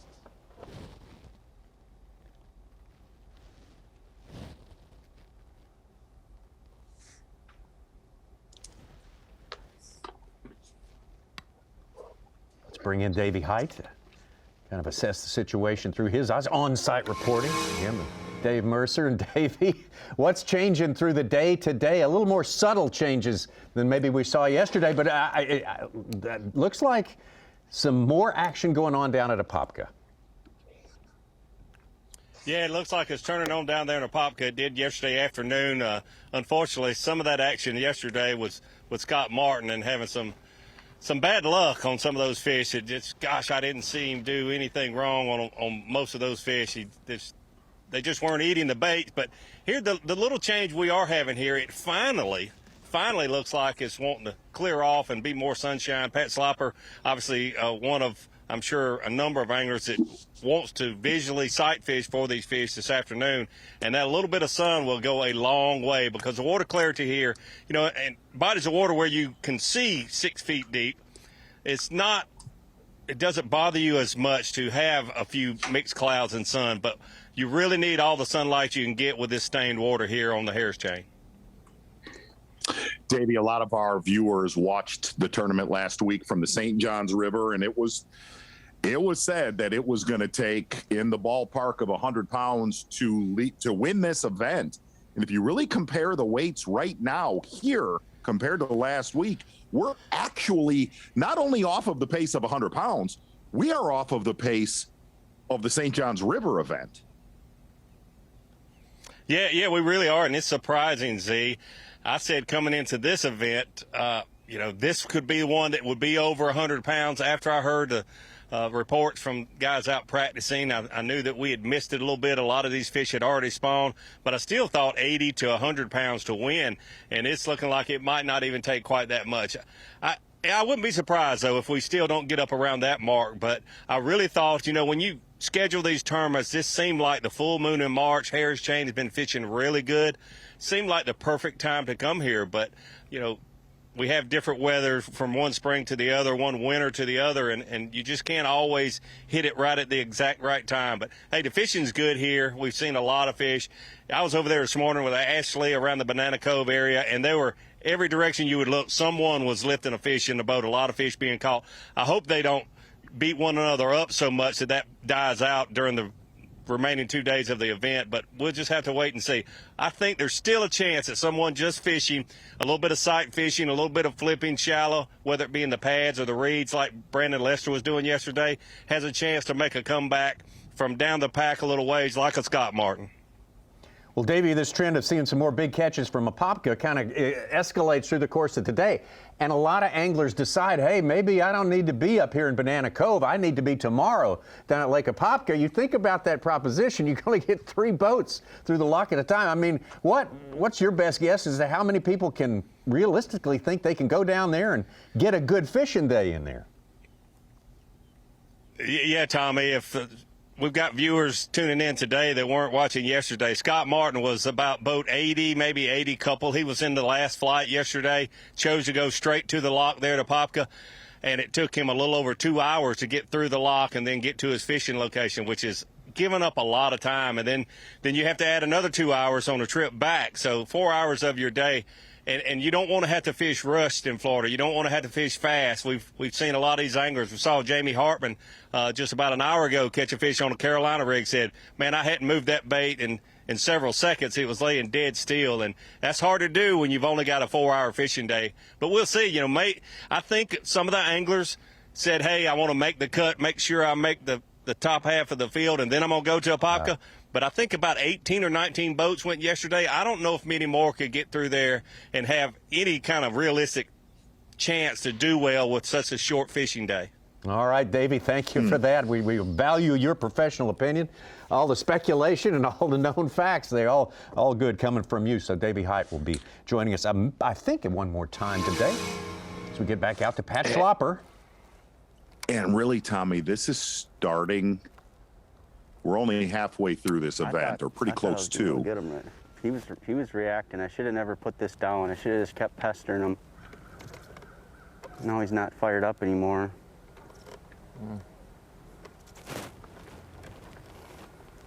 At least to win this tournament, this is turning into one of those deals where the rest of the field needs to hope that that area of Banana Cove dies, because that's where it's at right now.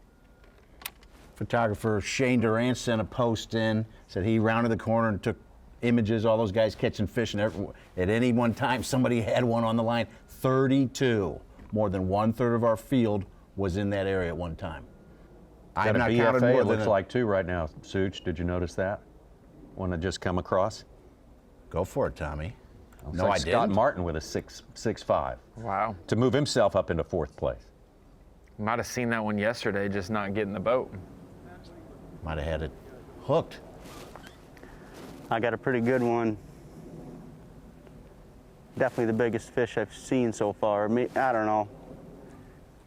I would say it's pushing 4 pounds, but I feel like I should be able to catch it. But man, it's being funky. There's a male up there too. The male's super aggressive, pushing everything away, but this female, I got it to turn on it one time, and then it's just not wanting to commit. So, but it's a big enough fish where it would be a 3 pound, a very big upgrade if I could catch it. But I don't know if I can. Come on. I thought I had the sweet spot dialed, and now I'm not so sure.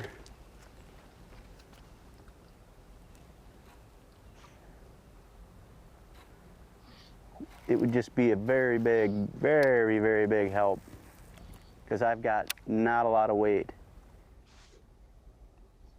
Pat Schlapper doing the arithmetic, thinking about how much time should I spend here. Knowing he needs more, obviously, Yes, that's absolutely. the big thing too. 0 for the early hours of this tournament for him. Let's get in now with our leader, our tournament leader right now, Jake Whitaker.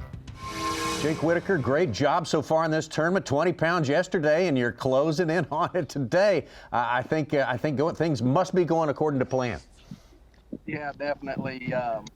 Definitely have a few more boats join the area this morning, but it's just kind of been a dink and dunk day. Yesterday happened really fast for me, but today I've kind of really had to work. Again, I've been blessed with a few bites and been able to put everything in the boat. Jake, if you can, it's kind of been a situation where you're going to have to outfish the person next to you. What has been the key to doing that? Today has been slowing down. Yesterday I caught them all on chatterbait, and I did catch a big one this morning on it, but I've had to slow down and started swimming a worm and started catching a few fish. But man, it just really goes to show how many fish are in this area. I mean, every time you look up, it looks like everybody's catching one. Not everything's big, but it just goes to show how many fish are in the area. And I think there's so many more. A couple of guys I've talked to, we've all said we can see them on our graphs and stuff. So, just kind of having to slow down a little bit today and pick it apart a little bit more has definitely helped. You expect things to pick up a little late in the day, say the last hour and a half or so before check-in? I don't know. I hope so. Yesterday I left at 11 o'clock. I never did come back just because I didn't really need to. But I'm going to probably wait it out a little bit today and just see if there is an afternoon flurry for tomorrow. So yesterday I went to some canals again just to check for some bedding fish, and it just was not happening. Nothing but bugs. So this is basically the only place that I've got. So I'm gonna milk it. What has been throughout there? A lot of that area is the same underneath the water. What has been the key areas? Is there any kind of difference, and do they regroup in certain areas? The main difference has been just scattered grass. A lot of the places where it's real thick hadn't been too good. Those scattered areas with holes and stuff is what's been good for me. Not to say that you can't catch some in the thicker stuff, but scattered stuff and the edges are definitely what's been best for me. And I mean, I don't know, Zona. I mean, there could be fish up on the bank on either side of me spawning right now, and they could be out here tomorrow. But I'll give you one thing that I am noticing. A lot of these fish that I'm catching are bone white. I don't know if they're just coming from the lake, but they're solid white, and I just don't know. I don't know. I don't fish hard enough. I know when it's pre-spawn at home, when they're white, they're just coming. So, I caught the first fish that I caught yesterday morning was a post-spawner. Everything else I've caught after that's been pre-spawned. So, who knows? We'll see. Feel more comfortable if you were to fish the rest of the tournament on pre-spawners or stagers, or post-spawners or stagers? I feel more confident on pre-spawners just because they're just a little more healthy. And I'm not the best sight fisherman in the world, so I just can't make myself do it. Now, if they were laying up there everywhere, of course I'd go do it, but I'm much more comfortable doing what I am now. Jake, well, good job, man. Fantastic stuff out there with the lead here on day number 2. That's a great place to be. Jake Whitaker, former national champion, college national champion. Thank you to Marshall Bart as well. I believe Jake was supposed to go out solo today, no observer, but we had a marshal come up and want to be a marshal, so Bart got to ride and got the ride of his life today. He's sitting with a good person. Yeah, so man, got the appreciate winner. Bart doing that. How about that? Got a big bass just came in from Clifford Perch. Half of his 16 pounds, an 810. He was inside the cut at 41st. I think he's around 20th right now. Got to go with that fist pump for the team. 16th, Ronnie.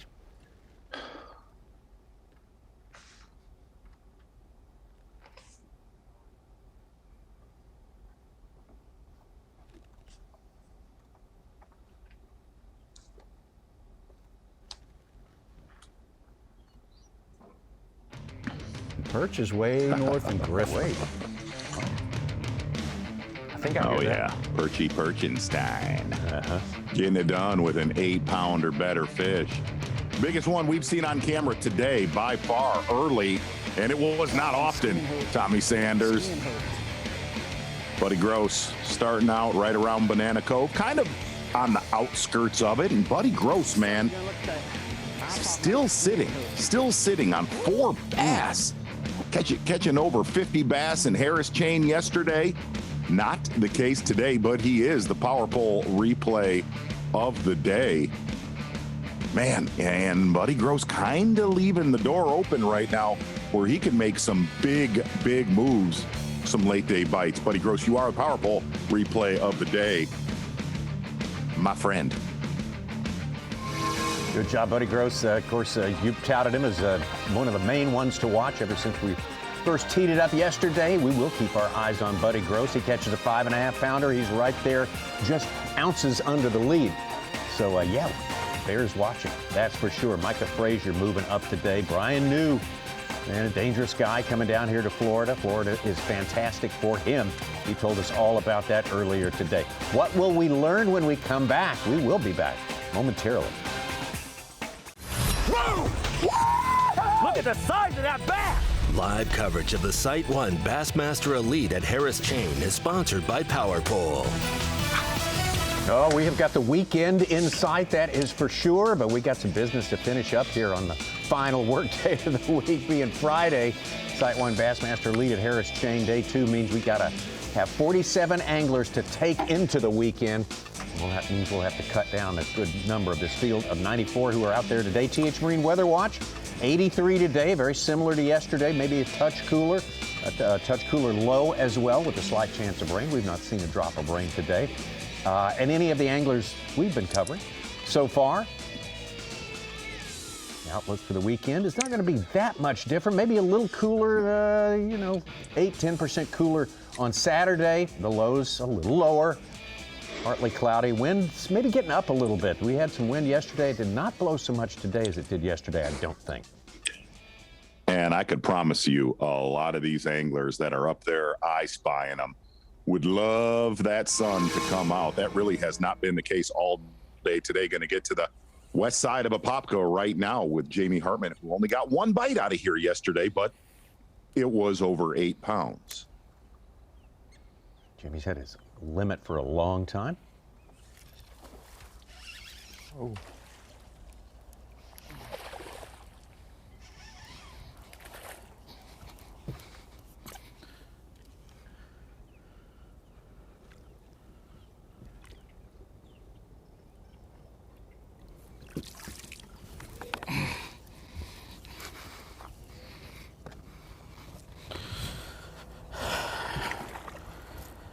Oh my gosh, dude, there was no bite.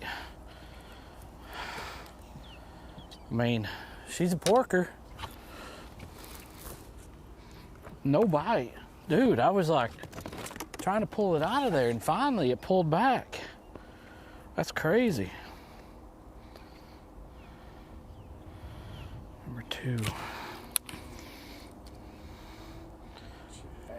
Yeah, she's fat. She's gonna flop too.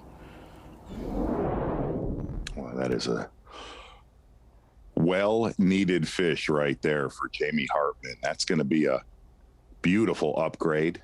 Well, he has not got many bites out of a Apopka, but one thing we heard coming into this tournament, that a Apopka would produce some better than average size fish. That one right there for Jamie Hartman. Needed here late on day 2. 2-pound cull puts him up in 4th place. 5 pounds back of the lead. Last minute miracles is not looking good. We're gonna give this a good little shake here. See what happens.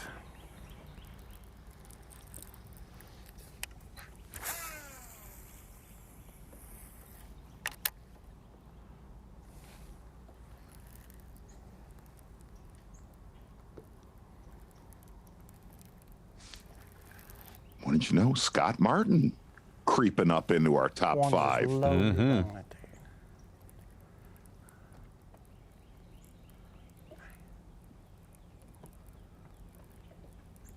Just caught a 6.5 pounder. Wonder if that was that one he lost yesterday, Tom. That's Such made that comment. He said that might have been the one. Yeah, I bet it could have been. Right. One of them. I think he knows them all pretty well. Exactly.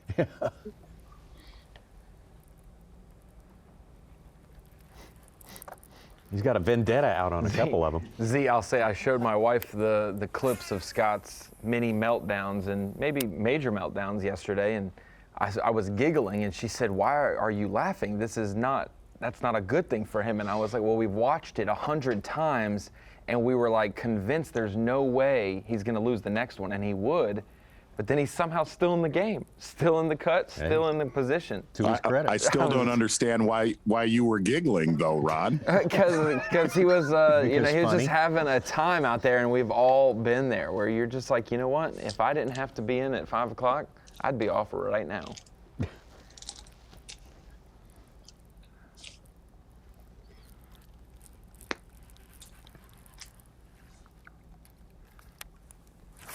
We heard that from in all honesty, if Scott makes a cull or two, like right now, he's pretty secure in the top 10. He's in the mix, man. Oh, no doubt. Right there. With the day that he had yesterday, most guys would come in with 3 or 4 bass. They would fail to get their limit, losing that many fish, losing that many opportunities with a shortened day. Agreed. The fact that he got his limit, he's not a Bob Downey in this situation where he's going to have a deficit of fish. He's got 5 each day, so as long as the size in a Apopka holds up, he will be right there with the shooting match, especially because he is fishing. There are less people in a Apopka than there are on the leader's spot. You know what I'm saying? Like the top 3 or 4 anglers have more anglers within eyesight than he has an entire lake. And actually right now, we don't even have him in a Apopka, just FYI.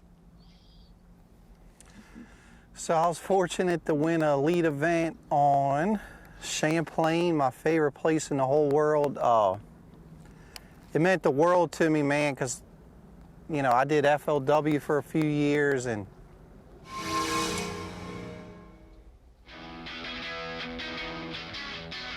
multiple levels now, got an open win, some Toyota wins, and, you know, just to pull that out,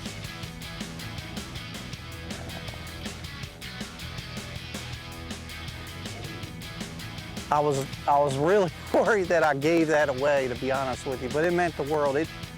It solidified me, you know, personally. It gave me a lot of confidence that, you know, I can win on the Elite Series. It was a big, big deal. The problem with it is it just makes you want another one. Really, really, really bad. You know, but We need something special to happen for that to happen here. But we had a really good first day here, you know.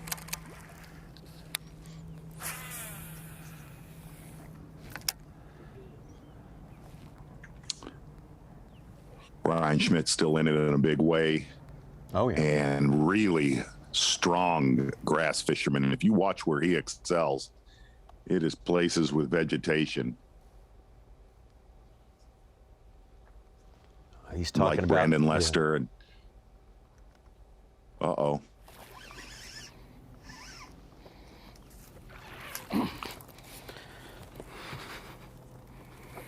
Dude, I seen that fish woo, right at the surface. Right under that mat. These are not spawning fish.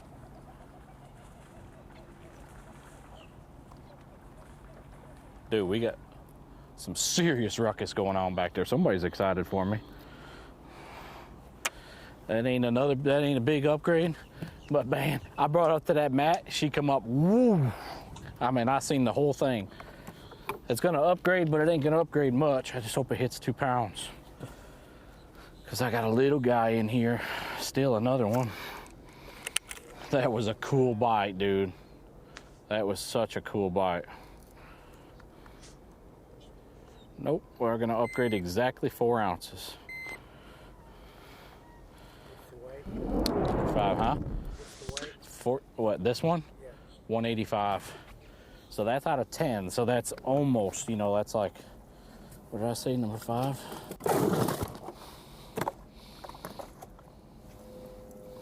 Calm down, little Clydes. Yeah, slowly, slowly, slowly, slowly.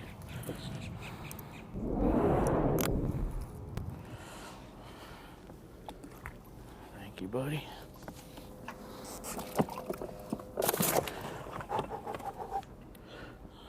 Okay. Upgrade's an upgrade, right? Upgrade's an upgrade, man. Yes. They got me over 14 now. All right, so that's still my littlest one, number 5.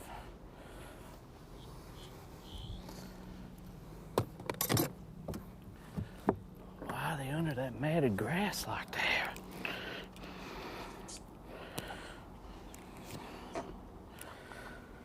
Came up slowly after? Oh, dude, I come up and bumped the bottom of the mat, the bottom of the, there's just grass, you know, floating grass that's bunched up. And I bumped the bottom of it, and when I bumped the bottom, it came up, woo, and grabbed it. I mean, I would have swore it was a 3-pounder, you know, but I seen the whole thing. I seen the mouth wide open. Still, no bites up inside, all on that outside. So, I got another area on the way back, but I don't know if it's been beaten down already or what. That one boat was idling out of there when we was coming back, or coming into here.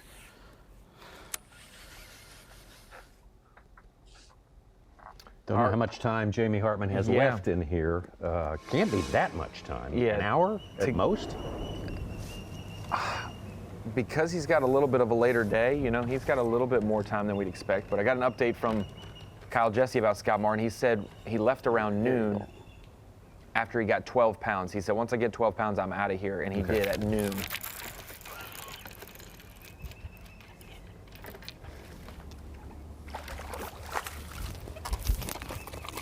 I mean, it's a lot bigger than what I got.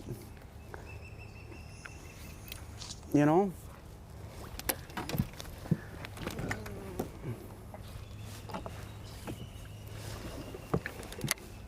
Why can't old Big Mo do that? Number 5.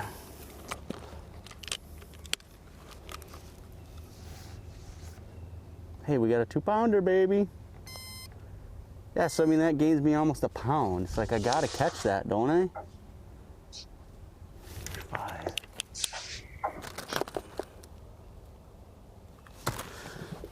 Nice.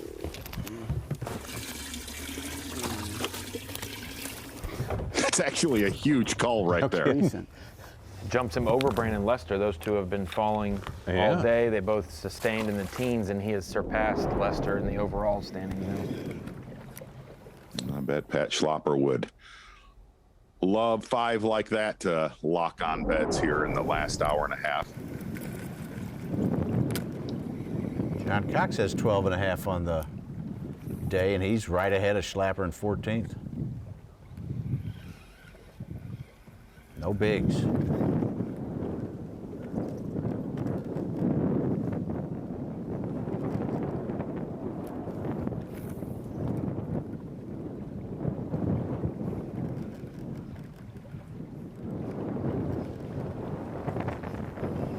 Z, yesterday was 13 3/4 for the cut line for top 47, 13 3/4. Double that, that is about 27.5. We're at about 25.5 right now, with people still left to fill a limit right at the cut line. Do you think we hit 26.5 to 27? You think we get close? I do. Yeah. 26.5, yeah, I do. I think so.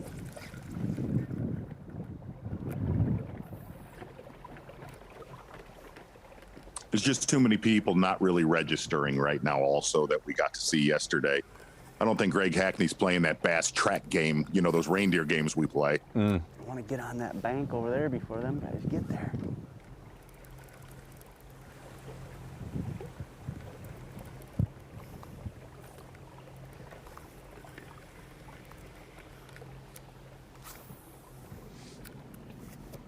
Buddy Gross is having a TIME right there now. Oof. Other anglers with no Bass Track pings are Corey Johnston and Lee Livesey. Guys, man, he ain't no friend of mine. Oh, Lord.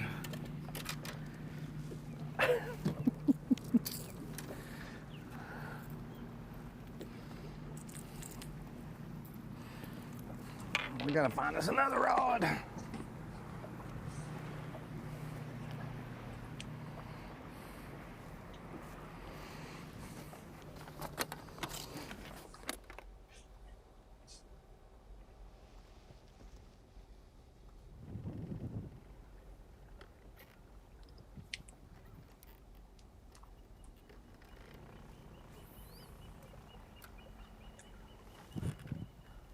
Well, Jamie Hartman sticks to the schedule he's established so far here. He's due for another catch and within the next 5 minutes, so maybe we'll be around for that. That eight from day one is going to help him. That 14 pounds today isn't big, but it's huge because he caught his 8-10 yesterday. Absolutely.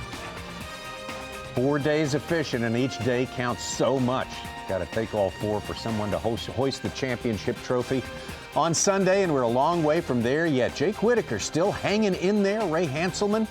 Boy, Jake said it. Boy, when they start catching them in there in Banana Cove, everybody catches them. When they turn off, everybody turns on. We want to be there for it to turn on again. Maybe that will happen when we return.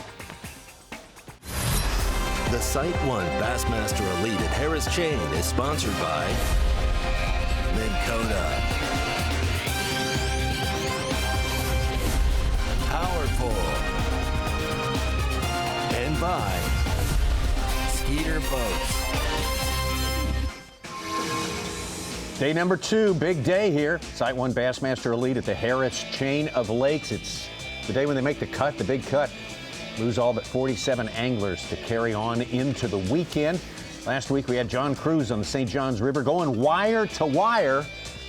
Big things are going to have to happening for our day 1 leader, Brandon Lester, if he wants to go wire to wire in this one, but that's not to say it cannot be done. Gets himself in the right place. It can happen, in fact, very, very quickly.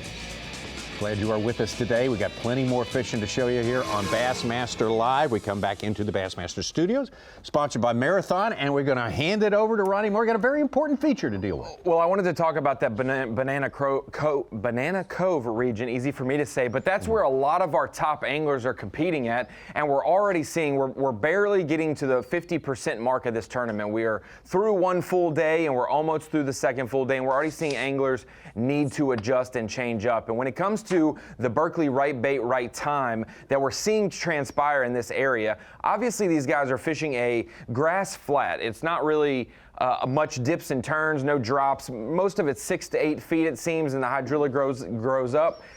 It does top out, but a lot of these guys are either ripping baits through it or they are going right above it. And so some of these guys mixed in moving baits like a vibrating jig or a lipless crankbait early in the event, but we're already seeing afternoon of day 2 how they are adjusting, and they're going to have to upgrade their weights with swimming worms, things like maybe the Berkeley Windup or the Berkeley Speed Boss. A lot of these different baits are going to have to be adjusted as we get to the weekend. These guys have been cannibalizing each other all on the same exact spot. So for the Berkeley Right Bait Right Time, we're going to see who adjusts on day 3 of this event and really pays off to still continue to catch, because these fish are going to be moving into this area throughout the weekend. It seems like Jake Whitaker was saying, a lot of these fish are white. A lot of these fish are maybe coming in from the lake. It's a great protected area around that island. So we're going to have to see the bait adjustment that they have, whether they can still use those loud and aggressive lures or they're going to have to pick up those soft plastics we mentioned.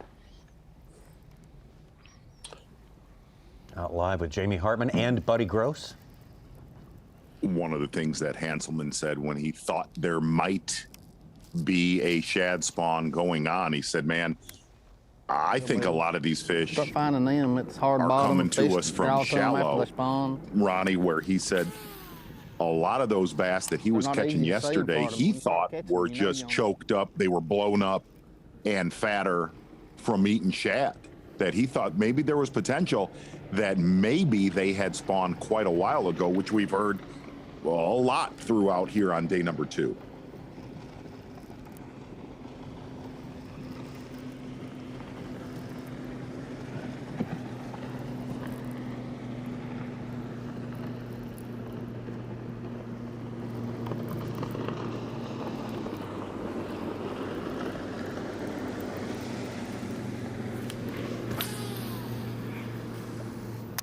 Do what?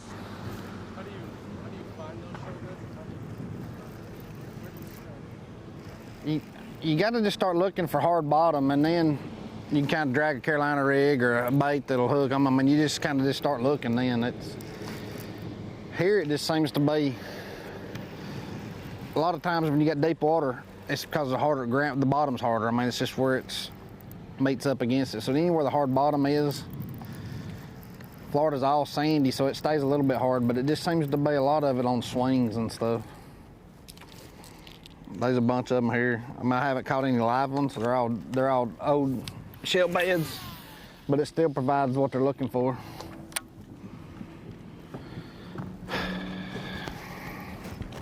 Excuse me.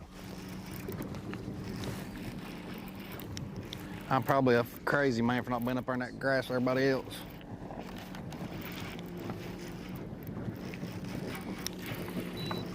I just had 2 bites with a shell on the bottom of the sign. I had a shell on it, and I had 2 bites. Maybe not. Maybe it's grass. Felt good. We can't catch a break when there ain't a boat coming by right now.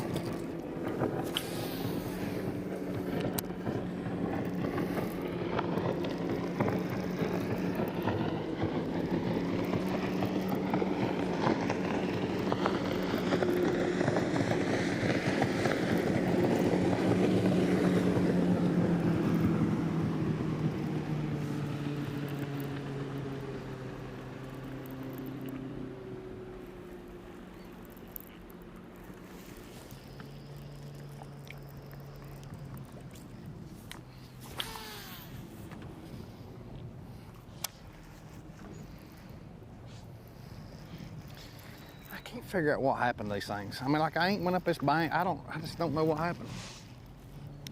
These fish should have never left this.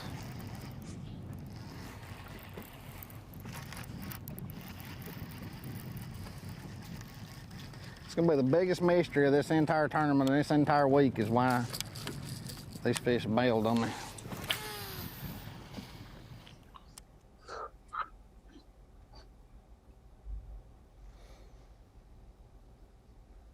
So many ups and downs during the course of a Bassmaster Elite Series events, and we take notes of the truly dramatic ones, like maybe moving 50 points during the course of a single day, and there's a guy who's done it today.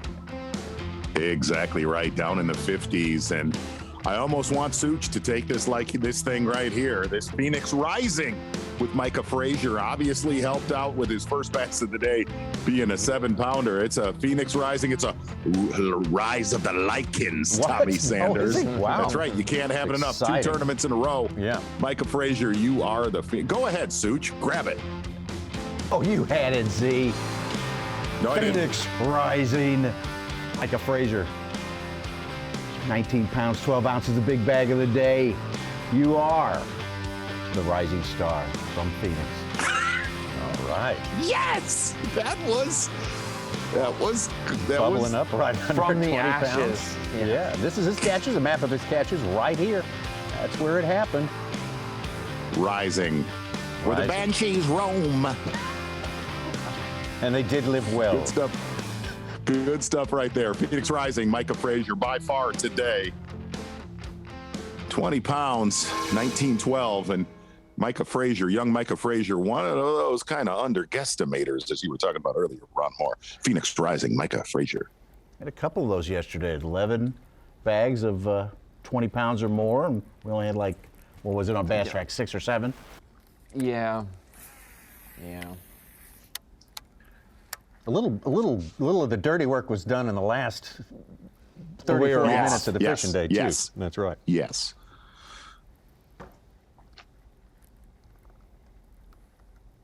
Man, Brandon Lester, 5 for just under 8 pounds today.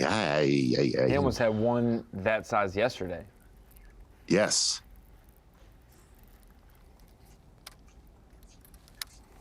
We're trying. Feel like they're biting if we can get around one.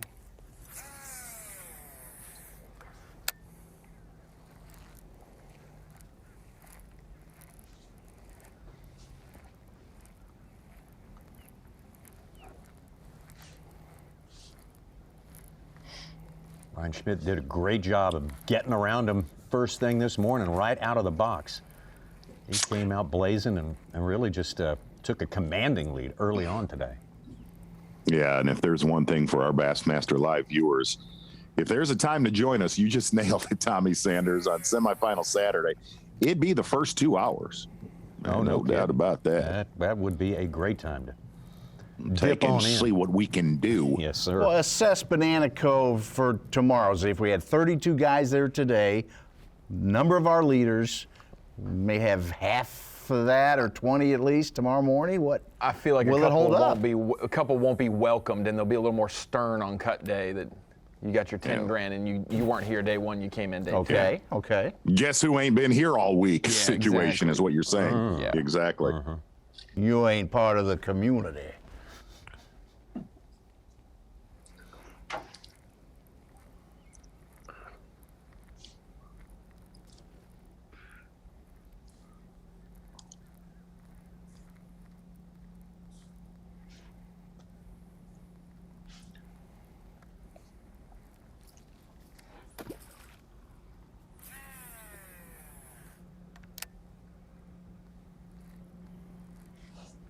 I mean, man, you look at, let's go through this a little bit.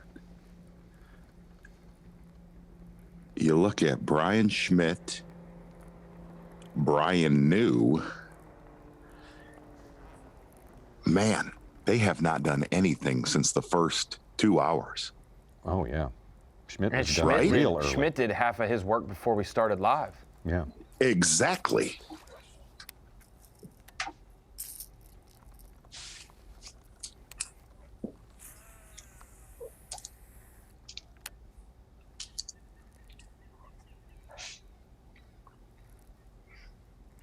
Is that shad spawn buffet, Z? Is that a reliable thing? If the nights are warm, yeah, you know, and you know, a couple things on that. I think it went a little bit long yesterday. I think it went a little bit long today with the low ceilings. You know, generally, if it's calm, high skies, it'll fizzle out. But there's obviously something going on in that area, and dudes like Hanselman and Schmidt, they get that. That shad spawn deal, that when you get around hydrilla and that thing's, and look, if there's a time that it's going to happen, that outside of the state of Florida, a lot of times shad spawn tournaments that we have covered, it's during a full moon, it's with a warm night, and it will last longer into the morning hours if you have clouds. And that's really kind of exactly what we've seen in this tournament. I think the guys in Banana Cove, the cloudier it is in the morning, the better off they're going to be. Stayed cloudy for 2 hours this morning. Just hard to predict how long that's going to go.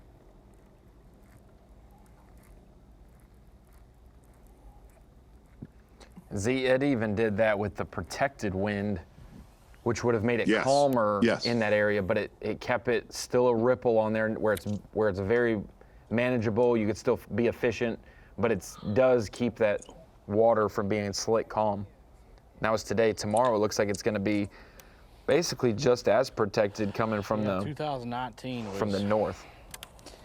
That was the dream season, man. It was, you get 2 wins, get 1 on the Bassmaster Elite Series. You'd done something, you know. That was my goal, obviously, when I started. But to pull off 2 in the same year was absolutely insane. I was on cloud 9. Everything was rolling, you know. It come together. The first one was a surprise. The second one I really wanted bad. You know, being in New York, my hometown, so many friends and family was there. And that made it absolutely more special than anything. But you know, that gave me a drive to keep going, and you know, you look forward to your next win. Now that you know you can do it, it's like you can't you want that next one, but they don't come all, you know. They are many times everybody says when it's your time, it's your time, and I'll tell you, man, that is so true in these 4-day events. These 4-day events are very hard to stay on top. You know, if you don't keep adjusting day in and day out, unless you really got something good. It's all about them decision making, and just making decisions on the fly as quick as you can, you know. But then again, we roll on to 20. That was 19, 20. 2020 was good, and then 2021 was absolutely horrible for me. The absolute worst performance in my fishing career since I started fishing way back in, you know, tournament fishing in 2000. It was by far my worst. And I got things to blame it on, but I ain't gonna blame it on anything. I'm blaming it on myself. But I'll tell you what, going into this season, reality hit because I can get cut. This isn't a guaranteed lifestyle and career. Unfortunately, it's not. They have cuts, and last year I put myself on that cut line just by making a lot of mistakes, and I had a no-care attitude, and it just really jacked me up for the rest of the season. But this year is totally different. I feel it. I'm liking what I'm doing. I was really pumped to start the season. And I hope we're just going to make it roll, man. First cut on St. John's. I can't ask for anything better than that, because that place will kill you. And then here we are here. As long as we get back today, we're in good shape for tomorrow. Jamie Hartman, hoping this turns out like his favorite year. 2019 had a great starting year too, back in 2017, I believe it was. Yeah. Finished second in his very first event at Cherokee Lake. Yeah, he had multiple close finishes to the top there, got them done in 2019. Like he said, he went a bad flow 2021, but Jamie Hartman's back, according to the screen of knowledge. Making some good points there. Nothing is guaranteed. Every tournament is so important. Every one where you can make a cut is a good one. We'll be right back. Whoa! Look at the size of that bass! Live coverage of the SiteOne Bassmaster Elite at Harris Chain is sponsored by Power Pole. Jump back in it with, for some anglers, a little more than an hour, maybe a little less than an hour to fish, depending on your travel time today. Check in. Coming up at 3:30 as it has each and every day. How about some Striker Daily Trivia question and answer? That's the way this one's going to work. Bassmaster Mega Bucks events were held on the Harris Chain for how many consecutive years? A lot of people love those old Mega Bucks events. They were fun, exciting. Was it 3, 4, 5, or 6 years in a row for the Bassmaster Mega Bucks events on the Harris Chain? Man, wasn't some of that sweet Larry Nixon footage from here? I think it was. Oh yeah, two victories here, $500,000 in earnings here. I gotta go. I wasn't living around the Mega Bucks time periods, but I'm gonna go D6. I think over half a decade ago.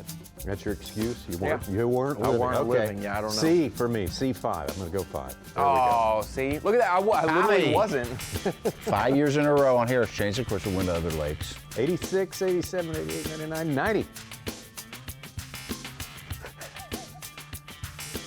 One more shot to talk to our man, Davey Hyde. He is so observant. He's been watching everything that's going on around here. And Davey, as we get ready to head into the final hour of fishing for these guys right here, what do you think of the two main stories tomorrow, as you see it right now? We know a lot can happen between now and the weigh-in.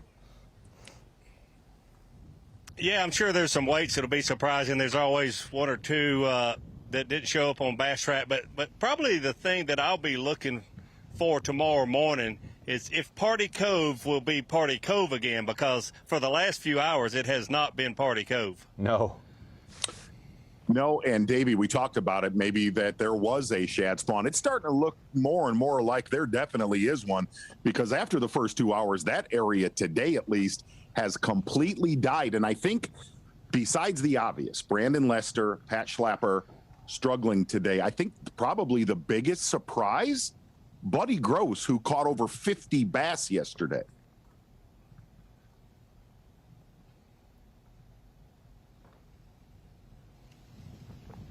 You may have lost your ear. Oh, yeah. I lost. Uh-oh. We'll get back to Davey. Okay. I think he was going to try to. It looked like he was going to try to wing it, which he was going to freestyle. He was going to freestyle. He's about to throw out an answer to a question he didn't hear. He can do that. He has a perfect. He has license to do that. Absolutely. Yeah, like you were saying, Z, Pat Schlapper.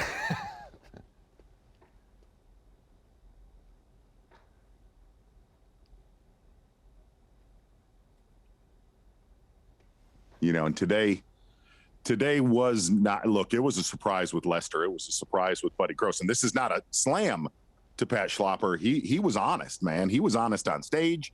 He was honest last night that, dude, I got lucky. That is exactly what he said. Mm-hmm. Without the benefit of those two giant bites that came almost back to back, he said, it could have been a real bad day. And that is exactly what we've seen today, Pat Schlapper. Davey's back now. Just had a little phone drop there. I'm afraid. There he is. The phone service let us down for a brief moment there. I forgot where we were. Z, what was your question you posted, Davey? Actually, the question was, I think the Brandon Lester thing is a big surprise. Pat Schlapper was straight with us, said it was going to be a grimy day. Man, the biggest story of today, it's Buddy Gross. Yeah. 5 megabucks in a row. No, I'm just kidding. I'm just kidding. You win. I got you. I agree with you, Z. It has been only 5 fish. Last I saw, Buddy Gross only had 4 fish in his live well. And, I got to talk to him yesterday afternoon and again this morning. He was really pumped. He's like, I caught 50 and didn't even lean on them. But here's the deal. They were early in the day. And he just missed that bite this morning for whatever reason, maybe because they were about 45 boats within sight of where he was fishing. I don't know if some of them had already been there or what, but it really looks like that window is huge for the anglers that we did talk to that caught, 15 to 20, and Buddy Gross being the only angler I talked to that caught as many as 50 bass. So it'll be very interesting to watch tomorrow morning, because I think it is more of a shad spawn early morning deal. but it could be pressure. It could be a lot of that also. We'll definitely know tomorrow morning, because the last 2 mornings, Schmidt and Jake Whitaker and some of those guys, and Buddy Gross yesterday, not so much today, just catching fish after fish after fish. Davey, we look at Scott Martin kind of clawing back into this tournament. After the midday break with you and Mercer, I did make a comment to Tommy, Ronnie, and Such. This does feel, though, like one of those tournaments that the rest of the field, not fishing Banana Cove, needs Banana Cove to die to have a chance at winning this tournament. Yeah, you're exactly right. But I thought about this last night, because, watching Scott Martin lose all those fish yesterday and salvaging his day, having the 17 pounds, he still has a good chance to win this tournament. I thought that this morning before he moved back up into the top 5. But you're right. Things are going to have to slow down in Banana Cove tomorrow to give those. I mean, it's just for those guys to have a chance, it needs to die. But because they're giving up so much time. If they could drive straight through and didn't have to deal with the locks going to Apopka, then I think it would definitely be one there. But that's just a big equalizer. It's the amount of time it takes. But with only half the field fishing tomorrow, maybe not so many will go. Davey, you talked to everybody after they had practice and before the tournament started, and got reports from all corners there. Is there any place that you think has been sort of neglected? Any place that someone's overlooked that could have been potentially a place you could sit, as you could lock into and wind up maybe on the final day? Yeah, I thought Dora was not many people fishing Dora, but then we did see Brandon Lesser there yesterday, but then you saw it just leave him high and dry for most of the day today. Lake Dora has been one of those places that you can win a 4-day event, but, man, it is really falling off. So that was the one place that I thought might be neglected. Hey, Davey, we're going to pull the curtain back real quick and just be honest with everybody on Bassmaster Live. You're a hidden Dr. Dre and Snoop Dogg fan. Where do you rank this year's Super Bowl halftime show? 1 through 10. Where do you put it, Davey? Go ahead. Tell everybody on Bassmaster Live. Well, you know me all too well, Z. I mean, I really actually liked the halftime show. A lot of people didn't, but I thought it was pretty good. I'd rank it, with 1 being the best, I'd rank it a 3 or 4. 3 or 4. Exactly. There you go. I don't believe him. I think he wants to put it at 1. I do. It's definitely one. He's a savvy guy. I know show business. Show business is about giving the people what they want. I guess that's what the people want. Exactly. Exactly right. Good night. Stuff right there. Davey Hyde, thank you so much. We will look to you bright and early tomorrow morning. Davey Hyde, giving his opinions. What do you think? You think he maybe didn't like it, you say, Z? No, I think he liked it a lot. I think our production DVR'd truck it. driver, Anthony Clayton, loved it. He loves that kind of music. I do, too. Yeah. But I'm partial to Katy Perry. We dated for 2 years, so that's my number 1. Really? Yes. The same Katy Perry, or just why would you hold that name? info from us? I don't talk. That's...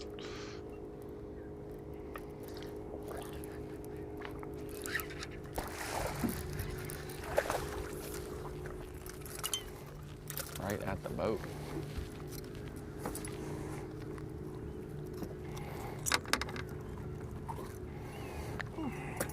They're bleeding bad.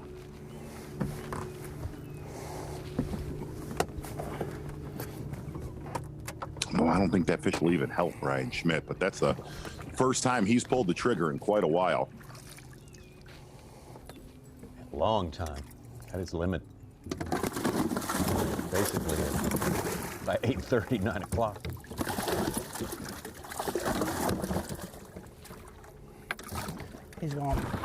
He'll probably die. I don't think he would have helped. Watch. They all seen him on scope.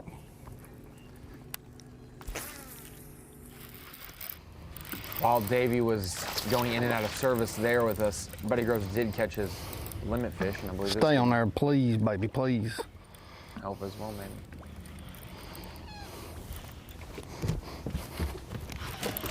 Barely.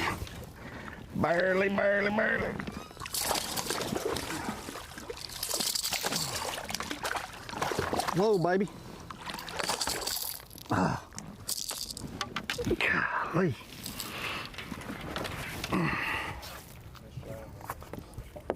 Thank you, brother. Thank you, Lord. That baby's gonna bleed. I gotta work on him. It's back where he started the day in third place. That's strong right there. Sick panning away shot from Brian Evie right there. That is not Oh, yeah. something you want to catch. Something caught his eye. Yeah, Yeah. that one will not call.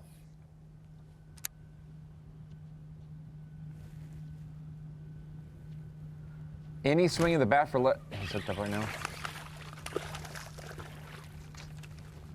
It won't help nearly as much, but he has so much room to grow if he catches a 4-pounder. Like, it's not.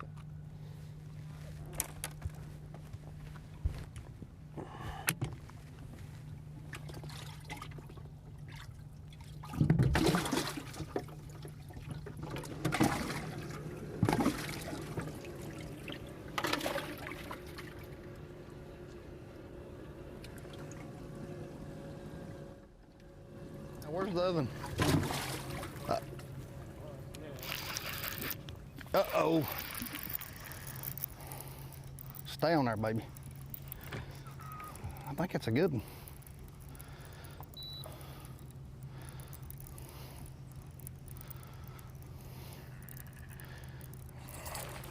It'll definitely call.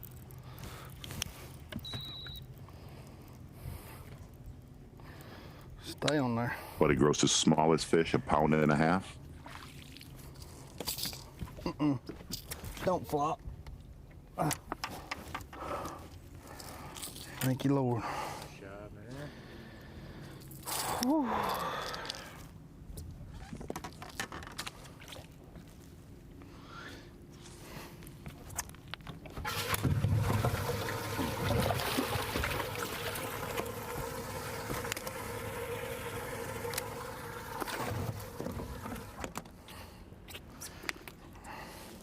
Gotta be bigger than that.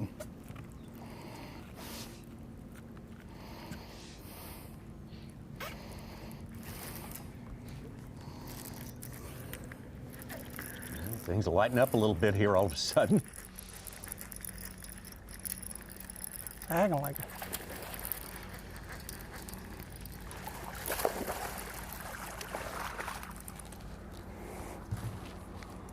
Last one not big enough. Because This there's one a might check. help.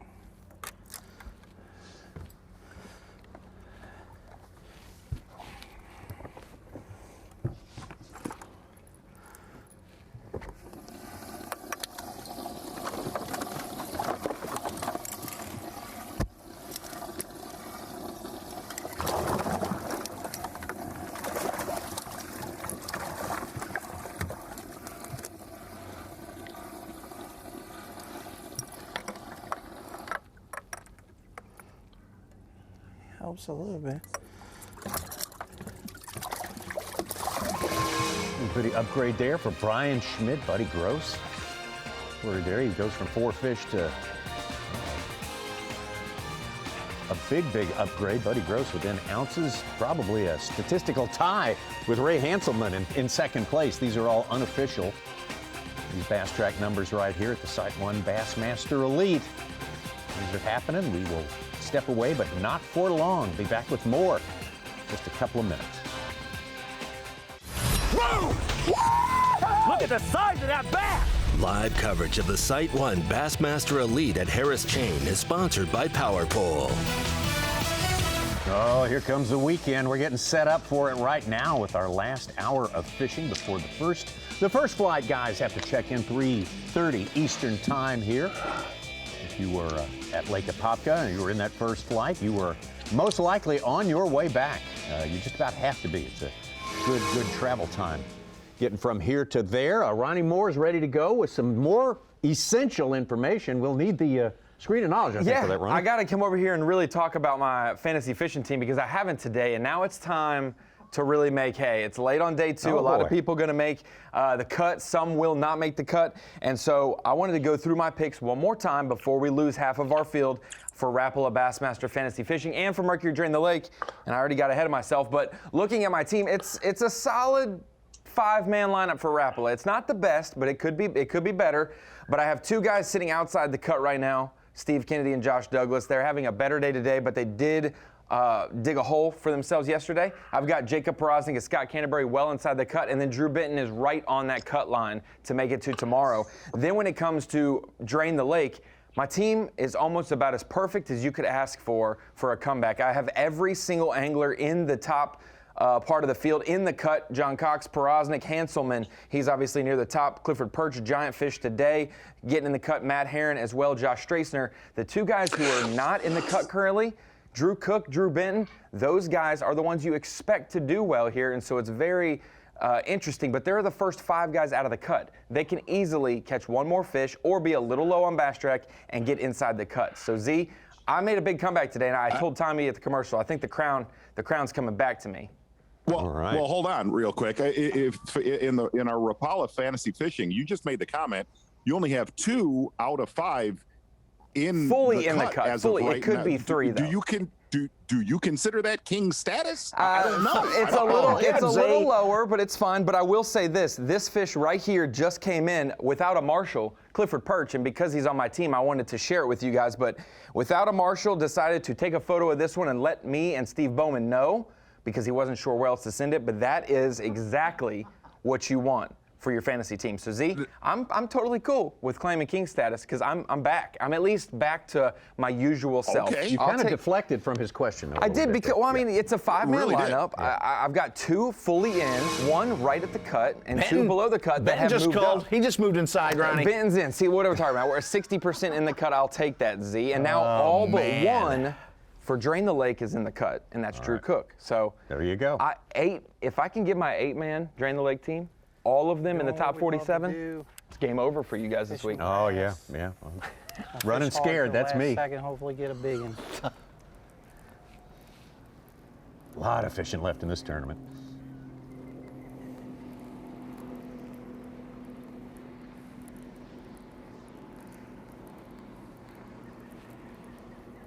Buddy Gross, we just saw him slip in there just ounces away from second place. In third. Pretty critical little flurry right there for Buddy Gross because it was a long dry spell. That big bass, Clifford Perch says, is about 8 pounds, 10 ounces. So that's rivaling the biggest bass of the event. Yeah, it's probably, if he entered it under, it's probably I don't really care be. what the weather does tomorrow. I'm getting ready to change it up. Probably for sure go somewhere totally different lake.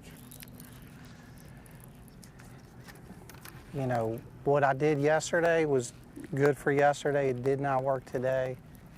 I mean, it got us a decent little limit, but it is not going to win the tournament. We have to stumble onto something fresh. So, you know, I don't care. As long as it's not totally slick and sunny, I really don't care.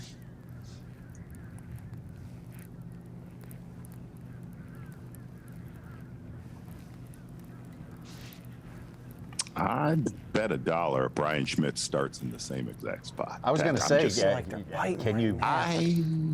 Just get in front. Whole of dollar, huh?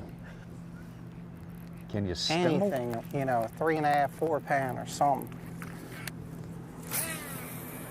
Something fresh. Going to have to stumble onto something fresh tonight.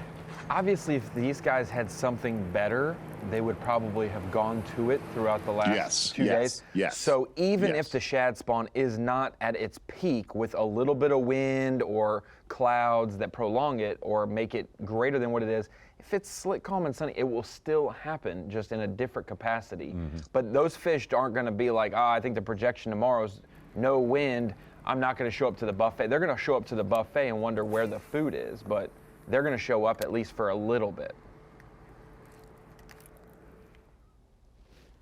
I think Buddy Gross told. They all go ahead. They all use the weigh-in to make their decision.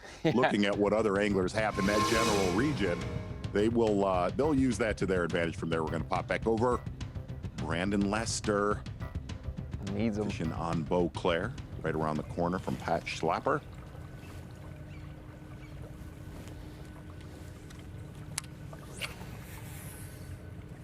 Again, if you're just picking up with us, Brandon Lester started the day with the lead, fell through the morning without a keeper, but he's hooked up now.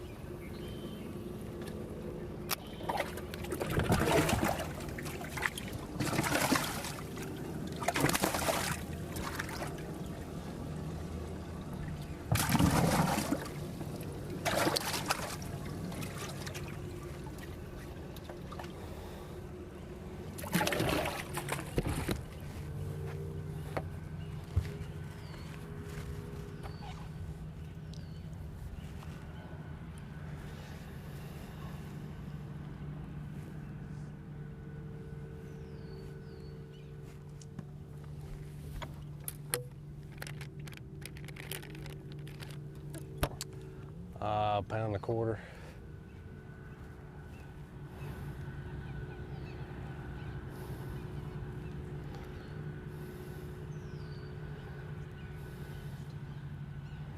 About 17 pounds off his weight from yesterday. Brandon Lester, still in all though, he's looking good to make the cut, but well, it might have been.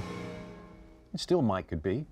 Still could improve his lot before the time has elapsed today.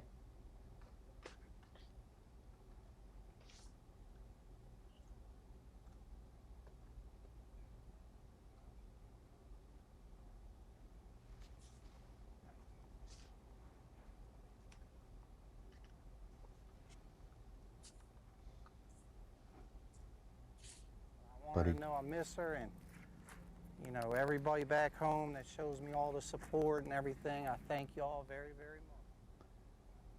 There in the same area is Ray Hanselman.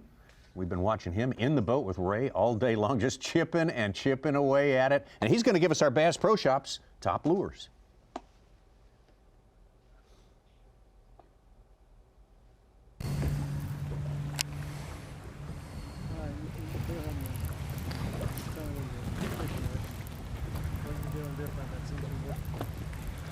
Well, I'm started out on that area where there's a bunch of hydrilla and a bunch of boats, 25, 27 boats, everybody throwing slow winded moving baits. And I thought about this today. It's just a swim bait with a 3/8 weight on the hook and a 3/8 bullet weight on Shadowlicious, Strike King Shadowlicious, forgotten about bait. It's something I can get it down and just cleanly rip through the grass. That's one of them. I kind of did that today and kind of backtracked and caught 3 or 4 fish on it. Just missed one on it right here. But the main bait is it's an old bait that we used to use on Amistad a lot. It used to be called the Big Bubba, and it went out of production, and then Strike King remade it. It's called it the Hybrid Hunter, and it's just a perfect bait. You can rip it, and it only dives about 2.5, 3 feet.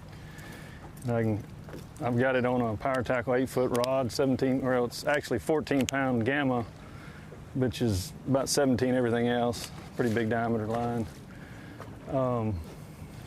I've got it on this, like I said, Power Tackle 8-foot swim bait rod just to be able to make long casts and be able to rip and get a hook in something on, most of your bites come at the end of the cast because they are so pressured that,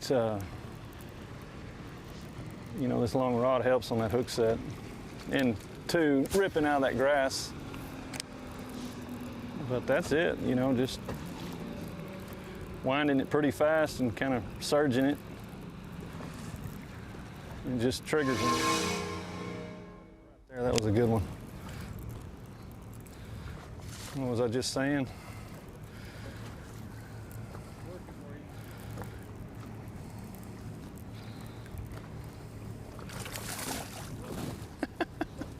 He wasn't big enough, 2-pounder.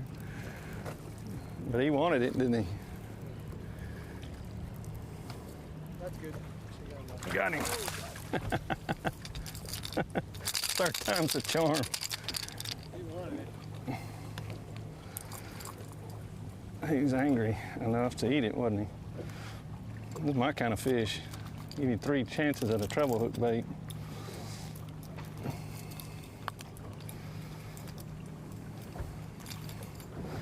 I don't think so. I'll take a quick pick. Need to open them anyway.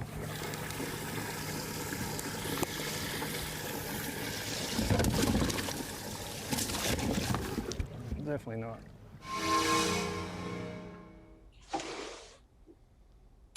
Ray Hanselman, a ripping and a tearing with that hybrid hunter, ripping and a tearing all day long. Well, he has worked it. Yes, he has. Really hard.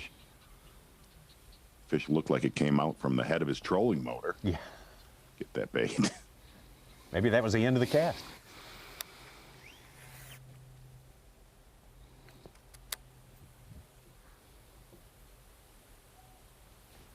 All right, Schmidt's caught a couple, added 1 for a tiny upgrade here in the last. That one did not call. Oh, it did not call? No, he went back there and dipped it in the water, and then he pulled the other one out, and he decided to throw the one he just caught back. Yeah. So he did not upgrade then. Just a couple of catches. But did get a little bit of action to break the lull of nothing. You know? Sure, yeah.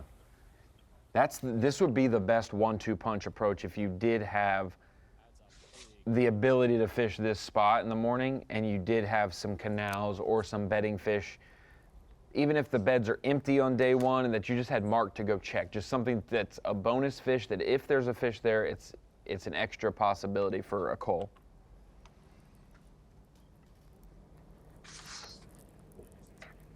Rookie Joseph Webster trying to make it harder on the other folks. 5-pounder. Moments ago, he's up to 16 pounds, and he just jumped into 43rd place. Wow. Knocked out Luke Palmer to 48th right for now. Did himself some good if he can hang. I think Webster missed the cut last week at the St. John's by 3 ounces. He was the first man out, so he would not want to flirt with the wrong side of that line again. That would.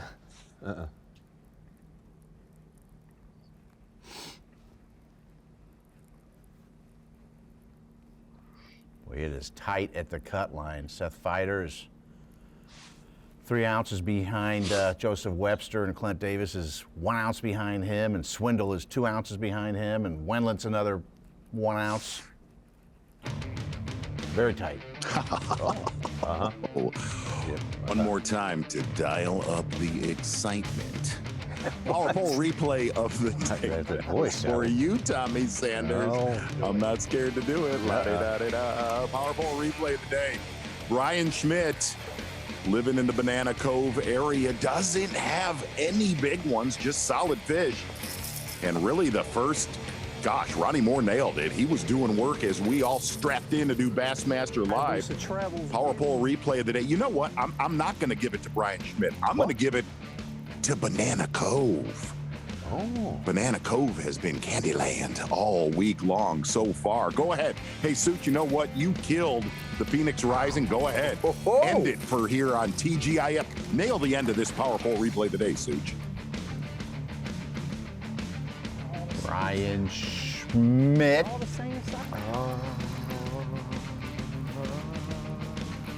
Bringing it home, trying to upgrade. See ya. Whoa!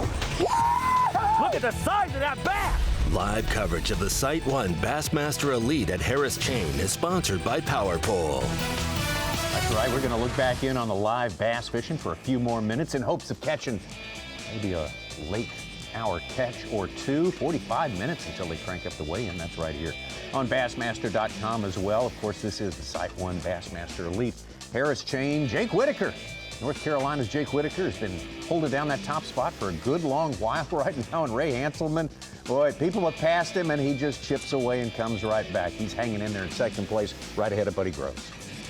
No doubt about that, Tommy Sanders. And Ronnie Moore nailed it during the commercial break. Bernie Schultz with a big shot. We thought there might be some big ones caught in a couple last few hours of fishing today, and that has definitely happened. Bernie Schultz quietly creeping into the top 10. It's the closest we'll ever get to his hometown, stomping grounds, Gainesville, Florida. We're just a little south of there, on 75. Yeah. Now, would we be closer here, or would we be closer up at Palatka?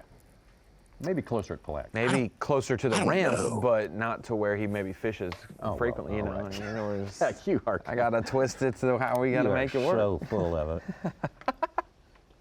Yeah, you're so full of it.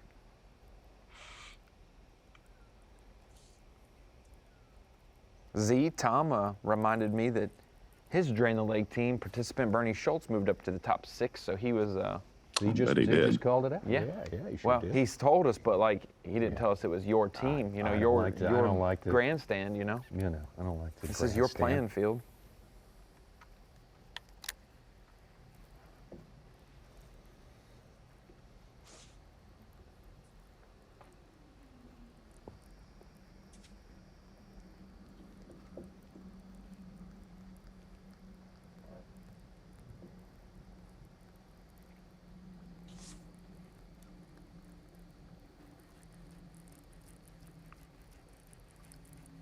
Jake Whitaker, Ray Hanselman, Buddy Groves, David Mullins, Brian Schmidt, not burning a lot of gas today. Someone who has burned a good bit of gas during this tournament would be, the fellow we stayed and we followed him all day long yesterday, Scott Martin. What a ton of drama in his day number one. Yeah. Just getting to Lake Apopka. Having to wait. What going on over there, Tommy? Mercury move of the day. Yeah. Actually, we are going in reverse, showing his route back. Scott Martin actually clawing out of the cellar from midday yesterday, catching over 17 pounds yesterday. We unofficially have him over 17 pounds today. Your Mercury move of the day is actually showing the route back to Leesburg, Florida, in Harris Lake, and Scott Martin already kind of making his way back, but that area we showed him on the south end of Apopka's where he did all of this damage right here. Mercury move of the day, anchored by a dadgum 6 pound 5 ounce stud at 113. Very solid day for Scott Martin, and keeping in the mix will be interesting if we could have a live camera with him. Mercury move of the day, Scott Martin. At this point, it seems likely that we will have a camera with Scott Martin. You never can tell. We got always a few surprises at the weigh-in, a few weights that never came in and registered on Bass Track. But tell you what, super consistent, 17 pounds each day. Yes. Doing what he did, spending the time he spent traveling, man. Yeah, and Z mentioned it. 17 pounds and not doing it here is good to see. Yeah. Kind of encouraging. And for Scott, we mentioned Apopka yesterday, but Z noticed it on the map, and I did too, the private version of the Bass Track map. Scott's got a little bit of an area that I don't think anybody else has really even explored or would explore that's not quite through the lock area. So we'll be able to see that possibly throughout the week as well. I can see what we can do.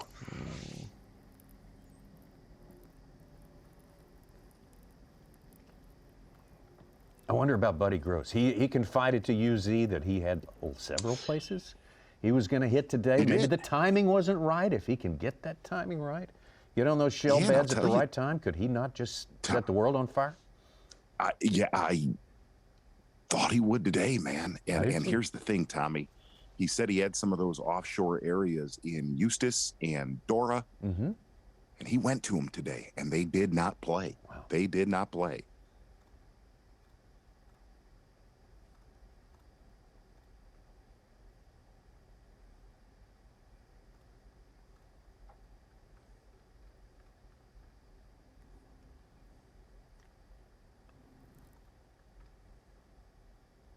Again, you add up all the 8 lakes of the Harris chain here, and it would be a combined body of water the size of Guntersville. Yet, today we have, at one point, half of our competitors in one place, Banana Cove, Party Cove here. And that's what, I guess that's going to be our BMC on point today. A place can be on point. This place has been. Yeah, really taking a look at all the pressure. I mean, this place has sustained a beating days 1 and days 2. Taking a look at Banana Cove, Party Cove, those are all, I believe, well, those are 2-pound plus catches right there. And if you really look at it, little cluster areas, this BMC on point, there has just been a number of bass caught here.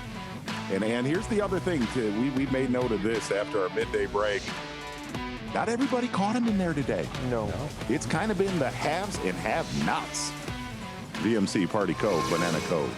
A lot of guys having a floor in there, a decently high floor. You're going to catch 12, 12 and a half pounds if you're struggling, but a couple of key fish are important in that area.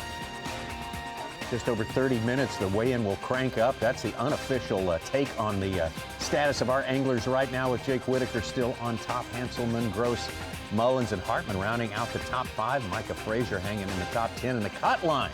That's what's important this afternoon. Clark Winlet just above. Matt Robertson just below.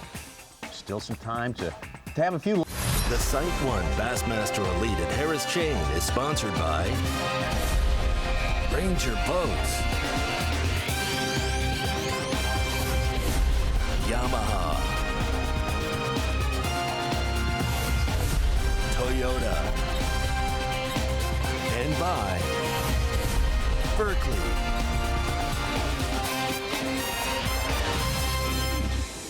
Just a few minutes left in our Bassmaster Live presentation of the SiteOne Bassmaster Elite Day 2 at the Harris Chain of Lakes, Leesburg, Florida, our fantastic host city. Great town. And there's your leaderboard right now, still unofficial. Will be made official, though, when the weigh-in cranks up, starting in just about 36 minutes. Flight 1 anglers are due back in at 3:30. That's when the weigh-in starts on Bassmaster.com. Flight 2 guys will have until, 30 minutes later to check in, so they may have some additional fishing, and they do have some additional fishing and travel time. And back out on the water once more. Check in with our leader from day number 1. Started the day with a 1-ounce lead, and boy, it's been a tough one today for Brandon Lester.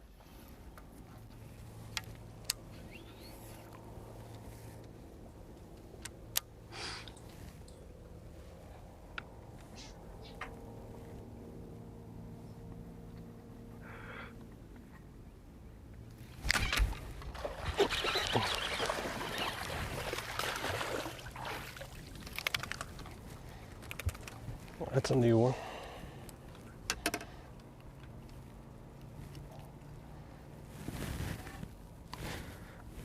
Maybe there are some fresh ones coming in. Gosh. I mean, obviously, that's a female. Look how fat she is. It's just a long time between bites. Looks like it's going to be a little bit of help for Brandon Lester. Help he can always use, all he can get until it's time to check in. And how about our marathon peak performance, Z? Looks like it's our leader. Yeah, fair to say Jake Whitaker has done damage both days. He had a target weight, your marathon peak performance, and Ronnie's buddy, Jake Whitaker, getting it done again. And really, he is one of those guys that kind of low estimates his fast track weights. Very solid day today, like yesterday. We're going to have him right around about a 4-pound average. Jake Whitaker, you are the marathon peak performance.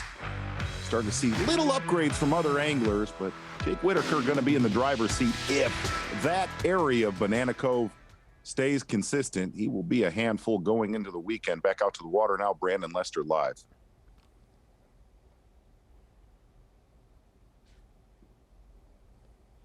What time is it, Tommy? Well, it's time to wind them up.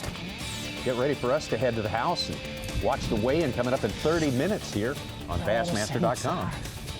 Yeah, and tomorrow morning, if you hung out with us for the first 2 days of this tournament on Bassmaster Live, tomorrow morning, first 2 hours of fishing are going to be very critical for about 7 out of your top 10 anglers that we ought to be with really from the first minute on. Well, don't forget, we'll be back with you 8 a.m. Eastern Time tomorrow morning, but it'll be on FS1, Fox Sports 1, and the Fox Sports app. Later in the day, right here on Bassmaster.com. Weigh in tomorrow at 3:30 p.m. Eastern Time on Bassmaster.com as well. See you tomorrow.